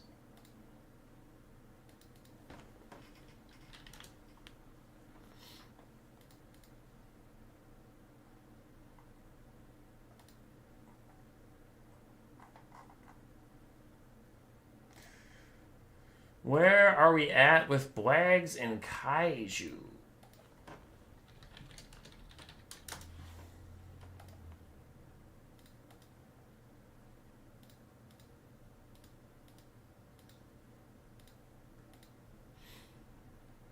I messaged Blags, see where he's at with Kaiju.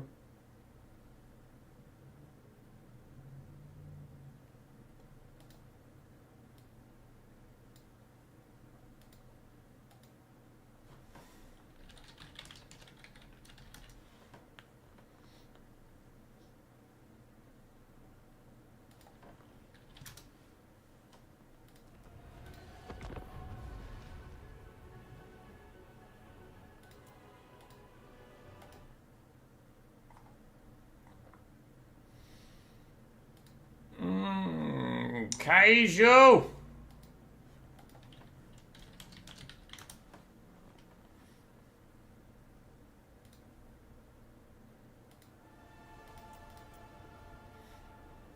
Alright, we'll be joining up on them. They're on game 3 right now, so we'll cast their game 3, then we'll watch Gotrek versus the winner, and we'll watch Leopard versus the winner of that.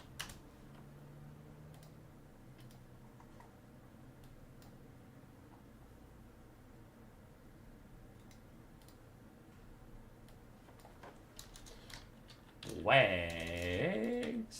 Well, anti-Kaiju's on that side. Anti-Kaiju.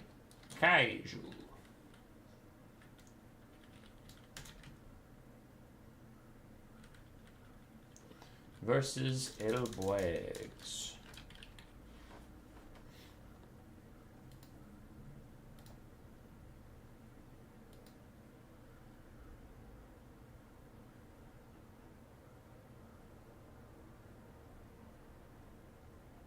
Don't Changebringers bring melt hippogriffs? That's true, but Bretonnia is some of the cheapest and most cost-effective air force in the game, so it's going to be very hard to keep your Changebringers safe.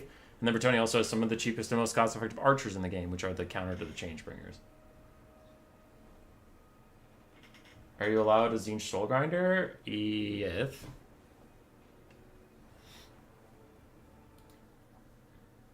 Yes.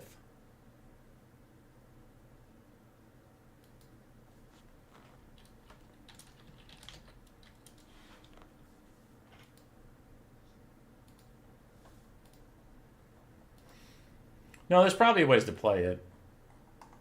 It's just Bretonnia doesn't need their Bretonnia doesn't need their Grail Knight stuff.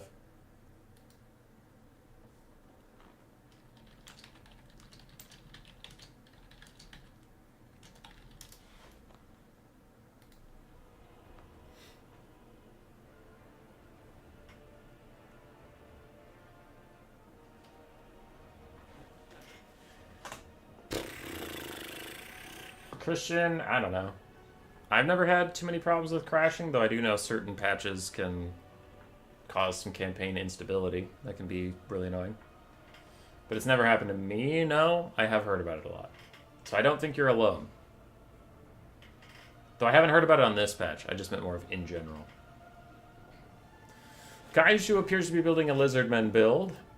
Bwags is sitting on the Empire. It looks like that is our matchup, Lizardmen versus Empire. I'll return briefly while these two boot up. One game, and then 2 best-of-3s left in the stream. Kaiju is ready. Bwags is at 0 gold spend and switching his flag, so he'll probably be ready here soon. BRB!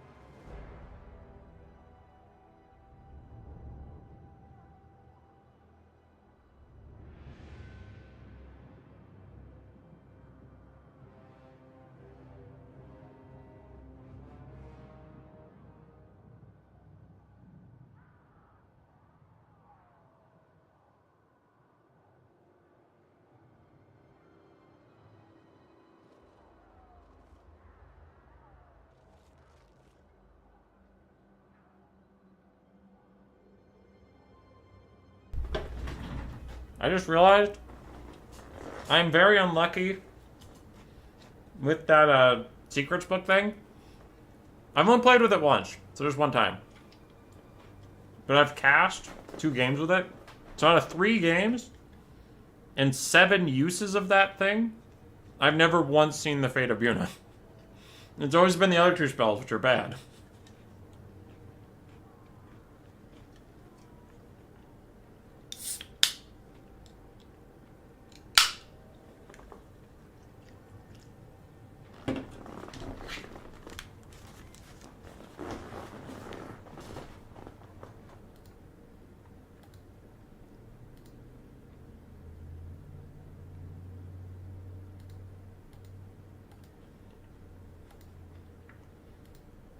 Do we know if it's 33%? I would assume so. It doesn't say anywhere that it's not.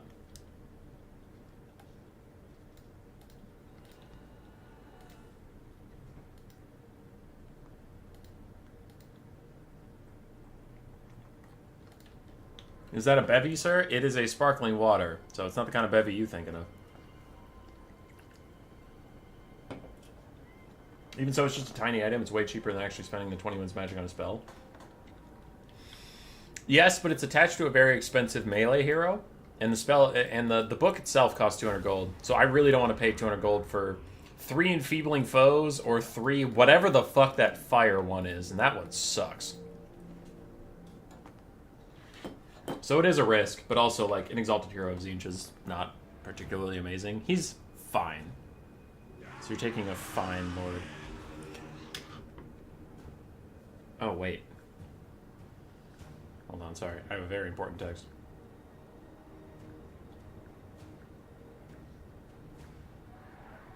Sorry.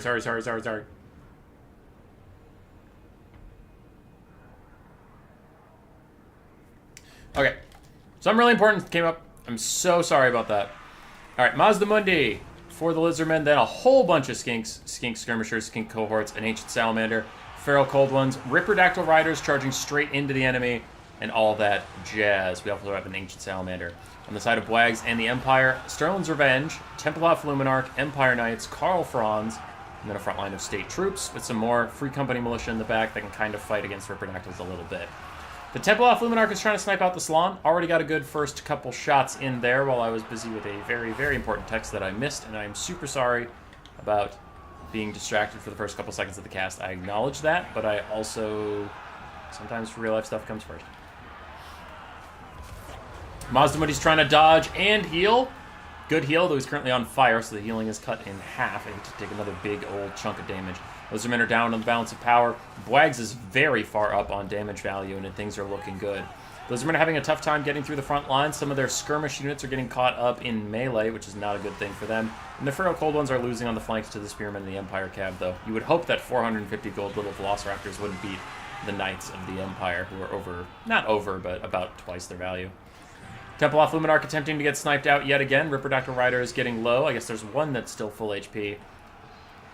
Maz and the Ancient Sallies are chilling in the background. The Lizards are almost through that front line. Now, the Skinks without their Kroxigor friends do not cause fears. They are a little less good than you might expect them to be. Sterling's Revenge under attack. Franz is peeling off the Ripperdactyl Riders. And the Templehof Luminarch is free once again to shoot Mazdamundi. This next shot, I don't think it kills him. I am going to guess it gets him under... I'm going to say under 500 HP. But it doesn't kill him. I hear Ruination of Cities, but I literally didn't see it anywhere. I have no idea where it went off. I was watching the whole thing. Mazdamundi, he's healing, which throws my calculations off. Ah, damn it. It also didn't. It didn't come close. Even if he wasn't healing, I would have been wrong, because I'm a fool. Templehof Luminarch once again getting attacked by the Ripperdactyl Riders, but bounce power is getting very, very, very bad for the Lizardmen, and I do agree. Their skink front line is about to get cycle charged over and over again by Empire Knights. They've lost all the Ripperdactyls. Mazdamundi's very low. That's going to be a quick win for the Empire. GG.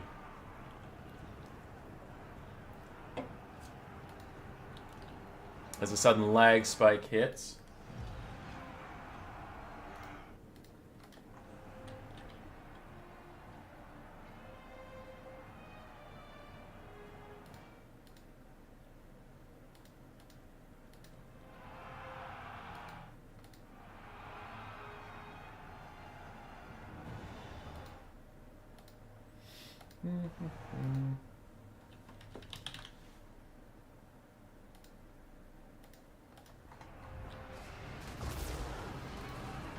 Bonk. Mazda's low. There was an apotheosis on himself. But, like, I don't know. I don't know what you're going to do here, dude.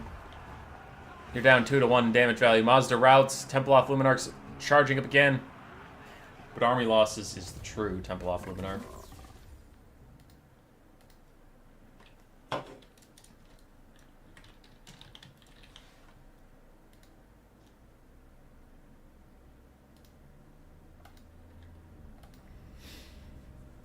I don't have a license for a bevy, it's just a sparkling water. Ripperdactyls. Colossal Hunters got good value, the rest did not. Feral Cold Ones got rolled, and then the Skinks also got rolled. On the side, Karl Franz and his Templehof Luminarch did fine. Empire Knights actually did as much as Franz did. One of them did. And then Free Company Militia were around, chilling. Vibin'. GG.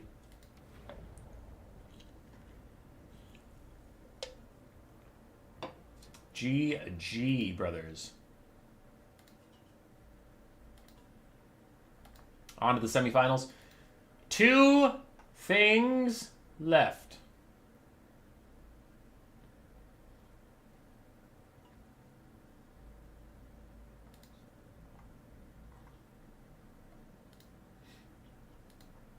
Two best of threes. Gotrek versus Bwags, and the winner of that versus Leopard. Let's get the scores back to 0. As Gottram Cringe Maker is on his way in here. Oh, okay, alright. Everybody just leave Human Boy. That's fine. I'm gonna beat Bwags to the next thing, because I know where it is. I always know where it is. Ah, he was here, son of a bitch. When I was trying to join, it didn't say anyone was in here.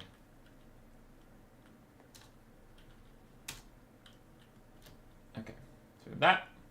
Thankfully, Bwags is still on the same side, so I don't have to type 5 whole letters more, because I refuse to do that. And I need to text Grace. Bye, Humoy. Gotta go watch turns now? Oh. Bye, Meow Meow, I guess. I gotta text Grace about a house thing.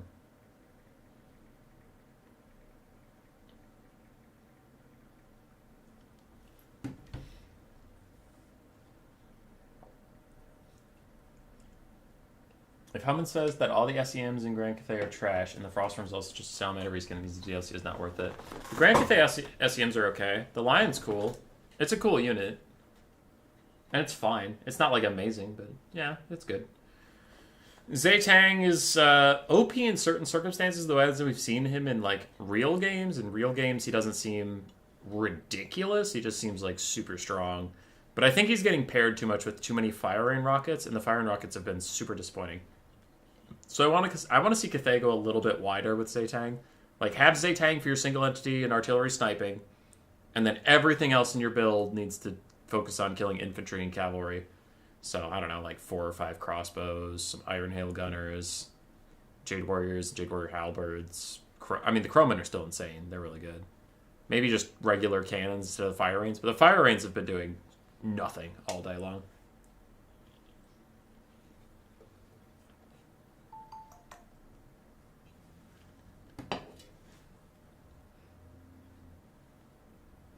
The stone lines. Oh, the stone lines aren't very good. Correct.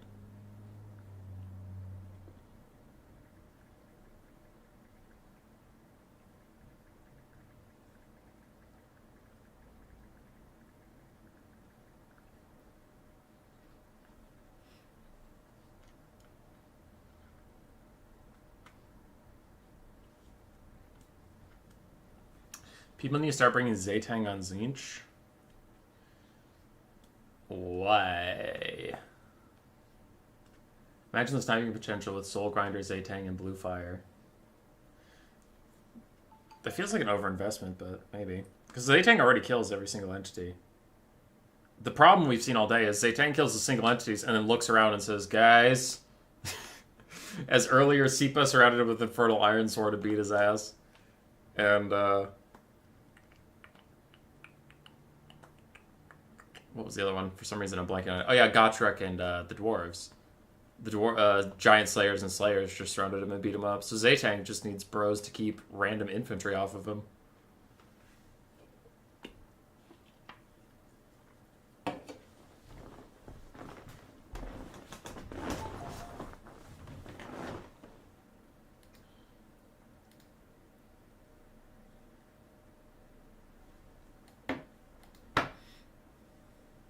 Yeah, you thought the Fire Rains could deal with infantry?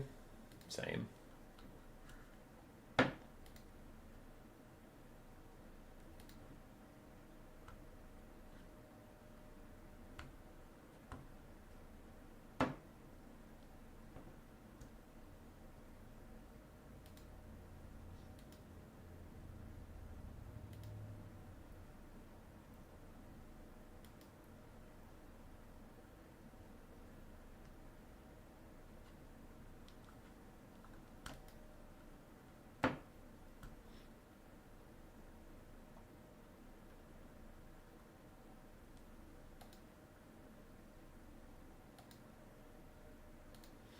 Now would be a good time to insert ads. Google, don't tell me.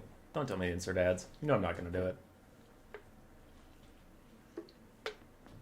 Stone Lion should get AoE drain. Yeah, so they should get Mortis Engine effects.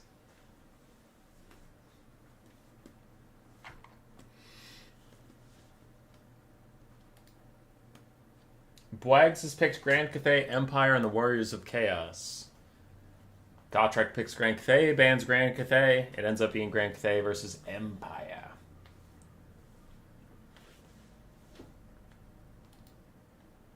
I've been watching more than 2 channels said the Stone Lions aren't good. I'm tired of hearing it. It's because they're not good.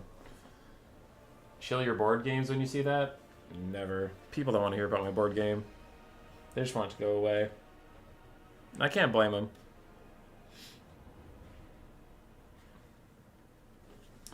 Fine! You want a fucking ad? I'll give you a fucking ad. Next build phase, I'll give you an ad. I'll give you an ad of the best ad of your life.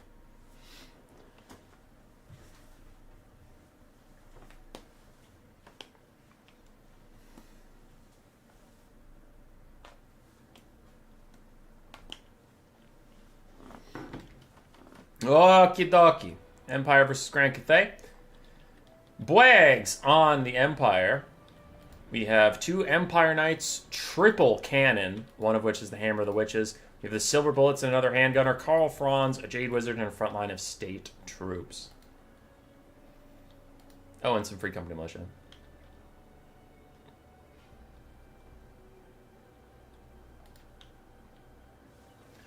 Itoski, it was so bad. Yeah, they miss a lot. That's the thing. It's not really about their damage. It's just strange how much they miss. On the side of Gotrek and the boys of Grand Cathay, we have double Grand Cannon. Zetang, the Watcher, yet again. And then we have Jade Warriors, Jade Warrior Halberds, Peasant Long Spears, a couple Peasant Horsemen here and there. Is it just one? I thought I saw at least 2. Nope, it's just one. And then Yanbo! Jade Dragon with... Give me the Jade Dragon. There we go. His net, Jade Shield, and then his Dragon's Fang, Emperor's Executioner, and then I guess Transformation of the Dragon, but that one's not new. The Emperor's Executioner will execute units below the 20% threshold, yeah. Nice.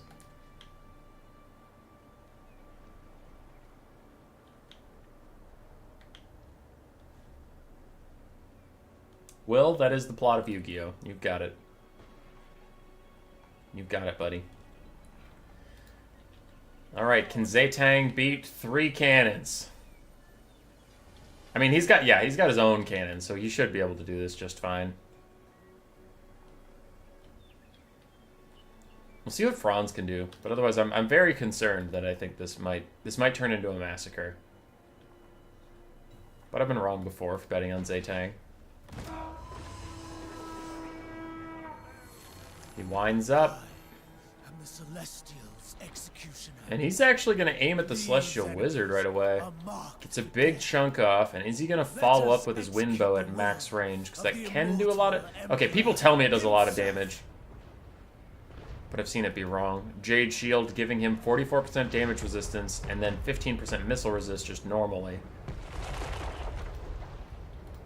And the Jade Wizard is already down to half HP. Hammer the Witch is getting pummeled by those 2 Grand Cannons. Yes, it is the Grand Cannon.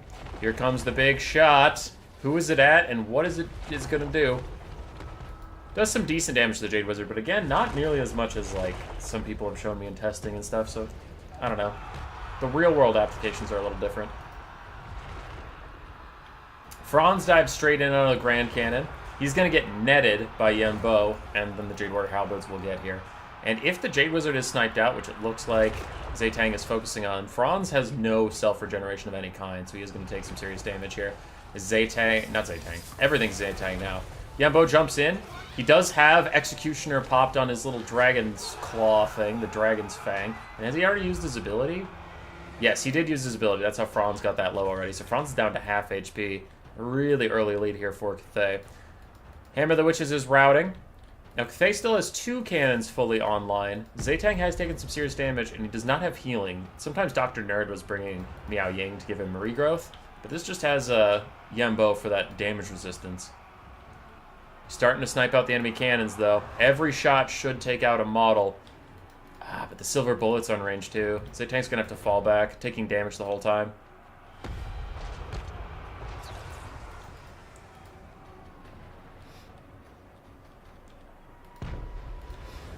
Alright, cannon's still firing away. The Empire Knights might be able to do some good work overall, considering that the enemy has very little mobility pressure of any kind. Zaytang's falling back. I wouldn't hate, honestly, I wouldn't hate for Zaytang to just get entirely out of the range of the cannons and come back in the late game and participate. Or try and help snipe out Franz or something. But I don't know if he should even stand and fight against the cannons right now. Hammer of the Witches has rallied, but their flag is on the cannon models. It's actually, their crew is quite far away, so they'll take some time to rejoin. Cathay's front line. Oop, wait.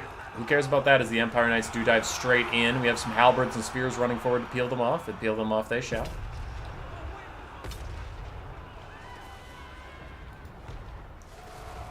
Cannons still trying to beat the Empire cannons. And Zaytang is now spending some of his time. Ooh, they've moved up. He's back in range. He needs to move away. Why are the cannons sniping Franz? No, the cannons have to kill the other cannons! All those Jade Warriors fighting without harmony, it's true. I actually think the Empire might just win this. Because right now, the cannons are going to get cannon superiority. They're going to beat Zaytang. These cannons are distracted shooting at Franz for, like, no reason. There's a net in from Yanbo to try and stop these guys as Jade Warriors show up to kill them off. And there, Zaytang is dead. That might be a crucial mistake from the side of Grand Cathay here. This cannon's almost dead. Hammer of the Witches is still offline, but that one cannon has been shooting Zaytang this whole time. And he snipes out Franz with his dying breath. Uses his ability. He's gonna try and fire one more time. No, he charges into the Empire Knights, dodging most of the cannon shots. He's crumbling yet again. He gets orders to attack Franz. I doubt he's gonna be able to shoot in time, but oh boy, he's trying. He's gone. He tried his best. And Franz is routing off the battlefield. All of a sudden, the balance power is heavily in Cathay's favor, though I'm still a little suspect about their true potential of carrying out this game. Because the Hammer of the Witches crew could get online. Like, they just haven't given orders to come back to their mounts yet, so that's a big whoopsie from the side of the Empire, but they could get back online any second now. Franz rallies at the edge of the map at 1 leadership, keeping the Empire nice and courageous.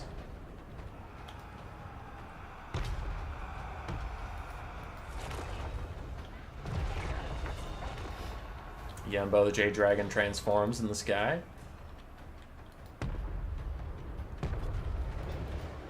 An Empire Knight Suicide Charge into the Grand Cannons, who are dueling with the Empire Great Cannons. Geared Cannons down to 3 models.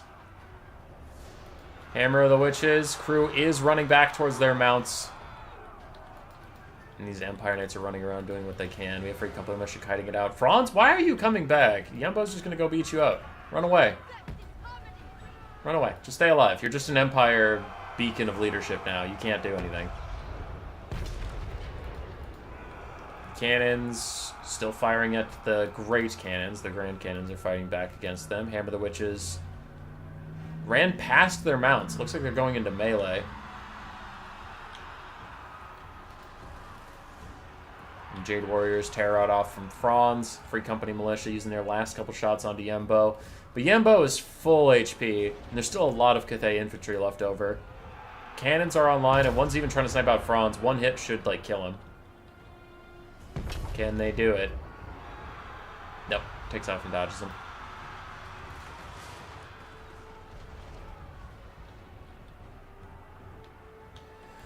Silver Bullet's still trying to kill off Yembo. Getting a little bit of damage here and there.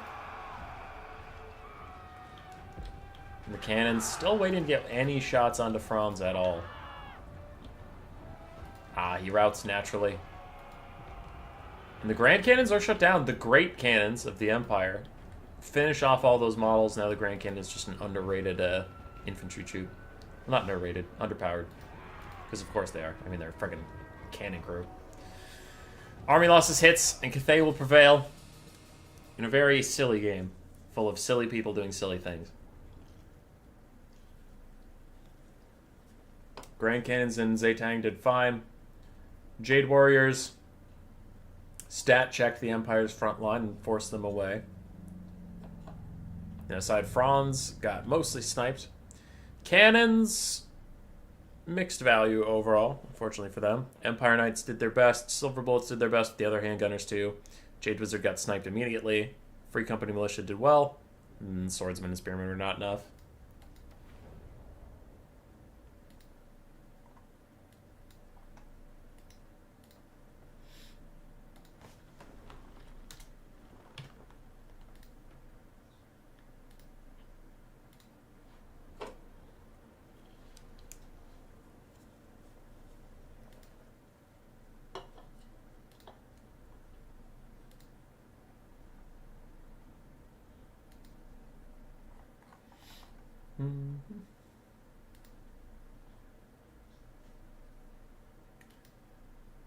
Missed value on everything. What did he get? I mean, you could just rewind, but say 10 got 2,000. Yeah.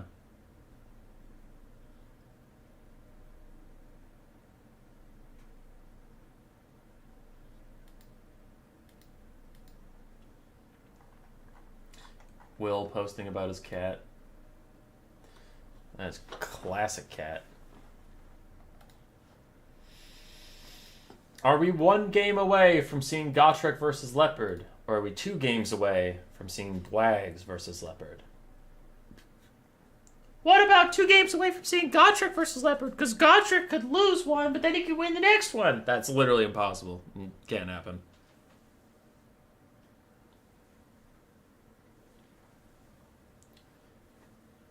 Yumbo looks like he has a good kit. Why is he not competitive? He is 2,600 gold with the thing Gotrek brought. So he could be a little too expensive. Zaytang is 2,400 usually. He's 2,200 with the kit Gotrek brought.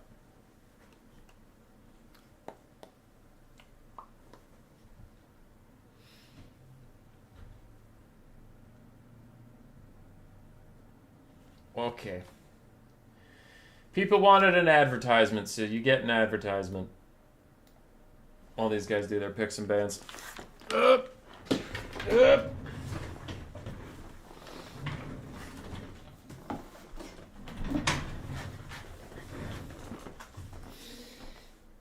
Board game. Well, it's not a board game. It's more of a card game. All right. If you're a tabletop nerd and you like tabletop nerd things, we have a game that we made. It's called Puppet Masters. Oh! If you've ever played Magic the Gathering, or haven't you? I suppose that's... Yeah. I'm just trying to do my pitch that I do at all the conventions, but it's different in person versus not. If you've ever played Magic the Gathering, this is a similar style of game once you're in the game. You're a magical duelist man, and you want to do magical duelist things. So you just want to knock out your opponent, stay in the game, stay alive.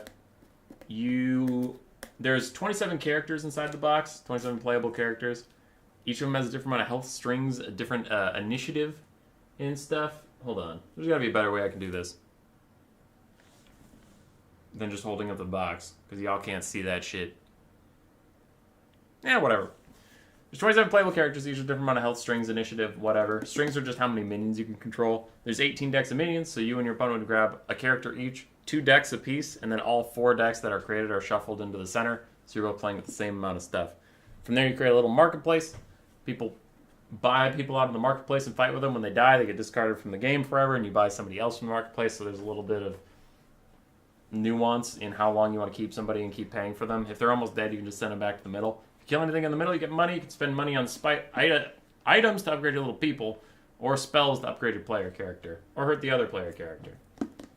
That's roughly what I got. We try and keep the price point as low as we can, because if you're in the U.S., it's $50. Shipping and handling included and taxes included. So you put $50 into your computer and it shows up at your house. Which, for context, it cost me about $20 to send it through the mail to anybody. So, there's that. International, it is more expensive because I pretty much lose money on every international shipment. So that's bad. If you need to know more about it, I believe there's a link in the description of every single video to our website, and on there's a video of it being played, or you can see more of the stuff up close than that general pitch.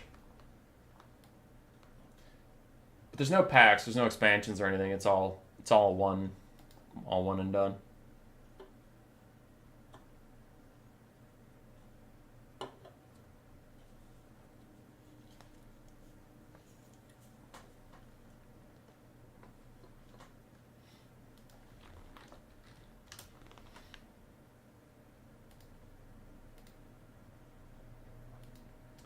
We're doing Dwarves versus Skaven. Gotrek picked Dwarves, Warriors of Chaos Vampire counts, banned Kislev. Wags picked Skaven, banned Vampire counts. So, he picked Dwarves versus Skaven. Alright, let's go. While they finish up builds. So here's the website. You can see the back of the box better than a shitty little camera. Pretty much that's the paragraph I just ran through. And then there's a YouTube video. We have a new game out. You can see that at the bottom there. That means it costs 2 to hire them. Right. There's a video of me playing it to show you how it goes. There's also a tabletop sim that you can try it out if you have a tabletop simulator. It's just a mod. Just look for Puppet Masters and there's a mod on how to play it. Or, if you care...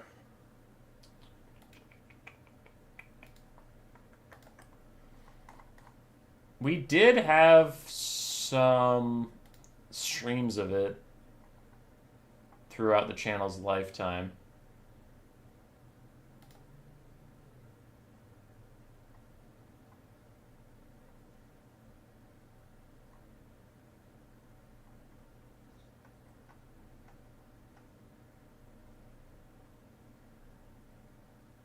Just trying to figure out where the hell they are. Wow, was it really this long ago? Oh, September 2023. Wow, I do way too many live streams. Holy shit. There it is. August 11th of 2023. We're playing the Tabletop Simulator mod, but people can see the cards and stuff and see other people play it and see how it works.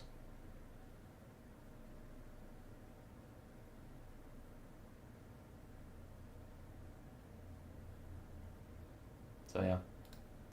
There. I've given you all the tools and resources. If you don't like it, I don't know what to tell you. Still waiting on Skaven build?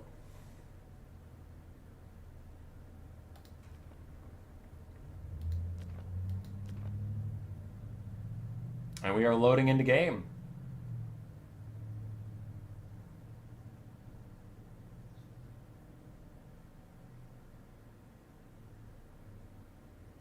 Oh, I'm sorry, Totsky. Let's get into game 2 here. Dwarves versus Skaven. A cursed matchup. But, uh-oh. Bwags is in serious trouble. He didn't take Jezzails, which Jezzails are what make this matchup so good. I mean, there's other things too, but Jezzails can keep the gyrocopters in line. Without it, gyrocopters can kite you.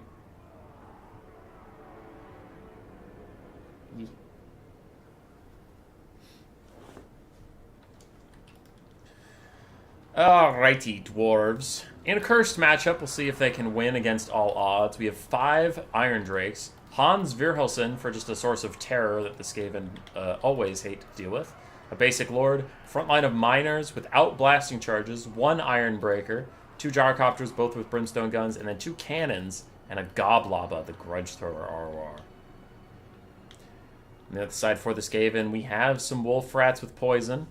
We have Throt the Unclean on his Brood Horror. Does have armor piercing. He doesn't have anti-large without his creature killer. With his creature killer, he has it, though I don't know why we're bringing anti-large in this matchup, particularly. Remoldered for some healing. We have an Eshin Sorcerer with Brittle Bone and Warp Stars. And then 5 Eshin Triads for their armor sundering. 2 Night Runners. And then 4 Death Runners as well. Did he take Throt? Yeah, both of these builds are wild. A lot of wild shit going on.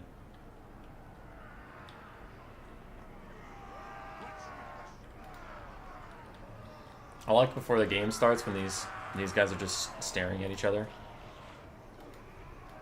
Like both are vanguarded, they're just face to face and they don't even know it yet. Skaven should make extremely quick work of these miners, as the death squads will eat them up. We'll see how they do against the flamethrowers afterwards, but the first couple seconds should be quite favored. The gyrocopters can either just fly over to the Eshin Sorcerer or over to Throt and shoot them the whole game and call it good. Throt's probably the better target. He is weak to fire damage, which they do. So, that could be something. Checking my phone to wonder how Grace took that text message.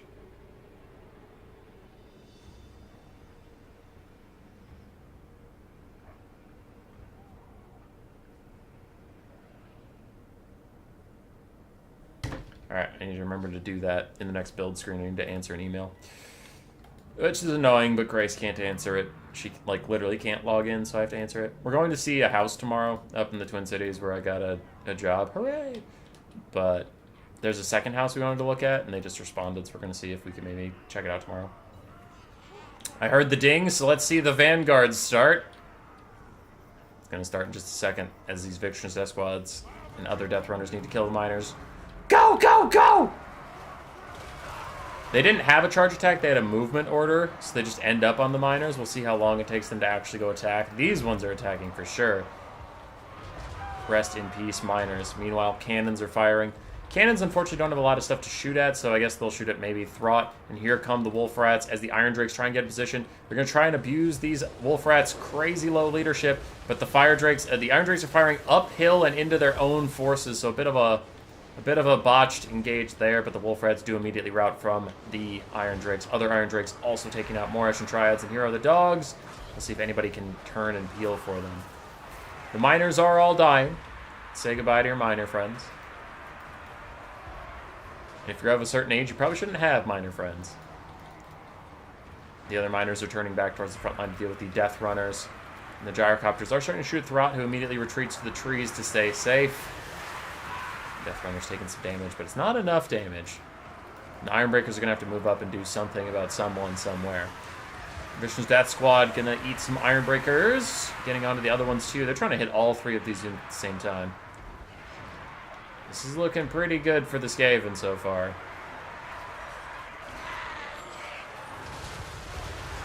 Was it the one you wanted to keep streaming? It was not that one. So I'm gonna figure out the work-life balance on this one and then get back to you on that. But it was not that one. That one would have been great. Alright, Hans should be causing terror among these Death Runners, but he's not for now. Doors are falling behind the balance of power, and I definitely agree. Those Iron Drakes are having a bad time. Death Runner should kill Iron Breakers very easily, but we'll see what they can do to this big old clump as they try and throw their grenades. Man, why didn't they throw the grenades there? Looks like they were trying, but couldn't manage to do it. The Gyrocopters are still healthy. They probably need to just pump lead into Throt the Unclean. That's their only hope at this point, is to kill the Skaven leadership and then hope that you can terror out off everything else due to low leadership and an ethereal hero. There go the Brimstone guns, shooting at poor Throt. Who's juking around, ducking, diving, dipping, dodging. Or does army losses take hold of the dwarves first?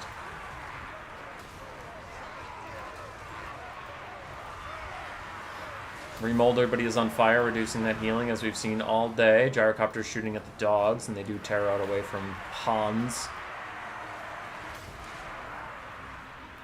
I don't know if shooting the dogs is worth it. They really should be shooting Throt right now. Where are you going? Why are you using single shot anti-large versus dogs? That doesn't make sense. Also, what are the dogs going to do to you now? They got nothing to run down. It's 2 Gyrocopters and then 2 single entities. And I guess there's Ironbreakers, but Death Runner should make short work of those guys. Throt's down to half HP and running. Gyros are going to need to turn around and deal with them. Hans is taking a lot of damage, though. Surrounded by the Victor's Death Squad. Even without magic damage, he only has 55% physical resistance. And his HP pool is teeny tiny because he's a ghost. That is going to be a W for Bwags, I imagine. Death Runners all start to rout because they're getting shot in the bum. But Throt is healing up in the woods. He's fine.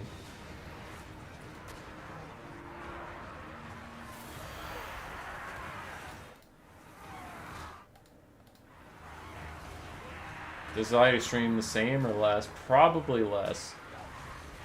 Probably less. I wonder, do these guys still have their bomb drops? No, they used them somewhere. Damn, they could just come over and drop bombs on here. That would be pretty cool. Balance power is getting really, really low for the dwarves here. There's army losses, taking them out. And that'll be a Skaven victory against Zedawi. They can still win their literal best matchup.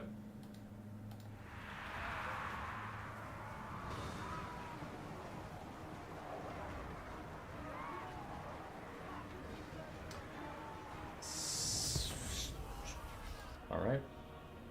Someone ordered my game? Why would you do that? Thank you.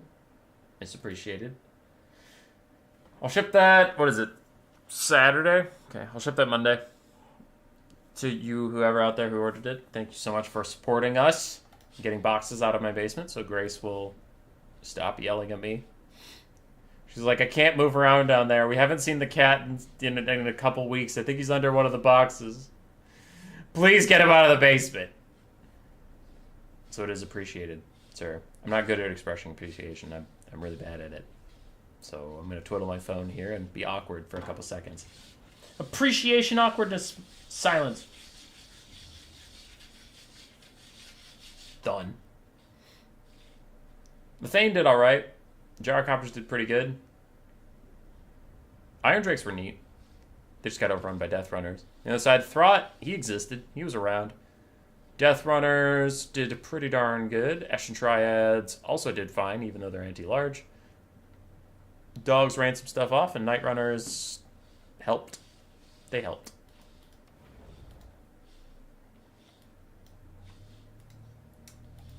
Rest in peace, Durf. Rest in peace.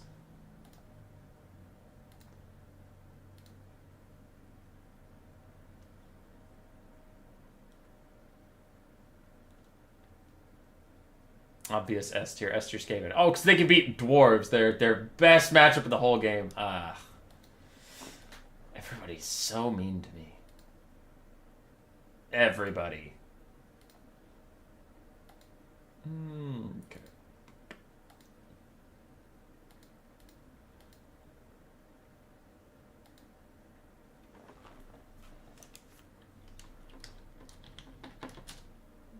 We will actually be in the area tomorrow if that works for you. Otherwise, what's on my calendar? Up! Up! Nothing on my calendar yet. Could do Friday evening. Wait. Otherwise, we could come up Friday evening, but tomorrow would be preferable. Other than that, I think we're busy all weekend. Okay, cool. Scheduling house showings so we can find somewhere to live, because I have 4 weeks. I have 4 weeks to wrap up my current job, find a place to live in the cities, move up to the cities with Grace and myself, and then get ready to go to work. So I have a month to do all that. It's busy. It's busy, it's busy, it's busy.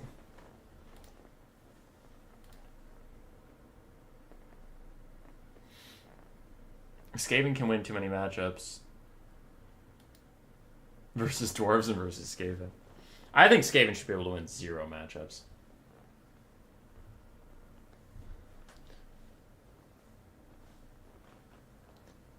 You always want Eshin Magic to be better. I tried. On Turin's land battle stream once, I took Warp Stars and then the scroll of... the Fear of Armor scroll versus Demons of Chaos, trying to get him to crumble away. That was pretty funny.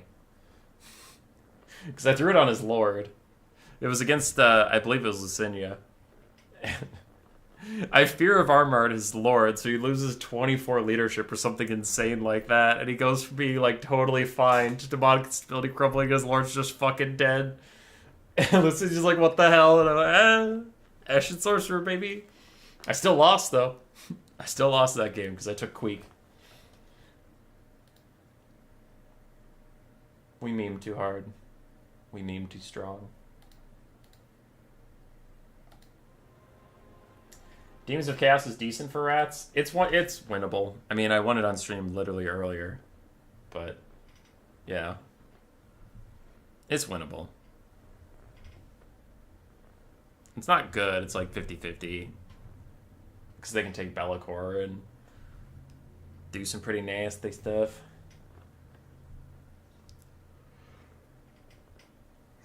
Okay.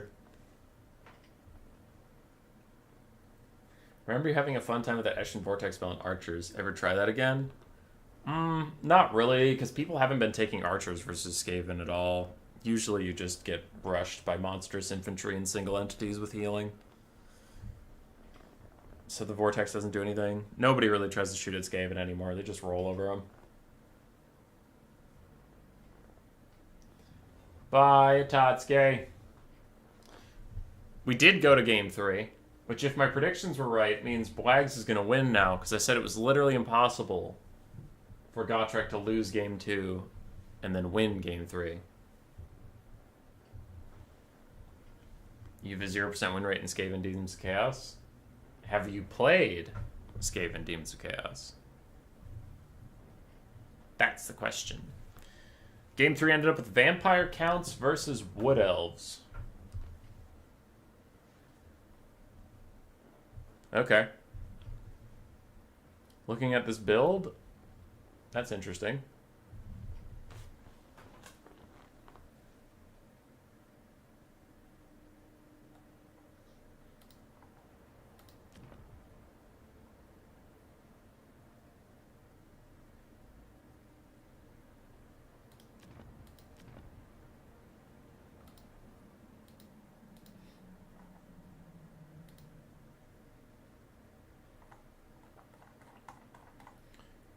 I need to scroll through the rules real quick before something happens. Something terrible. Okay, now we're good. We're chilling. I'm surprised that unit works that way, but we're chilling.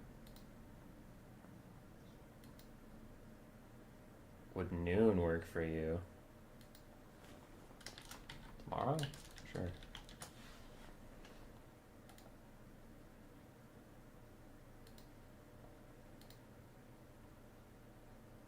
Yeah.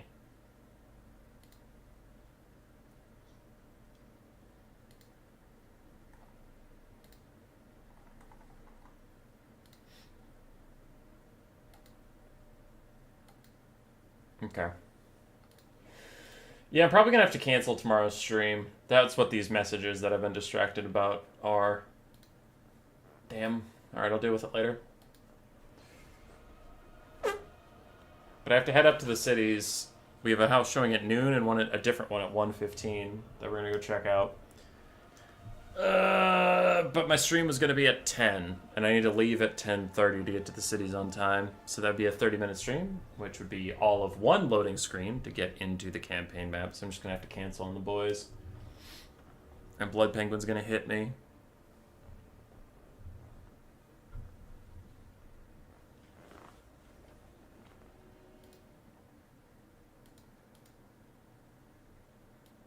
We can just watch Turn tomorrow. That's it. That's it.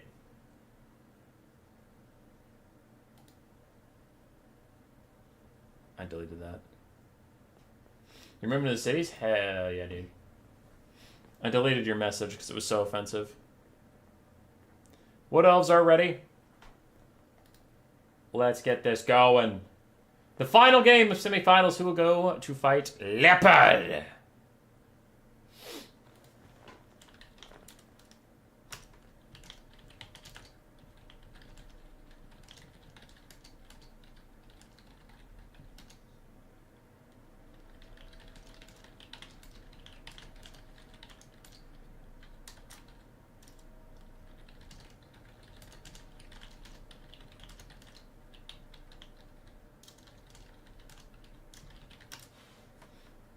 I am sad, though. I was excited for this 2v2 campaign. The 2v2 campaigns are always funny. They're a good time. They're a blast.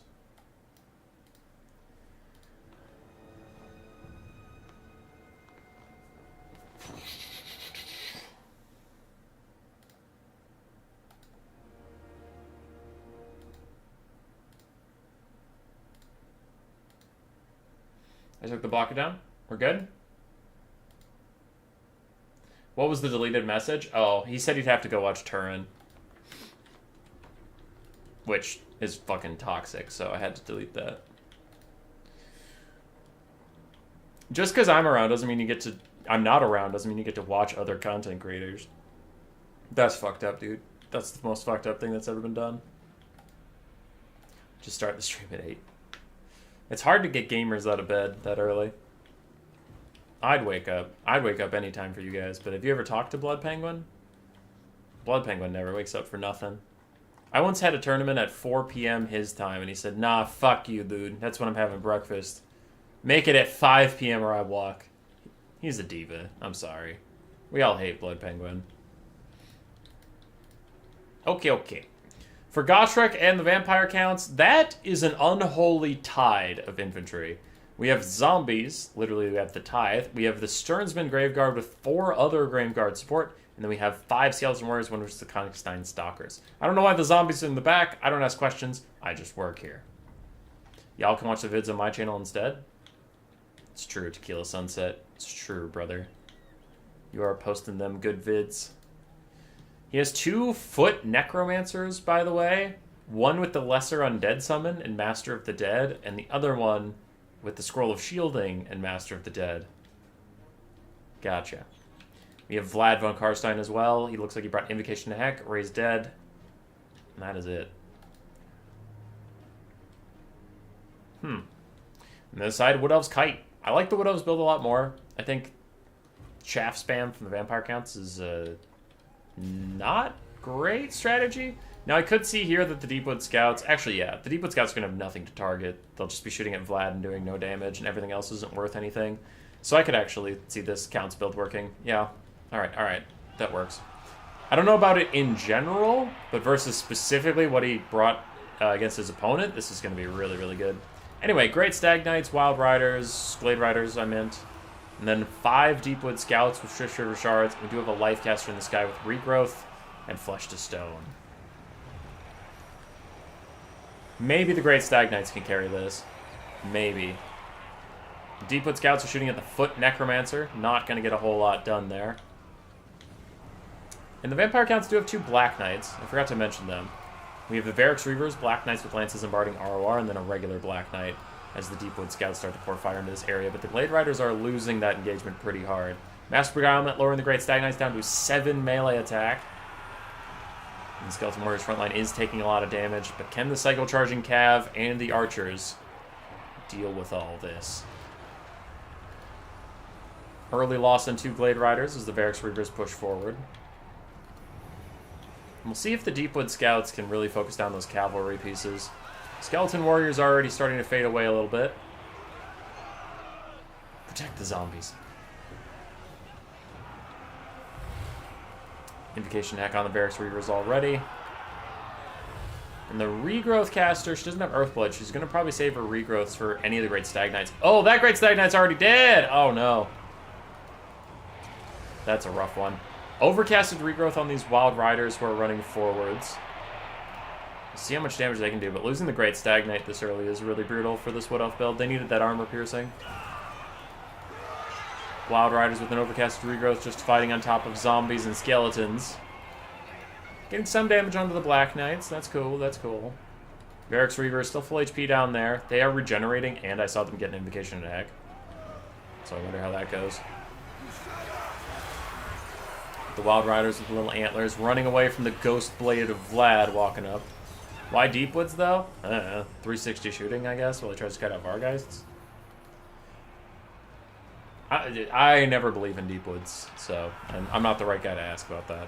Another Invocation Heck on Varix Reavers, trying to keep that last cav piece up and alive. Black Knights have taken some damage. They could probably use the Invocation Heck because they don't have natural regen. And Deepwood Scouts are kiting away from Graveguard and the Konigstein Stalkers. Bounce power is favoring the Vampire Counts. The Vampire Counts are actually up 2-1 in damage value, which normally they're just going to out-heal you, so them actually being up on damage is pretty brutal. Deepwood Scouts are falling back. Eaglecaster dives in on the Black Knights as the Scouts fire early anything they can. These ones just need to get away to safety. Big old cav pile up on the side. Great Stag Knights and Wild Riders teaming up against the Varix Reavers, getting them to crumble. Their heal cap is within sight as they try to get their slow natural regen to work.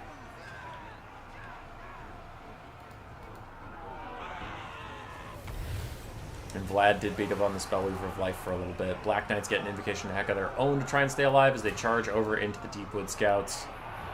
Loix Blessing giving them speed and stalk. Barracks Reaver's still taking damage, but it looks like the Great Stag Knights and Wild Riders have to fall back. Great Stag Knights still have 16 out of 32 models. I think the next regrowth should go to them. Worst Professor? Good. Good. Subject to Keel Sunset. Yay.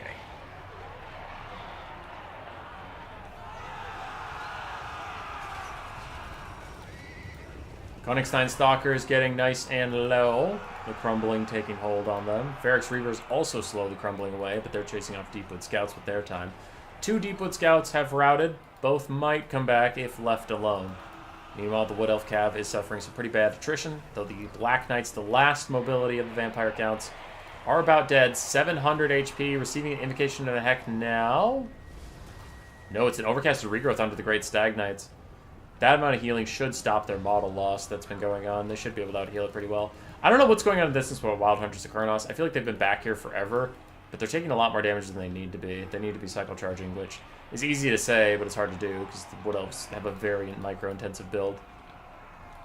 So mistakes are to be expected. These Wild Riders need to fall back. The Deepwood Scouts can fulfill the attacking role by kiting now. There you go. The Black Knights are dead. So I'd probably group up some Cav and go take out these isolated 2 pieces and just get the free damage value out there while your Deepwood Scouts shoot at the main host for whatever.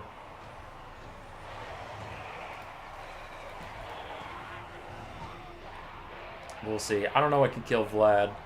Necromancers aren't really that much of a threat. Skeleton Warriors getting nice and low. We still have zombies. We still have other Skeleton Warriors in Graveguard. Some of the skeletons are actually crumbling a little bit.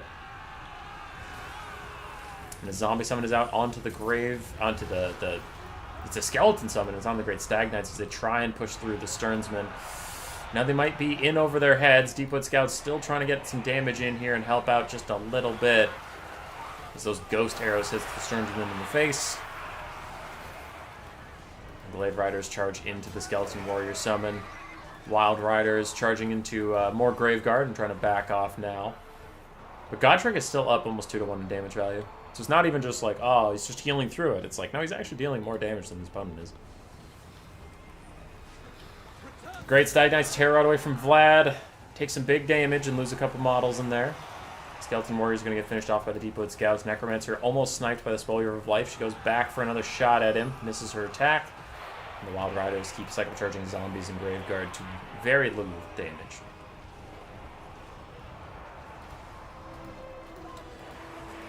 Master Beguilement on the Great Stag Knights. They have rallied, though they are caught standing a bit still. Need to keep moving. And the Spellweaver looked like she might be going after this Necromancer who's out in the middle of nowhere. She's thinking better of it. Still kiting out the Graveguard. There go 2 different summons at the same time, freeing up the Great Stag Knights. They do need to retreat, though. They're taking some pretty bad attrition damage. And the Eagle Caster just lands on Vlad the Necromancer, hits the Necromancer, then hits Vlad, and now probably wants to back off. She does not want a sustained fight with Vlad, not at all. Wild Riders getting penned in by Skeleton Warriors and Graveguard while they continue to cycle charge these guys every time we check over on them. Her and the Great Stag Knights are trying to get to safety. Wild Riders diving back into these zombies and the Necromancer, taking some damage there, and Deepwood Scouts. The healthy ones are out of ammo, and the dead ones have a bit more ammo left.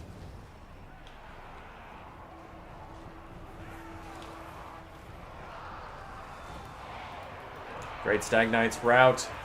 Wild Hunters of Kurnos. A couple bottles are stuck in these zombies in Graveguard. For the most part, they're actually over here. And they get a regrowth? Yes, they got the regrowth overcast this time. Necromancer's still low. He's trying to heal up a bit. He's only at 59% intensity on his charged thing.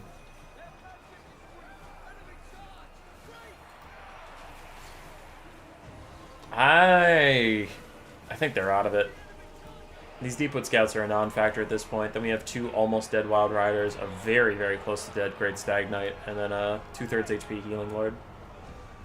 Versus Vlad and the boys. Attempts at a cycle charge and a Lord Snipe. The Great Stag Knights immediately tear her out. Skeleton Warrior Summon will fade away soon. It's not such a big deal. 30 seconds left for them. Master Beguilement taking her melee attack down to 4. The Opal Amulet gives her a little bit of damage resistance as she runs away. Wild Riders trying to set up another charge. but Blag sees the writing on the wall and forfeits. As the undead Mantide is an effective strat against the Wood Elves, apparently.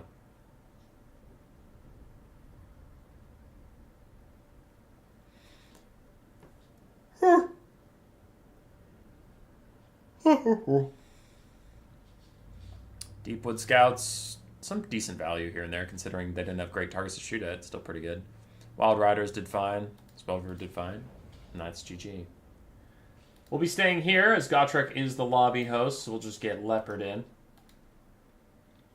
And this will move us to finals. Gotrek Starbreaker versus Leopard.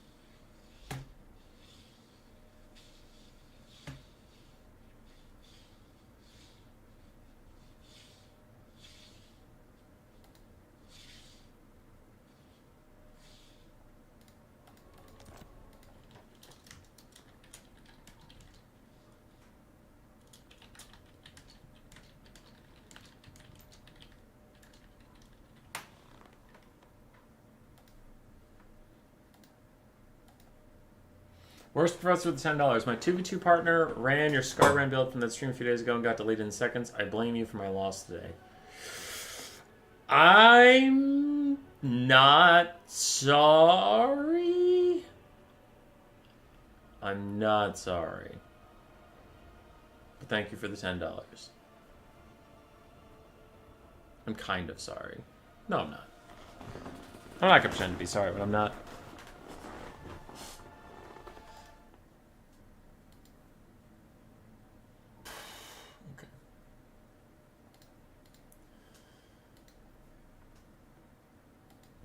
Finals time.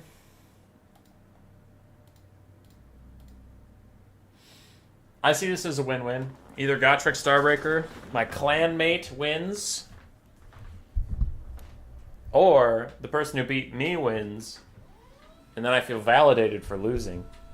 And it's definitely not that my Tzeentch build in Game 2 was really fucking bad. It was not that. It was pure skill on everybody's part. It was not a troll build. It was not poorly thought out.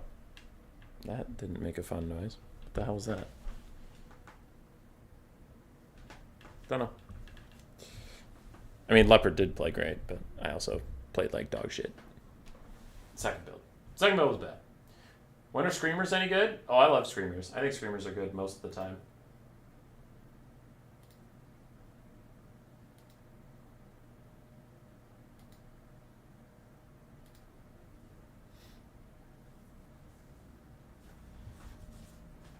I like them versus Dwarves, Chaos Dwarves, Tomb Kings, anybody with Knights, Chaos Factions, Empire. I don't love them versus High Elves. High Elves is a pretty rough one for the Screamers because everything has a spear on it and whatever and really high melee stats. So that's a bit rough, but yeah. I'd say like more than half of the matchups in the game, Screamers are really good. They're solid.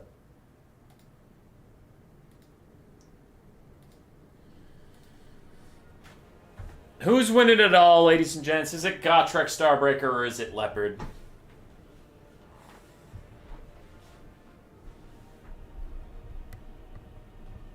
Tell me, I want to know.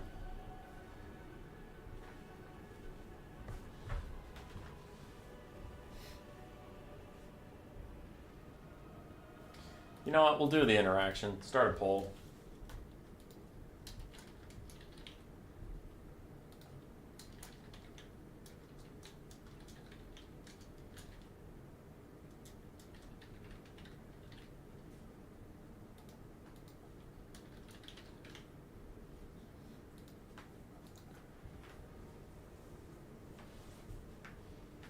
Aren't the Siege Centaurs great into high elves, AP, magic attacks, dragon princes are in shambles?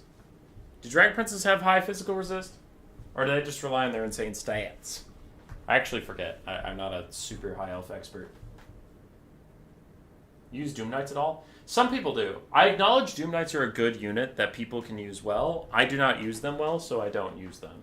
But like Lenorm is amazing at making Doom Knights actually good.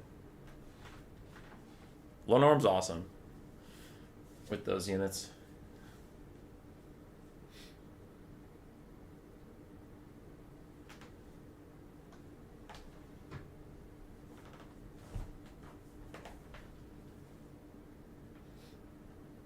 Gottram Frimbus Man winning the poll. Panther is falling behind. Nobody believes in Panther.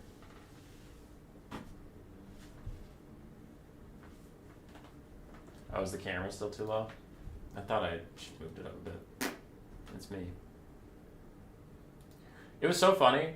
So Grace and I both like people watching, where you're in public and you just watch people that are living their lives and you know, judge them internally a little bit. And I was watching Celebrity Jeopardy with her. That was fun. We love Celebrity Jeopardy. But, like, there's a contestant on there. And it's Celebrity Jeopardy. So these are people who are used to being in front of a camera. And I get that they still get nervous. And again, it's not actually a problem. It was just funny. I swear this is not exaggerated. She was literally, like, swaying this much. As she just stood there and answered questions. So she would occasionally be like, beep, green. A couple questions to go by. Beep, the state of Michigan. And I'm like, I'm getting seasick just watching you, lady. Like, stop. Stop doing that. She's just swaying. Full degree of motion. It was insane.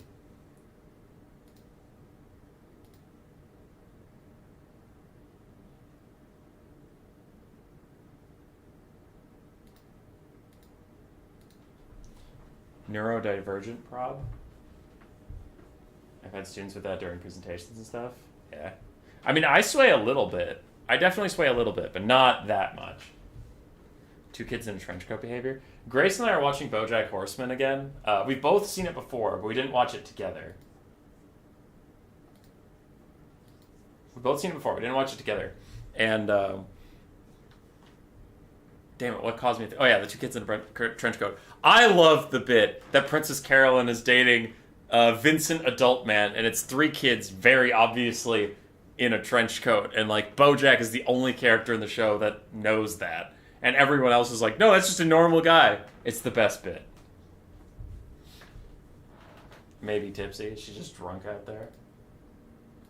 Alright, Gotrek sent over the picks and bans. Leopard picked Lizardmen, High Elves, and Bretonnia. He banned Grand Cathay.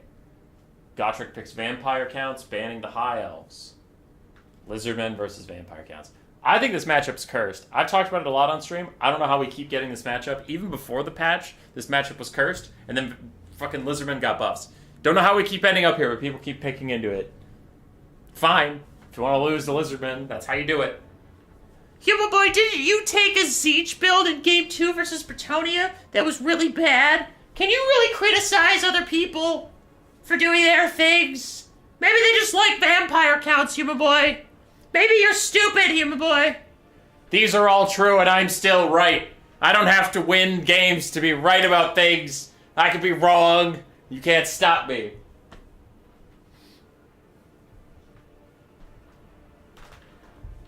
Vincent was the most mature character in the entire show.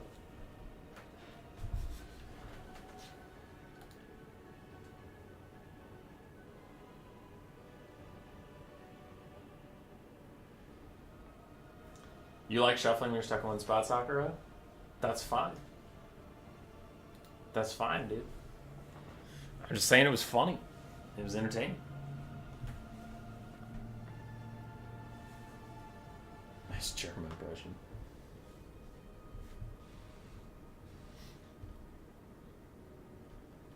Not gonna lie, that high-pitched guy had some balance, not gonna lie, points.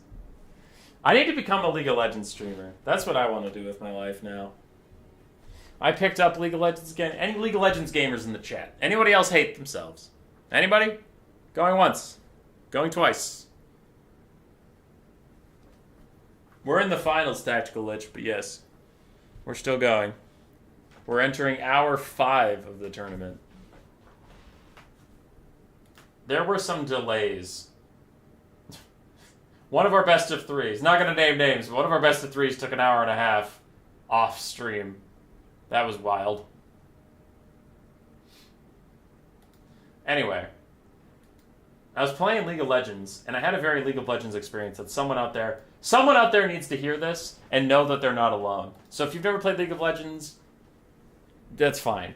But I had a very classic solo queue game. I was getting back into it the new season. I'm going to play in a couple games here and there because I've been on vacation all week. Yes, this is what I do on my vacation, by the way, is I cover the patch for you guys. So, anyway, in a little bit of free time I had here and there, playing League, we have Katarina mid. And she ends lane 0-0. If you don't know what this means, the story's not for you. It's fine. But she ends lane 0-0. She's a little behind on CS. And then our team's getting dicked. Our team is getting completely rolled. Our top laner is getting destroyed constantly, and our bot lane is having a tough go of things. So we get into a dragon fight. I'm jungle. I'm the only one ahead, which is why I'm telling the stories, because I did good in it, so suck it. Anyway, I'm Zac jungle. I'm ahead. We start a fight around dragon. Katarina comes in, gets a pentakill. Pentakill at, like, I don't know, 13 minutes, right? And she has 5 kills. She's like, yeah, I'm so fucking strong. I'm like, great. I'm going to start fights. Put a bunch of CC down. Katarina's going to come in, do a bunch of area effect attacks on a lot of people that I'm CCing. And then we had a Seraphine who could also CC them. So we're going to lock people in place. Katarina's going to do a bunch of damage.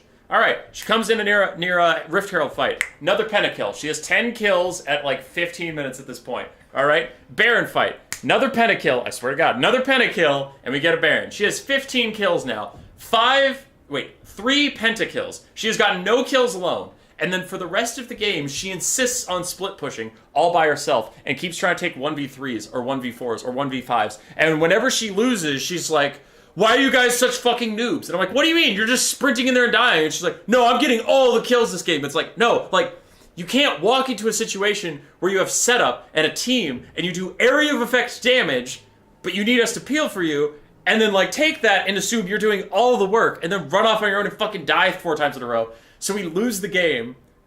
Overall, we end up losing the game, and she's died like 6 times without getting another kill, and she's like, my fucking team, I can't carry this. And I'm like, why do you people exist? Why are there people this stupid on the planet Earth? How? Just how are you this dumb? How can you not see, like, when I group up with my team, and I have my whole team helping me and peeling for me, I get a lot of damage out and I kill everyone, and when I keep running off on my own to be a superhero, I get fucked and die. It must be the team's fault. Ugh. It spikes my blood pressure when people are that ridiculously dumb. Like, if you just take the L, right? Oh, I ran off, I got a little cocky, it's whatever. That's fine. I'm not mad at that. I'm mad at the people that then turn around and blame their team for them being a dumbass. Alright, there was your rant. If you know what I'm talking about, then you're like, yes, every single game. If you don't know what I'm talking about, it's over now. It's okay. It's okay. Can't hurt you anymore. Alright, we're into game though. Gotrek versus Leopard. For Gotrek, we have a front line of zombies backed up by Graveguard, including the Stearnsman. We have 2 Cryptors. And then we have double Vargulf and a Blood Knight. Some dogs and bats in the distance. And a Von Karstein Vampire Lord with Invocation to Heck and is raised dead. But he does have the Storm of the Night, Bound Tempest ability. And then some melee buffs. I don't love the Vargulfs. I think Vargulfs are a trash unit, but I'll move on. On the other side, for the Lizardmen. Actually, Vargulfs might do okay if you're chasing down Salamanders, but I digress. We have 6 Cold Ones. Looks like 3 Cold One Riders. No, 4 Feral Cold Ones, 2 Cold One Riders. 2 Skink Skirmishers, 3 Skink Skirmishers, 5 Skink Cohorts at the front line, 4 Salamander Hunting Packs, and Krokgar with a Heavens Caster with Curse of the Midnight Wind.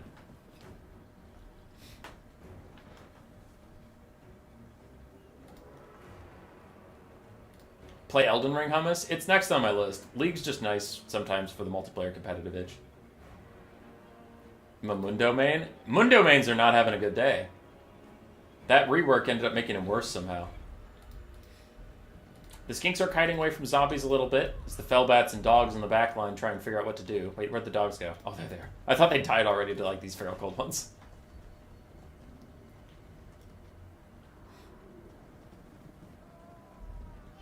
Today's Earth is basically what happens if you give sci-fi tech to cavemen. They're still dumb but barely handle or maintain it at all.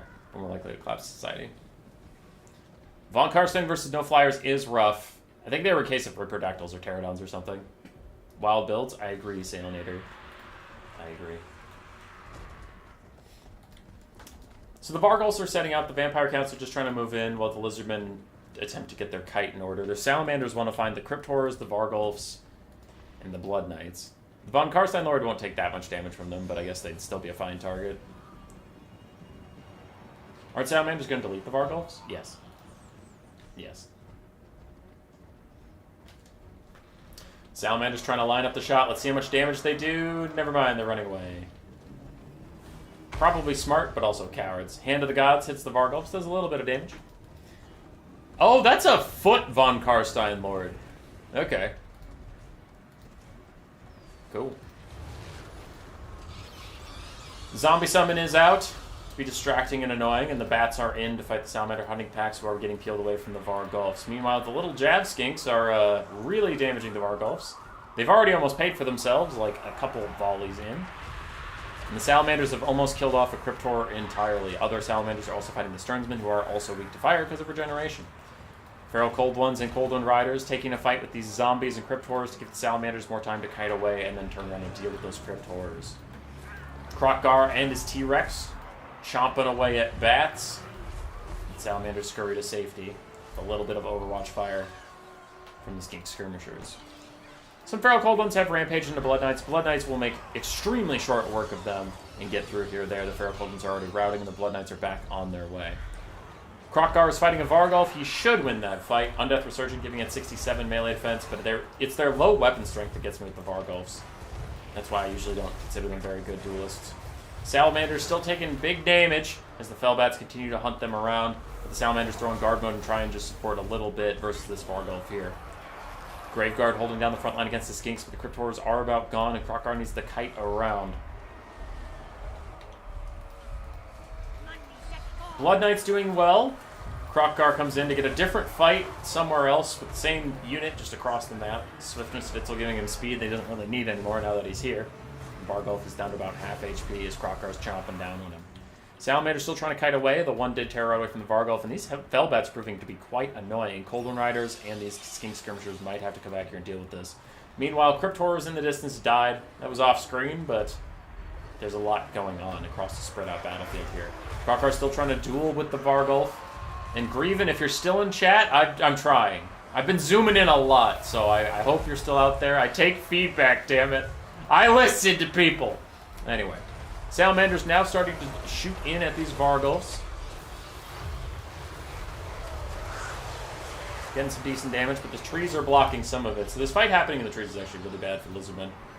So Krokgar needs to get out of here. He is fighting Blood Knights and Vargulfs and the Von Karstein Lords, so that's a lot going on. Fellbats still harassing at our Salamander friends, and the other Salamanders are peeling Graveguard. Shields up, lads, as they try and march forward.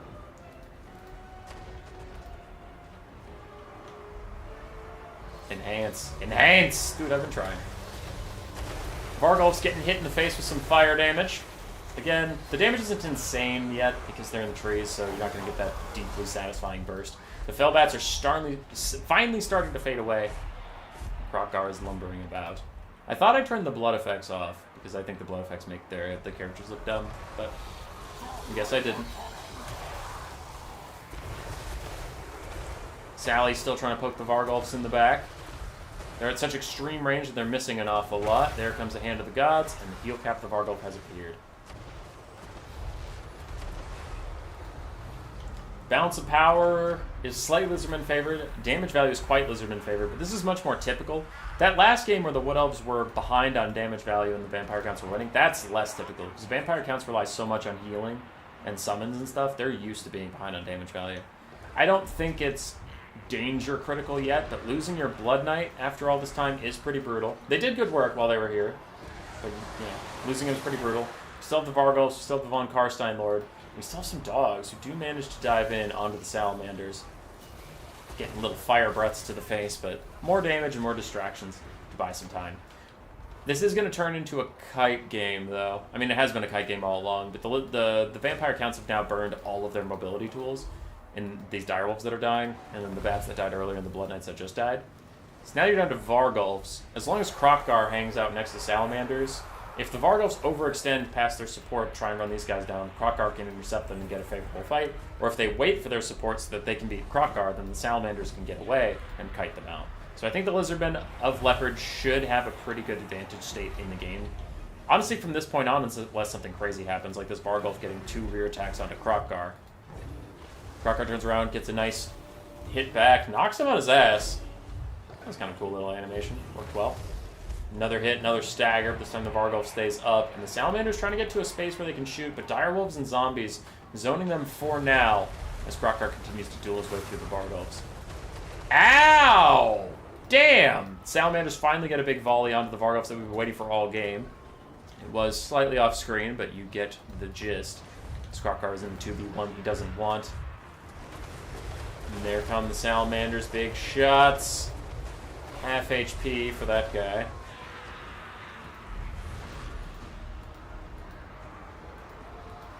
And the Sallies have some skinks nearby trying to help him out. This zombie summon has about 9 seconds left on his life. I believe he's in the tier 2 already. Yes, he is. Kroq-Gar is being hunted. This other Vargulf is crumbling while regenerating. No, he only has the hunger, so yeah, he's not regenerating at all. Takes another nasty volley from the Salamanders, and that Vargulf is dead. He's dead as hell. So yes, the Salamanders do a lot of damage to the Vargulfs when they get the chance. Elsewhere, Graveguard and Sternsmen still chasing things around. For the Salamanders, we only have 3 packs left, though one of the packs has like full ammunition, which is going to be problematic. These two have plenty. This one's about dead. That's another zombie summon. How's the Von Karstein Lord doing on summons? I've seen a lot of them throughout the game. He has 2 raised dead summons left, and then Invocations of Nehek. He might want to Nehek up the Vargulf, because it's just crumbling right now. Graveguard's still chasing the Salamanders around.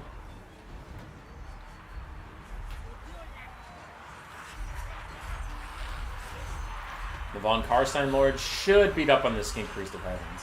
I haven't even noticed him casting Curse of Honor Heroes. I'm sure he has been, just on big fights where I don't see it, because it doesn't have much of a visual effect. It just kind of happens.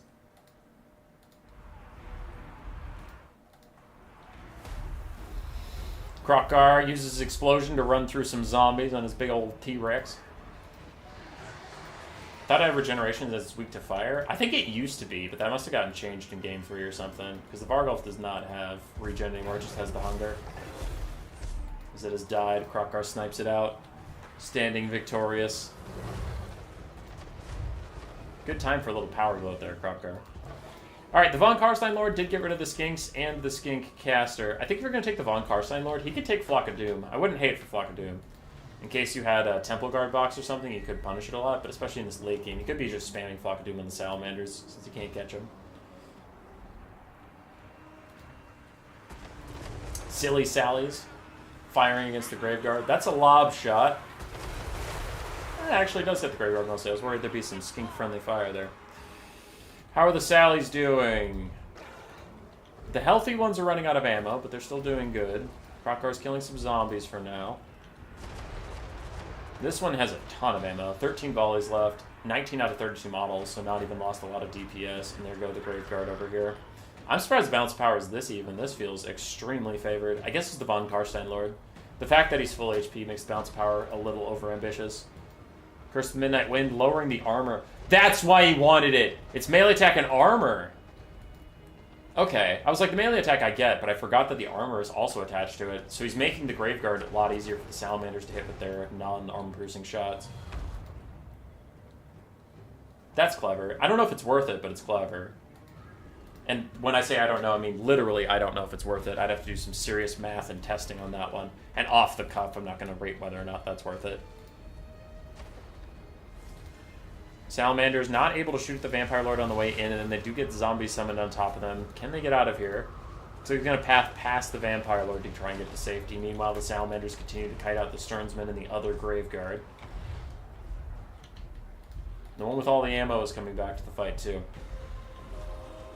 They have the hunger, yes. They used to have regeneration. They used to have regeneration and the hunger. This Sally did not have a good time with the zombie summoned on top of it.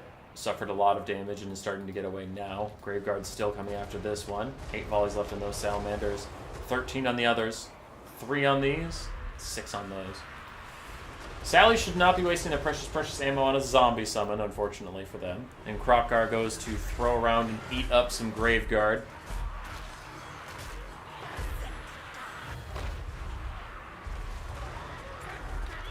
Yeah. So the Graveguard are starting to crumble.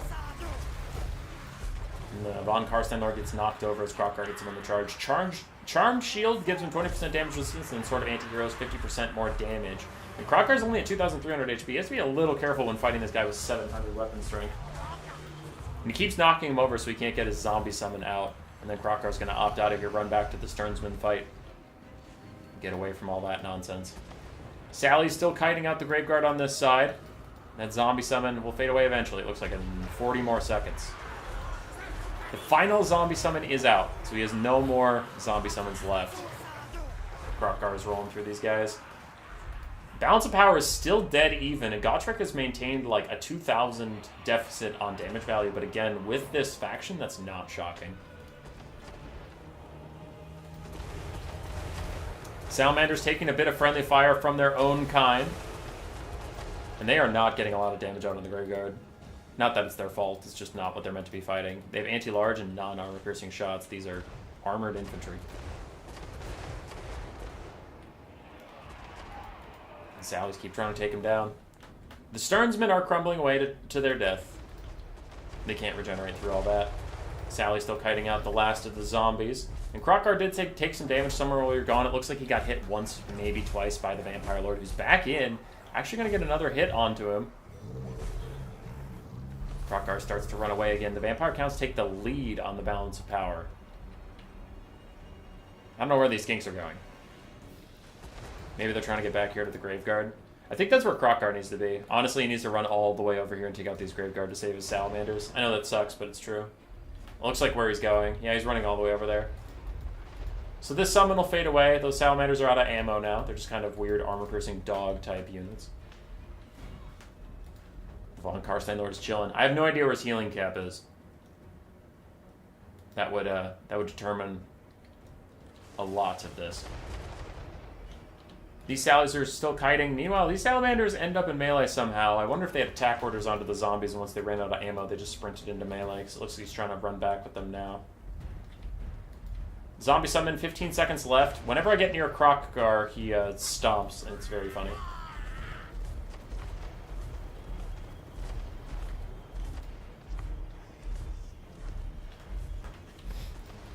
The Graveguard are finally crumbling, which is going to do about as much damage as these Salamanders are doing. Zombie summon behind us has faded away. I can see from the blue flag. And the kite continues. Soon the Von Karstein Lord will stand alone.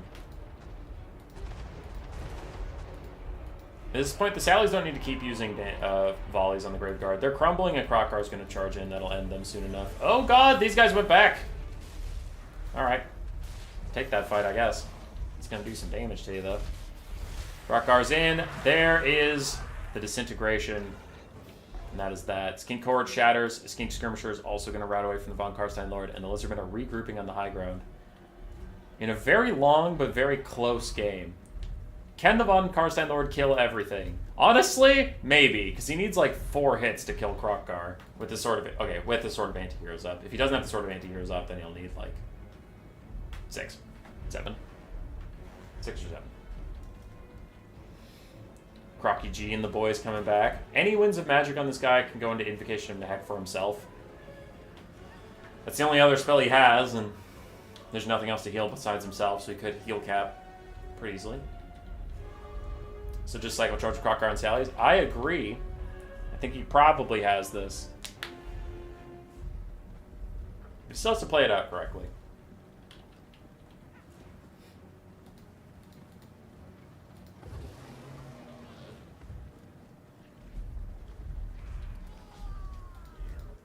Lizardmen regrouping and moving up.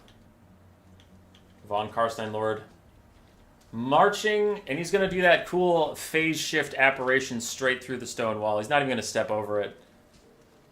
Yeah, he doesn't give a shit. No zombie summons left? None.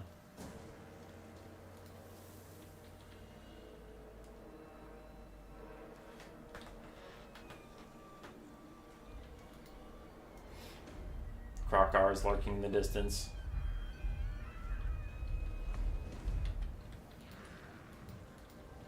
Can you imagine, like, actually imagine that you're this Von Karstein Lord, and you look at all of that. I know they're health bars, but take off the health bars. You look at all that in the distance, and you're walking towards it like, yeah, I could fucking do this. As you get bombarded with salamanders and shit, you just raise your shield, but you're charging a T-Rex. I don't care how low its HP is, it still looks like a fucking T-Rex. Where'd it go? He got knocked way back. And he's still fine. He's just chilling. Another big volley from the Sallies. Stagger him, but don't knock him over this time. Another big volley from the Sallies. Curse the Midnight Wind.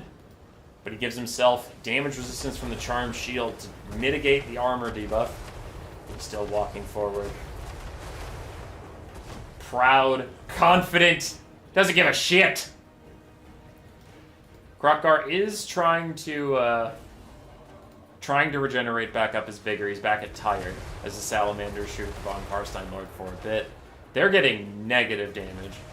He's going for the pentakill. He has no team! He has no team! He's split pushing all alone! Krokar is getting back towards Fresh. Von Karstein Lord knocked down his bum. On his teeny tiny little bum. He's just rolling. I love that. As they shoot him, he's just like rolling down this hillside. Ah, fuck. Ah, jeez.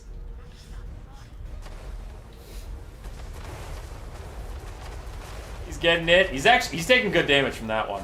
That's going pretty well. Watch. I'm waiting. I know he doesn't. But what if Krokar still had a Hand of the Gods? Like, all of this build-up, and then he just takes like a fourth of his HP and then army losses hits. I mean, they're getting him. They're draining him down. 1 volley left on that salamander, 5 on this other one, as the Von Karstein Lord is like, bro, I get it. I get it. Just let me get there. He's taking damage. No one's of magic usage yet. I have to imagine that he would have used Invocation Heck if he had the wings. Last volley from those Sallies. They are out. They are now just armor-piercing doggos. 3 volleys left on these guys as they just keep shooting him in the face. Krokar is back to active. He'll be fresh soon. As he just stands there, watching. And still, by the way, this Von Karstein Lord is like, I got this. I got this. 3 volleys. It's closer to 2. They're not going to get through a full volley before they tick down to 2. Another Curse of the Midnight Wind. He has so much healing left! Holy shit! Actually, if he has Invocation into Hex, he's got this. He has so much HP left. That's insane. He's on fire? Yeah, I meant before, because he still was missing some health before on his long march up here and he didn't use it. But, like, maybe he has it. Maybe. But if he gets the heal to his heal cap, he can win this. 100%. That's so much health. Salamander's down to 1 volley as they continue to fire.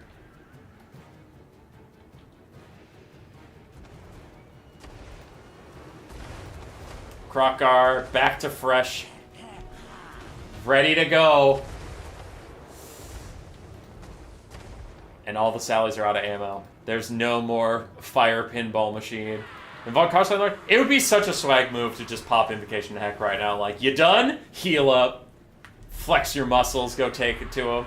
He's going to start getting his hunger regeneration as he fights these skinks, though, so he's fine. He still has Sword of Antiheroes, and he still has Undeath Resurgence. He's going to pop both those as this guy comes in.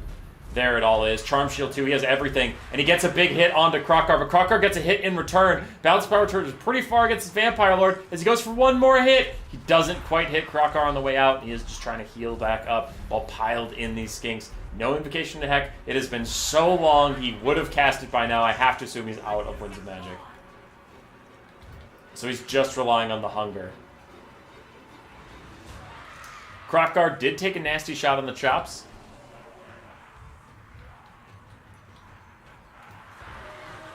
People underrate Chaff versus Lords. I mean, he's doing all right versus these skinks.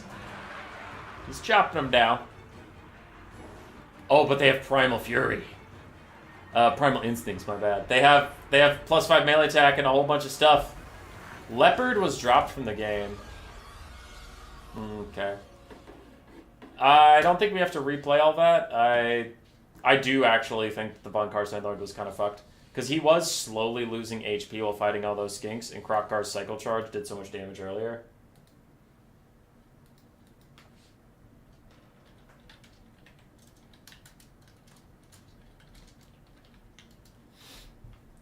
That's sad. I wanted to see it end out, but Leopard had to go. Well, not had to go. Leopard got dropped.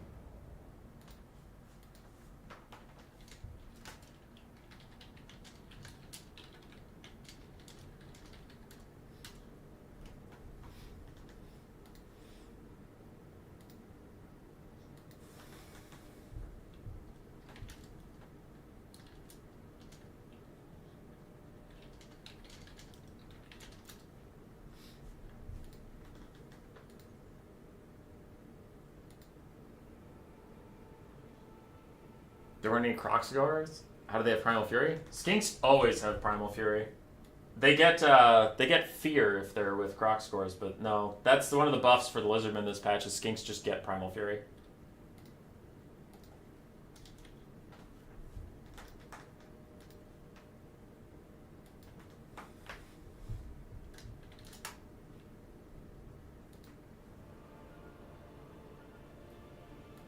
Alright, we'll try and get Leopard back in here for game 2, but we are moving on to game 2.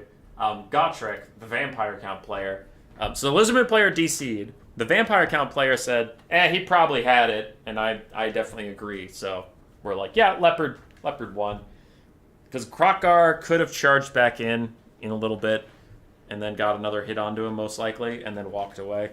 So it seems wildly unlikely the Von Karstein could win it. I thought it all came from Kroxigors. No. Skinks just have it. So here. So block her down for a second. Alright, if we go to units, if we go to Skinks. That's why people have been bitching so much about the Lizardmen. Is all Skinks got Primal Instincts. It just happens. And then you have the attribute Skink. Which, if you're near a Kroxigor, you get Cause Fear. But no, the Primal Instincts is just all the time. Skinks just have that now. Whereas Saurus had it, and it got slightly nerfed, but now they have Predatory Fighter. That gets them the 5 melee attack that they lost on Primal Instincts, they gain back on Predatory Fire with a speed buff if something routes near them. So, that's that. Kroxigors also have Primal Instincts that they didn't used to. So, pretty much the whole Lizardman roster has Primal Instincts. They all get physical resistance and melee attack when they're low. Slan's down. But everything else does. Alright, block her back up.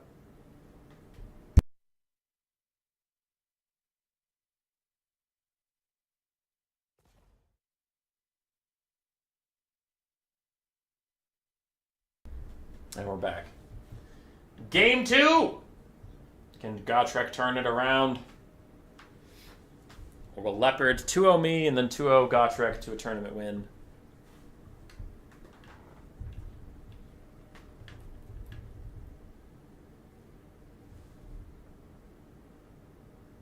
The change is a nerf for Saurus, but a buff for Kroxigors? Oh, it's for sure a buff for Kroxigors and Skinks. And I would agree that losing 5 melee attack on the one that just pops whenever you're below 50% HP, to get the 5 melee attack back and a speed bonus whenever something routes near you, I think that's overall a nerf, but not a big nerf, because you do have a brand new power that gives you speed you didn't used to have. The melee attack shifting around is whatever, but the speed for nothing is nice. So, yeah, but I'd agree with you. I'd overall agree with you, Tequila. But Skink's got a flat buff. Like, they lost nothing. And then Croxicor's got a flat buff. They lost nothing for these things, so.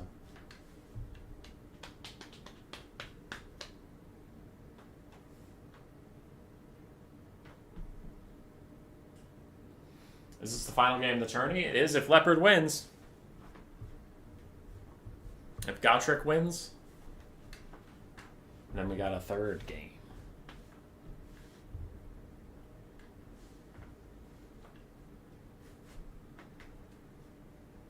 Doesn't basically every dino get the same speed and melee attack buff too? Yeah. Yeah, but Saurus took it like a... What he's talking about is that the Saurus got some stuff moved around, and then the ability that got moved around got given to the entire Lisbon roster. So everything besides Saurus got a buff. And Saurus got a side grade, or I guess maybe a nerf.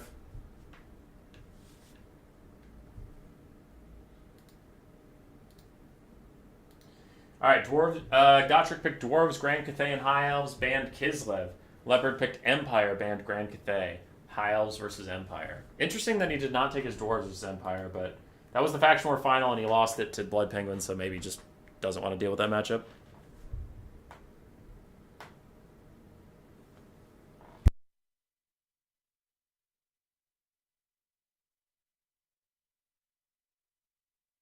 I'll be right back while they build armies. High Elves versus Empire, getting set up for game 2.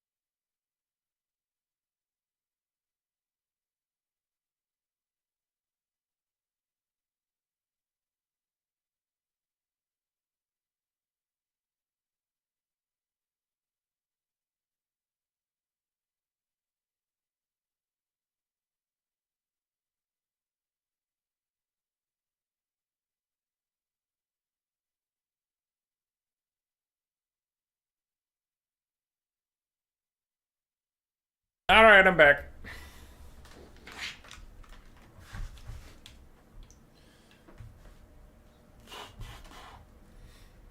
Looks like the poll overall 60% in the favor of Gotrek, thinking he's going to bring it back from the 0-1 start.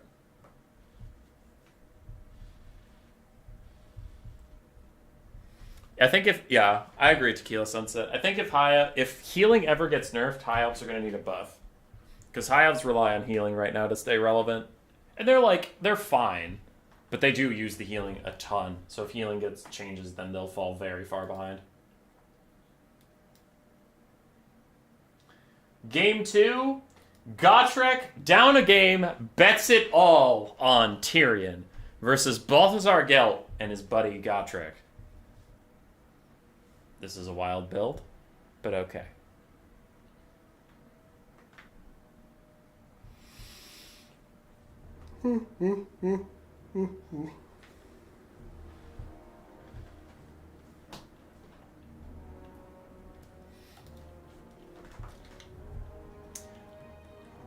High Elves versus Empire. For the Empire, we have 2 War Wagons, a regular Hellstorm Rocket Battery, a Great Cannon, Balthazar Gelt with Searing Doom and Plague of Rust, and then Gotrek, a front line of Spearmen and Swordsmen, and then 4 Empire Knights.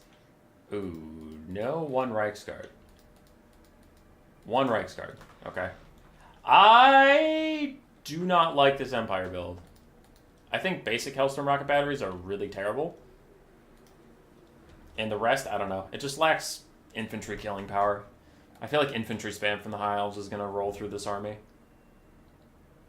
Give a leaf and an RSA Tang's bow. On the other side, for the High Elves, we have Illyrian Reavers, Spearmen, Sisters of Avalorn, White Lines of Krace, and Rangers. Then we have a Deathcaster with Spirit Leech and Tyrion. Heir Venerin, Wielder of Sunfang, Defender of the Phoenix Crown, etc. Did bring Sunfang. We also have some sneaky Illyrian Reavers in the distance, but we won't talk about that.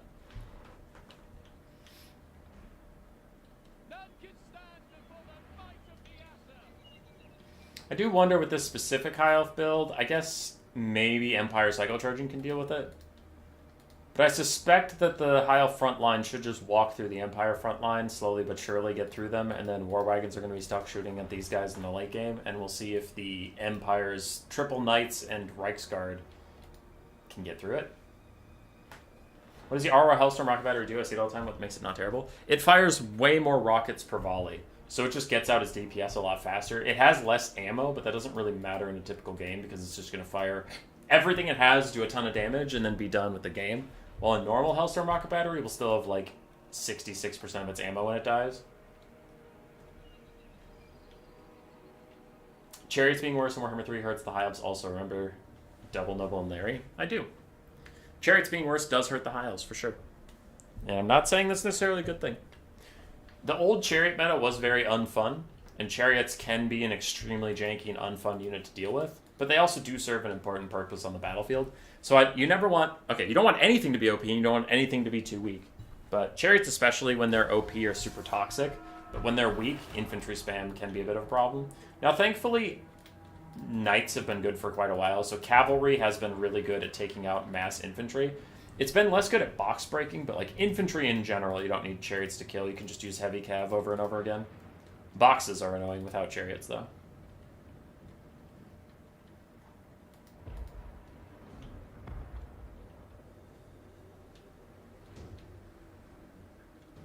The sneaky Illyrian Reavers are coming. Tyrion's out and about as a cannon, and the War Wagons... No, just the War Wagons are killing the Deathcaster. The cannon is poking the Fireborn, and Hellstorm Rocket Battery has fired 2 volleys and has gotten 200 value. So it's trying. It's working on it. Here come the Illyrian Reavers, though, riding down the back line. That should be a very quick advantage for the High Elves of Gotrek here, because I believe both will be shut down by this. A Searing Doom comes in. It'll hurt the Illyrian Reavers, but it's also still going to do friendly fire on the Hellstorm Rocket Battery. So overall, I think that Hellstorm crew is going to probably shatter and not come back to the battle at all. Cannon crew routed. Can they be shattered, or are the Empire Knights actually going to successfully peel for them? Meanwhile, elsewhere, the Dragon Princes are here, fighting Empire Knights and War Wagons. Looks like both sides are falling back from that. And Tyrion is stuck fighting Gotrek Gurnison. Not something he wants at all. Standard ground popped. He's also still losing that fight, so he decides to run away. And the Mage of Death thinks about running in. Needs to reconsider that. Single Sister of Avalorn in the distance is waiting to move up until after those Hellstorm Rock Batteries and stuff are dead. They did not shatter, which means they might be able to come back. Both Illyrian Reavers in the Vanguard have perished. Plague of Rust onto the Dragon Princes, taking them down to 50 armor. As the War Wagons shoot at them while they go, Empire Knights are going to charge into their backs.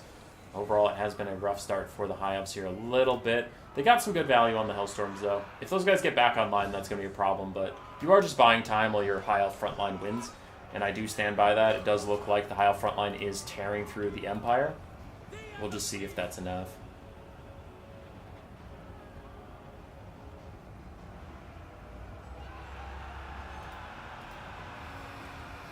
Tyrion staying safe for now. War Wagons firing downhill at the Deathcaster, again trying to get rid of her.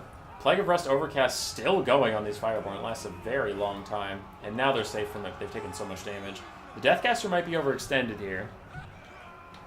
Elsewhere, the Hellstorm Rocket Battery and the Cannon Crews are back. There's some Illyrian Reavers still in the backfield that can maybe get onto them. And the Sisters of Avalorn have shown up. And they're now ready to start firing. I wonder how long it's going to take an Empire Knight just to notice them and run out here and kill these guys, though. Because there's no peeling for them. The Dragon Princes are busy doing other stuff, and the Illyrian Reavers are in the backfield. As they sprint at the cannons, we have some Empire Knights. More Empire Knights that are going to need to be rallied to this cause. And Tyrion's just avoiding Gotrek for now. Dragon Prince is taking a fight with the War Wagons, almost killing a model. And then there is another overcasted Plague of Rust. And say goodbye to your Fireborn, as the Empire Knights should take care of him. But strangely, Leopard does not seem to notice the Sisters of Avalorn on the backfield doing so much damage. The Hyle front line is getting through the Empire, killing them off, and the Illyrian Reavers successfully rerouted the cannons and the Hellstorm crews before running away from Balthazar Gelt and these Empire Knights from the backfield. More Empire Knights are returning. Where are the Reiksguard? I feel like I just see Empire Knights. Oh, there are the Reiksguard. They're very injured. Rear charge onto the White Lions of Krace, trying to get rid of them. War Wagons taking big damage from the Sisters of Avalorn, and still no one seems to give a shit about these Sisters of Avalorn in the back. The Fireborn fighting to the very end with the influence of Tyrion nearby. 7 models left on them as the Empire Knights continue to whittle away. War Wagons taking their day out on Tyrion. He's not enjoying that whatsoever. Still have Empire Knights in the backfield. They need to abandon the backfield. They need to run over and deal with the Sisters of Avalorn. Take them down. Gotrek High Elves versus Gotrek in game. Wasn't expecting this sight tonight. It is a little strange, for sure. Sisters of Avalorn have almost finished off one of their War Wagon targets. And the Reiksguard look like they're maybe trying to dive past the front line and get to the Sisters of Avalorn now. They might be too injured to actually stop the Sisters of Avalorn. In fact, this next volley is probably just going to rout them. With Tyrion coming up behind them and getting shot in the face, they're not going to enjoy that. They got a little bit of a charging buff. They're hanging on for now. Here they come. Anyway, what I was going to say is the Sisters of Avalorn with their high elf passive, they have 51 melee defense, so they'll be okay. They should withstand this. We'll see what the other stuff can do. Overcasted Searing Doom onto these high elf spearmen as they walk. Pretty solid damage through those guys. And the cannon is back online. Firing for now. Those spearmen and White Lions should be able to get to it soon enough. Sisters of Avalorn distracted by Gotrek, while the healthier Empire Knights, who should be able to do a lot more, show up to kill these guys off. And if Tyrion wants to get some, he can fight Gotrek again, which we know does not go well for him. He pops Standard Ground with Sisters of Avalorn. They have 75 melee defense while he gets involved. The War Wagons are poking him down even further. Deathcaster is around. Don't know what she's going to do. I just don't know what spell she's going to use here. We need Thigh Elves. Isn't that just Dark Elves? Gotrek hitting Tyrion even though he has Faint and Riposte up. Sister Avalorn still taking big damage. Tyrion's going to rout off these Empire Knights. Spearmen force the cannons back a little bit. Cannons still retreating every so often, shooting at White Lions through the trees before these other White Lions will catch up to them. Sisters of Avalorn still in here, fighting with their magical bows against all the Empire Knights. Doing their best as the War Wagons are shooting into the archers, which they don't need to be doing. They need to be shooting at Tyrion or the Deathcaster. Because Tyrion will get his Heart of Avalorn proc, and you need to use all your War Wagon stuff on him. The Empire Knights actually having a tough time in melee versus the Sisters of Avalorn. Not something you're used to. Sunfang goes down the line of the Spearmen with shields. Should do a nice little bit of poke damage there. Good job. And the Deathcaster is actually trying to take a fight with Balthazar Gelt. She uses some Spirit Leeches on him. I think one just wore off, to be honest. She will beat him up. She's a better melee combatant than Gelt is. There's no knights nearby to peel or anything like that. War Wagons trying to get involved somewhere and do something. And Sister of Avalorn still alive. As the last Empire Knights continue to take damage, Sisters turn and fire for a little bit. Gelt throws down a Plague of Rust onto the Mage of Death when he turns the fighter. Only 15 armor on her, and he decides to run away. A Spirit Leech follows him, though, as the War Wagons continue to shoot. She's at 1,000 HP, he's at 1,000 HP, but she's getting the rear attacks onto him. And he's going to rout off the map any second here as the War Wagons continue to shoot Tyrion. His Heart of Avalorn is going to pop, and all of a sudden the High Elves are advantaged on the balance of power. War Wagons, 6 volleys left, do need to get away from Tyrion. Right now they're trying to shoot at the Mage of Death and help Gelt, but Gelt is dead, so that is a double whammy for the Empire. Tyrion got a huge heal, and then they took a big debuff as the White Lions of Krace get onto the War Wagons. In a mistake from Leopard, the White Lions are allowed to beat up on those War Wagons. Sisters of Avalorn still holding in melee against these Empire Knights forever. And Tyrion's taking shots. He can heal from the Heart of Avalorn again, so he still has a big chunk of healing to go.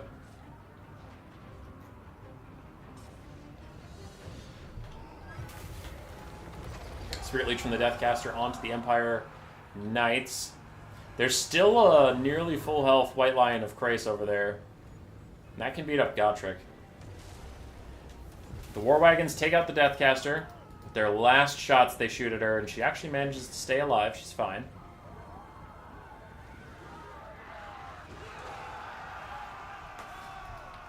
That was really the Deep South. Sisters of Avalorn withstood a lot of punishment from those Empire Knights, man. They just hung around.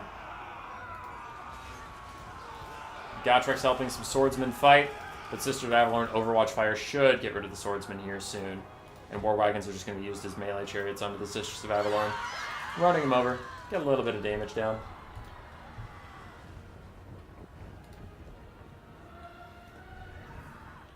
Can Gotrek kill Tyrion? One War Wagon's trying to come back to the fight a little bit here. Maybe shoot at Tyrion in the bum. He is shooting at Tyrion in the bum. Those War Wagon compatriot gets in the way and blocks some of the shots.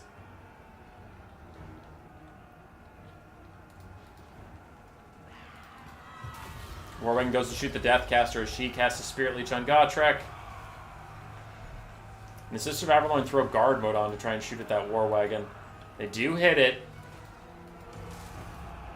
But its leadership holds for now at 3. It's trying to shoot Tyrion again on the way in. Gets a big chunk onto him. The Sisters of Avalorn are firing.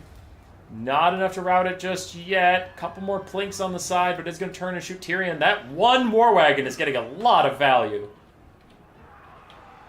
And there go the Sisters, routed off by the Swordsman of Gotrek at last. War Wagon continues to poke away at Tyrion.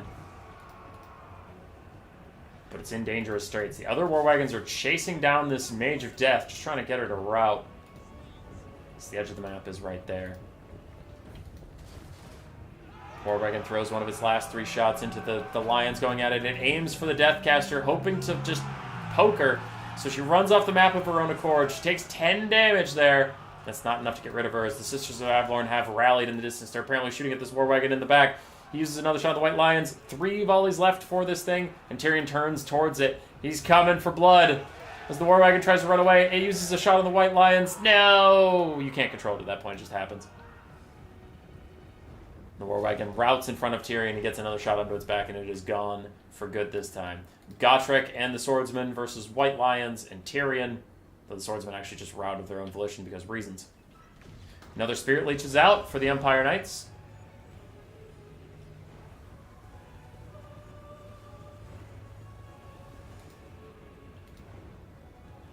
Gotrek almost found Tyrion there for a second.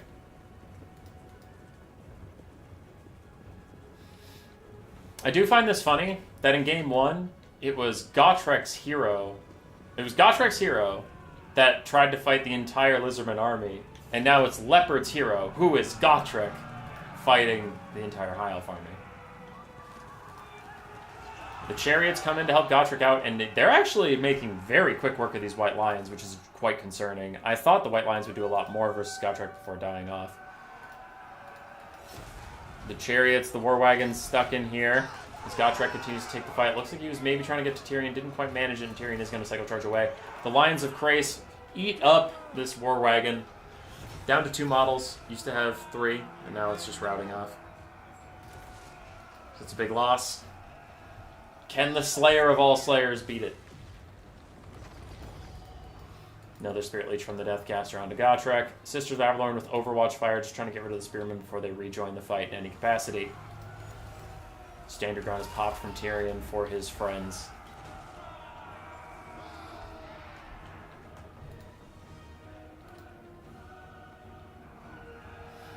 The Empire has no one really coming back. Like, they're trying, but I doubt they'll complete an attack, as Tyrion's going to get these guys. These swordsmen shouldn't make it. They have 0 leadership.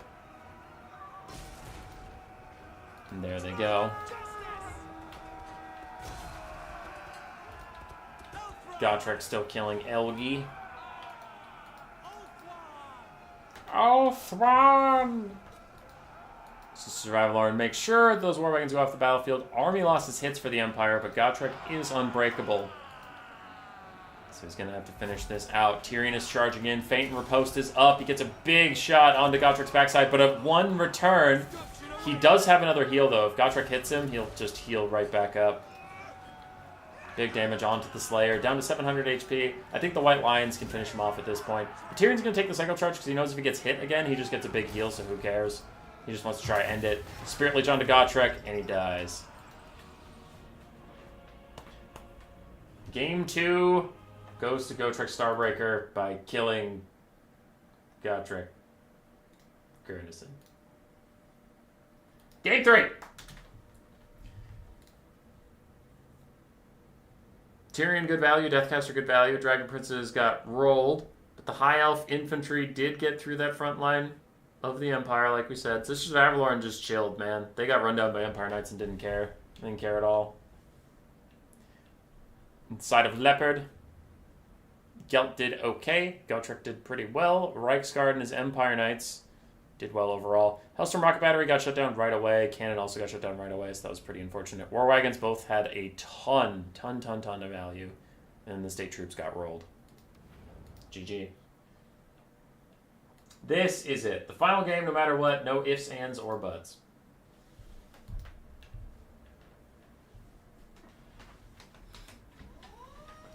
I'm going back to my seated form. Out of the 130 people watching, if any of you aren't subscribed, consider doing that.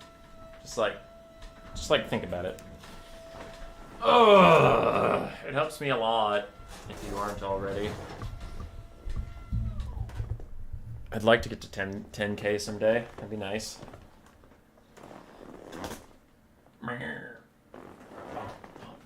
have 3 messages. What's this about?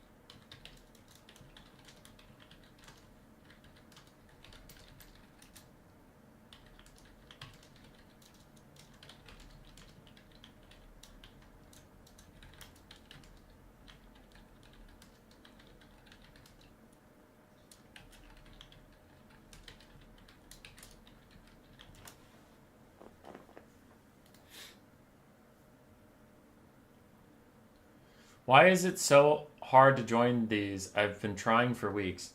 I don't know, dude. On my Discord server, I post the tournaments usually 4 or 5 days ahead of time. And then I do a ping saying we're checking in. So you have 2 different Discord notifications.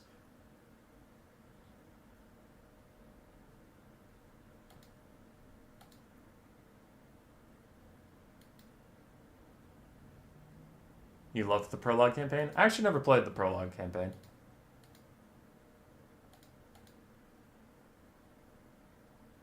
Because I ain't no prologue playing person.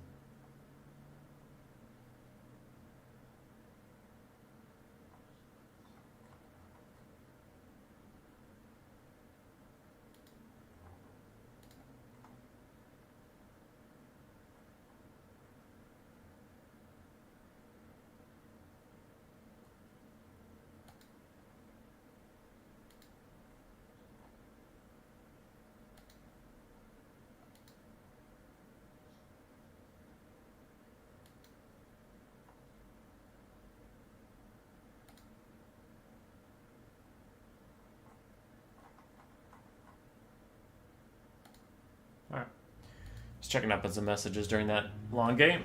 You schedule them at horrible times. What? It's as good as I can do to get the European audience involved, but also give NA enough time to wake up. You use a screenshot from it? Yeah, it was part of the asset pack. It looks sick.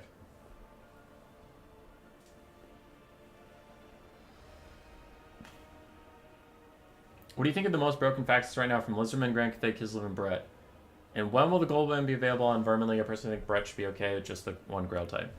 I think Kislev is the most broken, for sure. And Global Bands come back tomorrow. Mr. Dean. We took some time off of Global Bands. 1, so people could play with the new units and have fun with them, sure. But 2, to figure out what's actually broken. Because, like, this data has been very informative on Zaytang. Sotong, whatever. The giant golem man.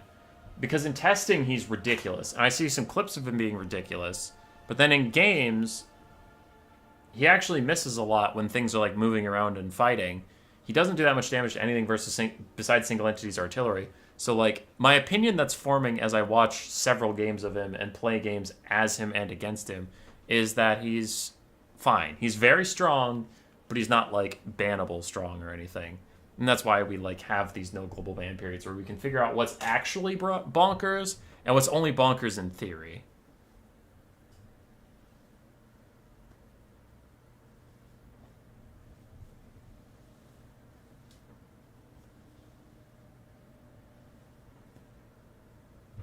You need to find the worst time for both NA and Europe to host tourneys. I'll go to Australian time. I'll host it for John FB.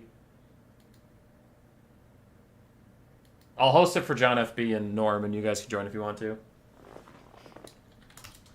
All right.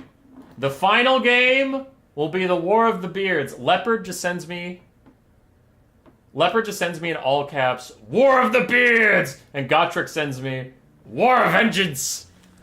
So it's Gotrek on his famous dwarves versus Leopard's high elves.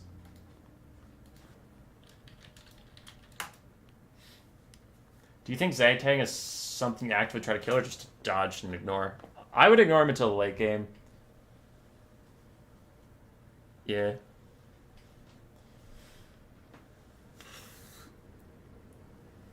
It depends on your build, right? If he's standing perfectly still and you have 5 Empire handgunners that get into range, then sure, light his ass up. But, you know, aside from that, it's easier just to, like, break the Cathay box while ignoring him. Because we've seen him lose a couple times on this stream, so if you really want to know how to beat him, you can just rewind any of the Grand Cathay games. Or wait for Zegzi to show up and put all the timestamps like he always does, because he's a goddamn legend somehow. Don't know how he does it. But, what was I saying? Oh, yeah. You can see how the other people beat him. We did have one where 3 Great Cannons of the Empire beat him up. But that one was a little weird. I think Zaytang was misplayed a little bit there. He sniped the Earthblood Caster, which was fine. I agree with sniping the Mage, that was fine. But then his Grand Cannons, he brought Zaytang in 2 Grand Cannons of Cathay versus 3 Great Cannons of the Empire. And then, like, he didn't have the Grand Cannons focus winning the artillery fight. So Zaytang killed the caster right away. The cannons were kind of doing the artillery fight, and then the cannons started shooting at Franz while Zaytang also shot at Franz, and meanwhile you had 3 Empire Great Cannons counter-firing against you. So Zaytang died. I don't know. It was kind of a messy game, but yeah, generally I think the way to beat Cathay, in my opinion, is just to...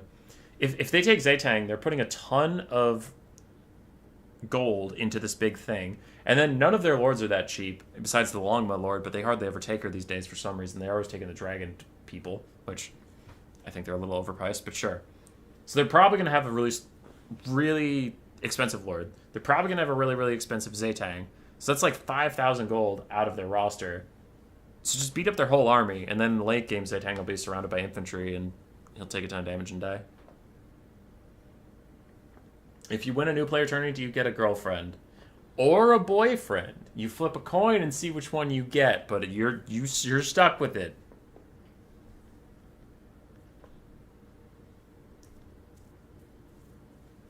This point for me, Lizardman is complete BS, and it seems like there is no counter. It's also very hard for me, too. Do you know why and when the Dark Elves stopped using normal bows? Yes, Zero Fool. They got the repeater crossbows from the dwarves. Malekith traded with them and got crossbows, and they just started using those instead. In the lore, some of the books, Dark Elves do use bows, like here and there, but no, they mostly use the crossbows. Because they counter the high elves really hard. Because you know, elven bows are sick and whatever, but like real talk, you can give an idiot a crossbow, put a shield on the front of it, and then he can just aim and click. You don't really have to have strength and skill to use a crossbow comparatively to a longbow. Like that's just it's true in fantasy, but it's also true in real life. If you ever tried shooting a bow, it takes a lot of effort and like energy, and the more tired you get, the less intense your shots are going to be. Because you got to get enough force behind that thing to travel the distance, hit someone, and then hit someone with enough force to get through their skin, and if they have armor, get through the armor too. Well, a crossbow doesn't get tired, right? You can just crank that thing back, and you can store a lot of potential energy in a crossbow by just cranking it over, so you could fire like harder than a human or an elf could ever shoot. So they got those from the dwarves, and they were like, these things are sick, and just used those. Because they didn't spend time practicing. But like a high elf archer, even the basic archers of the high elves spend years and years and years practicing. And like literal, okay, I'm not talking about years where a couple hours every day they practice. I mean literal years of time holding the bow over hundreds of years of time, right? But like they have been standing in a courtyard for a year or more shooting over the course of all this time before they get into the army. Then Dark Elves are like, bro, I'd rather go have sex like 1,000 times than do that. So just hand me a brain-dead ass crossbow that I can crank and fire. That's all I want to do. I don't want to practice this archery shit. I want to go do a bunch of Slaaneshi things.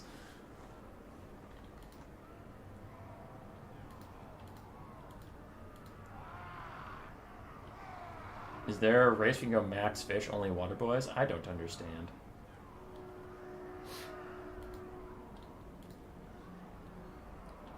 President Malekith wants me to have a crossbow to defend my home in Nagaroth.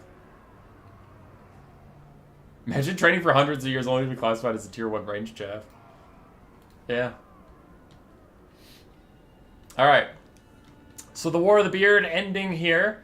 Will the High Elves win or will the Dwarves? Leopard on the High Elves. Alariel the Radiant with Earthblood and Tempest, and then a Noble on his thing as well. Tempest is to deal with gyrocopters, slow them down, deal some damage, and make it easier to catch up to them. Then we have 4 War Lions of Krace, a bunch of Spearmen and White Lions. And then 2 Eagle Bolt Throwers. On the other side, for the Dwarves, a minor front line. Most of them have blasting charges.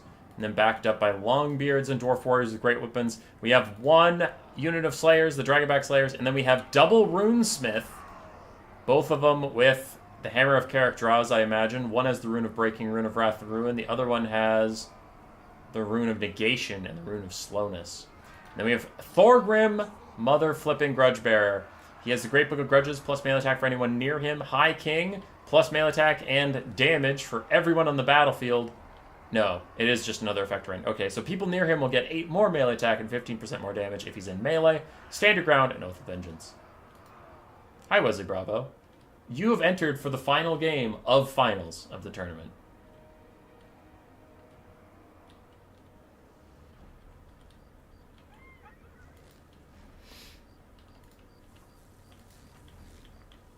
Yeah, Malekith traded for and learned how to make crossbows when he was... back when he was a good guy, and he made contact with the dwarves, and he became friends with their king, Snorri Whitebeard, who turns into Grombrindle. And he was just like, hey, those crossbows are cool. And the dwarves were like, hell yeah, dude.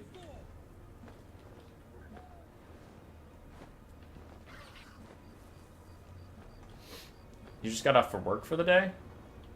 That's cool. You're a cool guy doing cool things.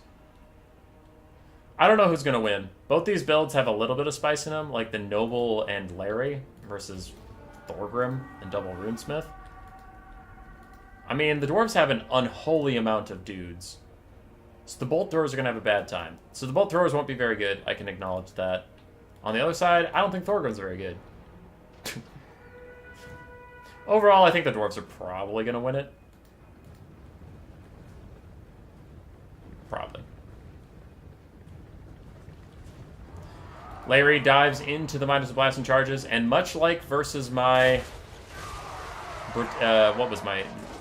Oh yeah, versus my Greenskins, he charges out with these War Lions to disrupt the Midas of Blasting Charges and just stop them from doing things. Stop them from throwing their Blasting Charges, stop my Spinning Loons from spinning. The 6-hour stream today, huh? We had one best of 3 that took a very, very long time, and then in the finals, we've had all the games go to around 15 to 20 minutes.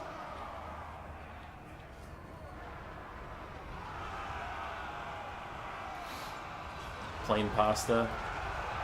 That sounds good. There's no enforcement system.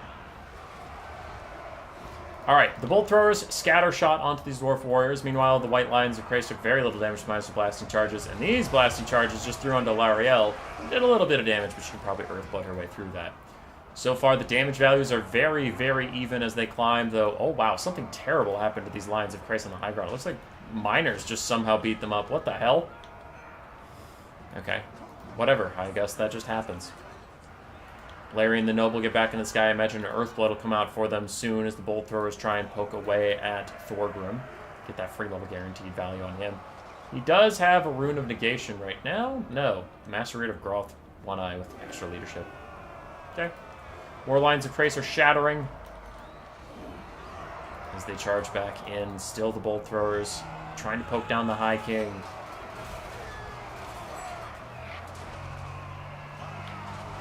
There they go. The White Lions of Krace are falling apart on the front line. Elsewhere, they're beating up some Dwarf Warriors, and Alarielle does overcast an Earthblood to help out her precious little War Lions and her Noble. Rune of Wrath and Ruin's going to hit the White Lions of Krace for some nice little poke damage, and still the Bolt Throwers reaping a constant slow toll onto Thorgrim. War Lions of Krace in the backfield are running away from miners. Don't want anything more to deal with that, and the Heil front line for now is still holding. Gotrek is pushing forward with his lads. And remember, he does give them buffs whenever he's in melee. War Lions trying to peel Dwarf Warriors away from the Eagle Claw Bolt Throwers. They continue to poke Thorgrim down. He's down to half HP. And the Elven Center has broken. The High Elves are trying to win the flanks a little bit harder over here with some miners and stuff. Trying to get rid of those guys. But their center needs them a bit more than those flanks do, I might think. Bolt Thrower under duress, miners moving up. There's only so much these little lions can do. There's more running down out of the trees. Yum, yum, yum. Really good damage on the charge. The Bolt Throwers start to fall back. They're running away from the dwarves as fast as their little hearts can take them. Miners routing off. This flank has collapsed for the dwarves. The High Elves moving in once again to deal with the Longbeards and stuff. The top flank is going okay. So the middle collapsed and the dwarves moved through it, but the right flank, the elves had a victory, and they're now rolling downhill to try and fix things. Rear charge in from these lions onto the Longbeards. With an eagle already eaten good. That's rough. Thorgrim and the Hero Hammer turning back to take the fight once again, but the Bolt Throwers turn on to the Dragonback Slayers. Their kiting seems to be working as they're somehow outrunning these dwarves, even with the Bolt Throwers. And scatter shot onto the Dragonback Slayers to try and take them down. Something has happened here. I heard a Oath of Vengeance on the Spearman. Got it. Gotcha. Rune of Negation is cast on the Dragonback Slayers, plus a Rune of Breaking to try and help them out even more. But miners come out of the trees, and they are going to run down the Eagle Claw Bolt Thrower. The other Bolt Thrower gets on top of the hill and starts shooting downhill at Longbeards. Still, the frontline grind is on. The Eagle Casters are chilling. I haven't seen too much healing out of Alarielle just yet. Just going to need to get on that. She needs to heal up these White Lions even more. The War Lions, too. There we go. There's another nice big heal. She rear charges the area. Miners might break, but Gotrek and his boys are coming. And Larry doesn't want to be here when he gets there. Him and the Dragonback Slayers will make mincemeat out of her. She doesn't want that. She don't want that at all. Bolt Thrower crew is being attacked by the miners, trying to still fire regardless.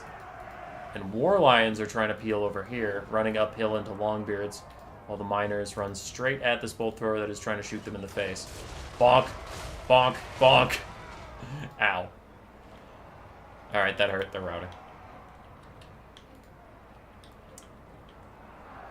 These White Lions are trying to duel till the very end. Any Earthbloods should probably go towards them.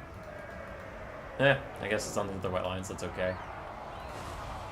And the War Lions, a lot of models left, but not a lot of HP, so the War Lions need to group up and get more Earthbloods too. This is going to be a big Earthblood game.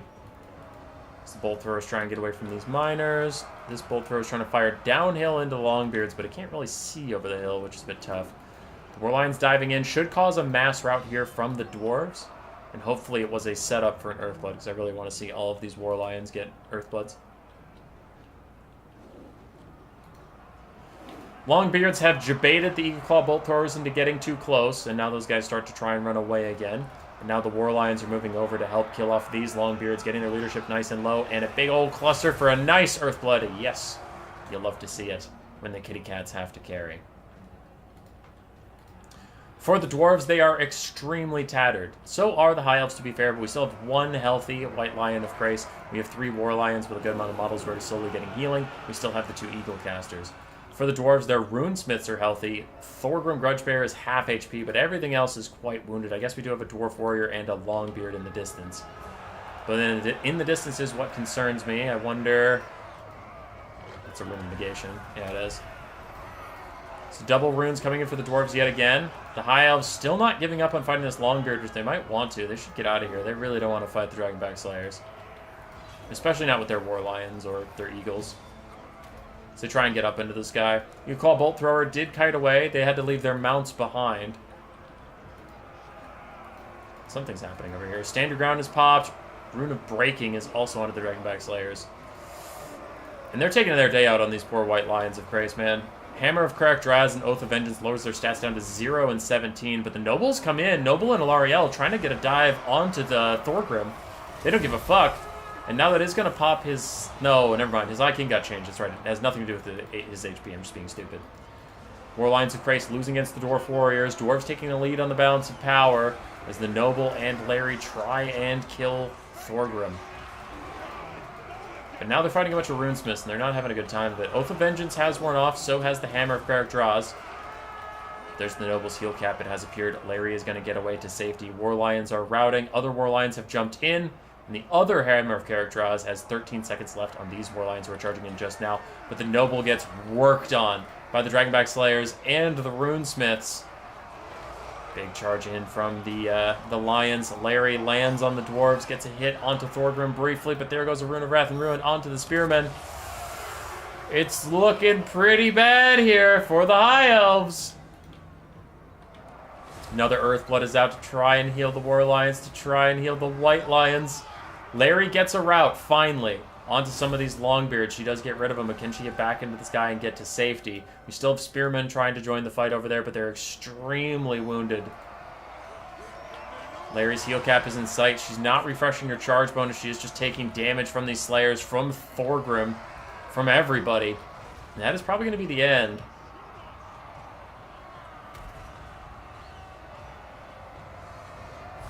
Yep, there goes the Noble. He is down and out. Dragonback Slayers are getting worked down by the White Lions of Krace, but Larry's staying in this fight for too long. She throws a little Earthblood on herself and for the Noble. That will allow him to rally. But if Leopard's going to win this, he needs to draw this game out and get a ton of healing down. And he's just way overcommitted with Larry. She's in this fight for far, far, far too long. She has to get up in the sky and get her charge bonus back. But at this point, I'm guessing if he's not going to cycle charge, he's just like, whatever.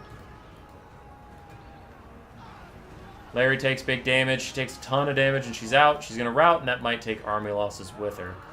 There it is. GG. The Dwarves win the War of Vengeance.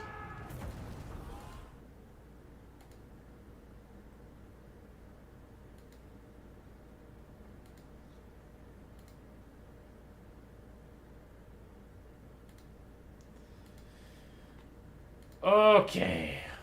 Thorgrim, 700 value. His Runesmiths, equally useful. Dragonback Slayers, 2,500 value. And then I imagine the Longbeards and Dwarf Warriors will be spreading out that value among themselves.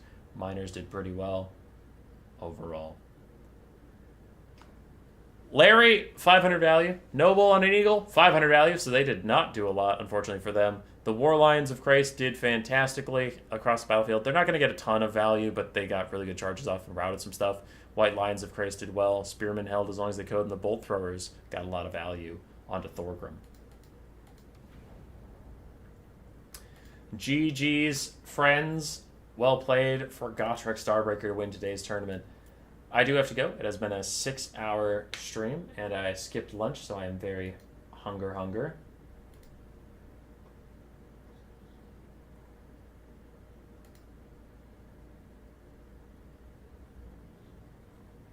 Yeah. GG's, lads. And that is all I have for you today. There was supposed to be a stream tomorrow, but Grace and I have to go look at houses because we need to move for work and all this stuff, so I'm going to have to cancel tomorrow's stream. I am sorry. I am sorry. We will reschedule it. So I won't be streaming tomorrow. I'll stream something next week. Yeah. Goodbye, everybody. Goodbye. Oh, wait. I'll see if I can raid anybody with you. Is anybody streaming Warhammer right now? Right. Let's look up Warhammer 3. Let's see if there's a raid to be had.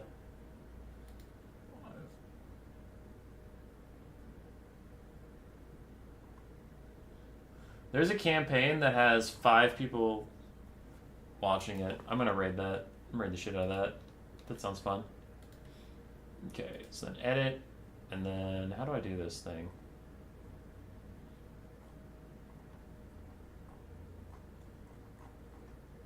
So then there's that. Where? How do you do this? Send people to something. Edit. Customization. Oh, redirect. There's a redirect.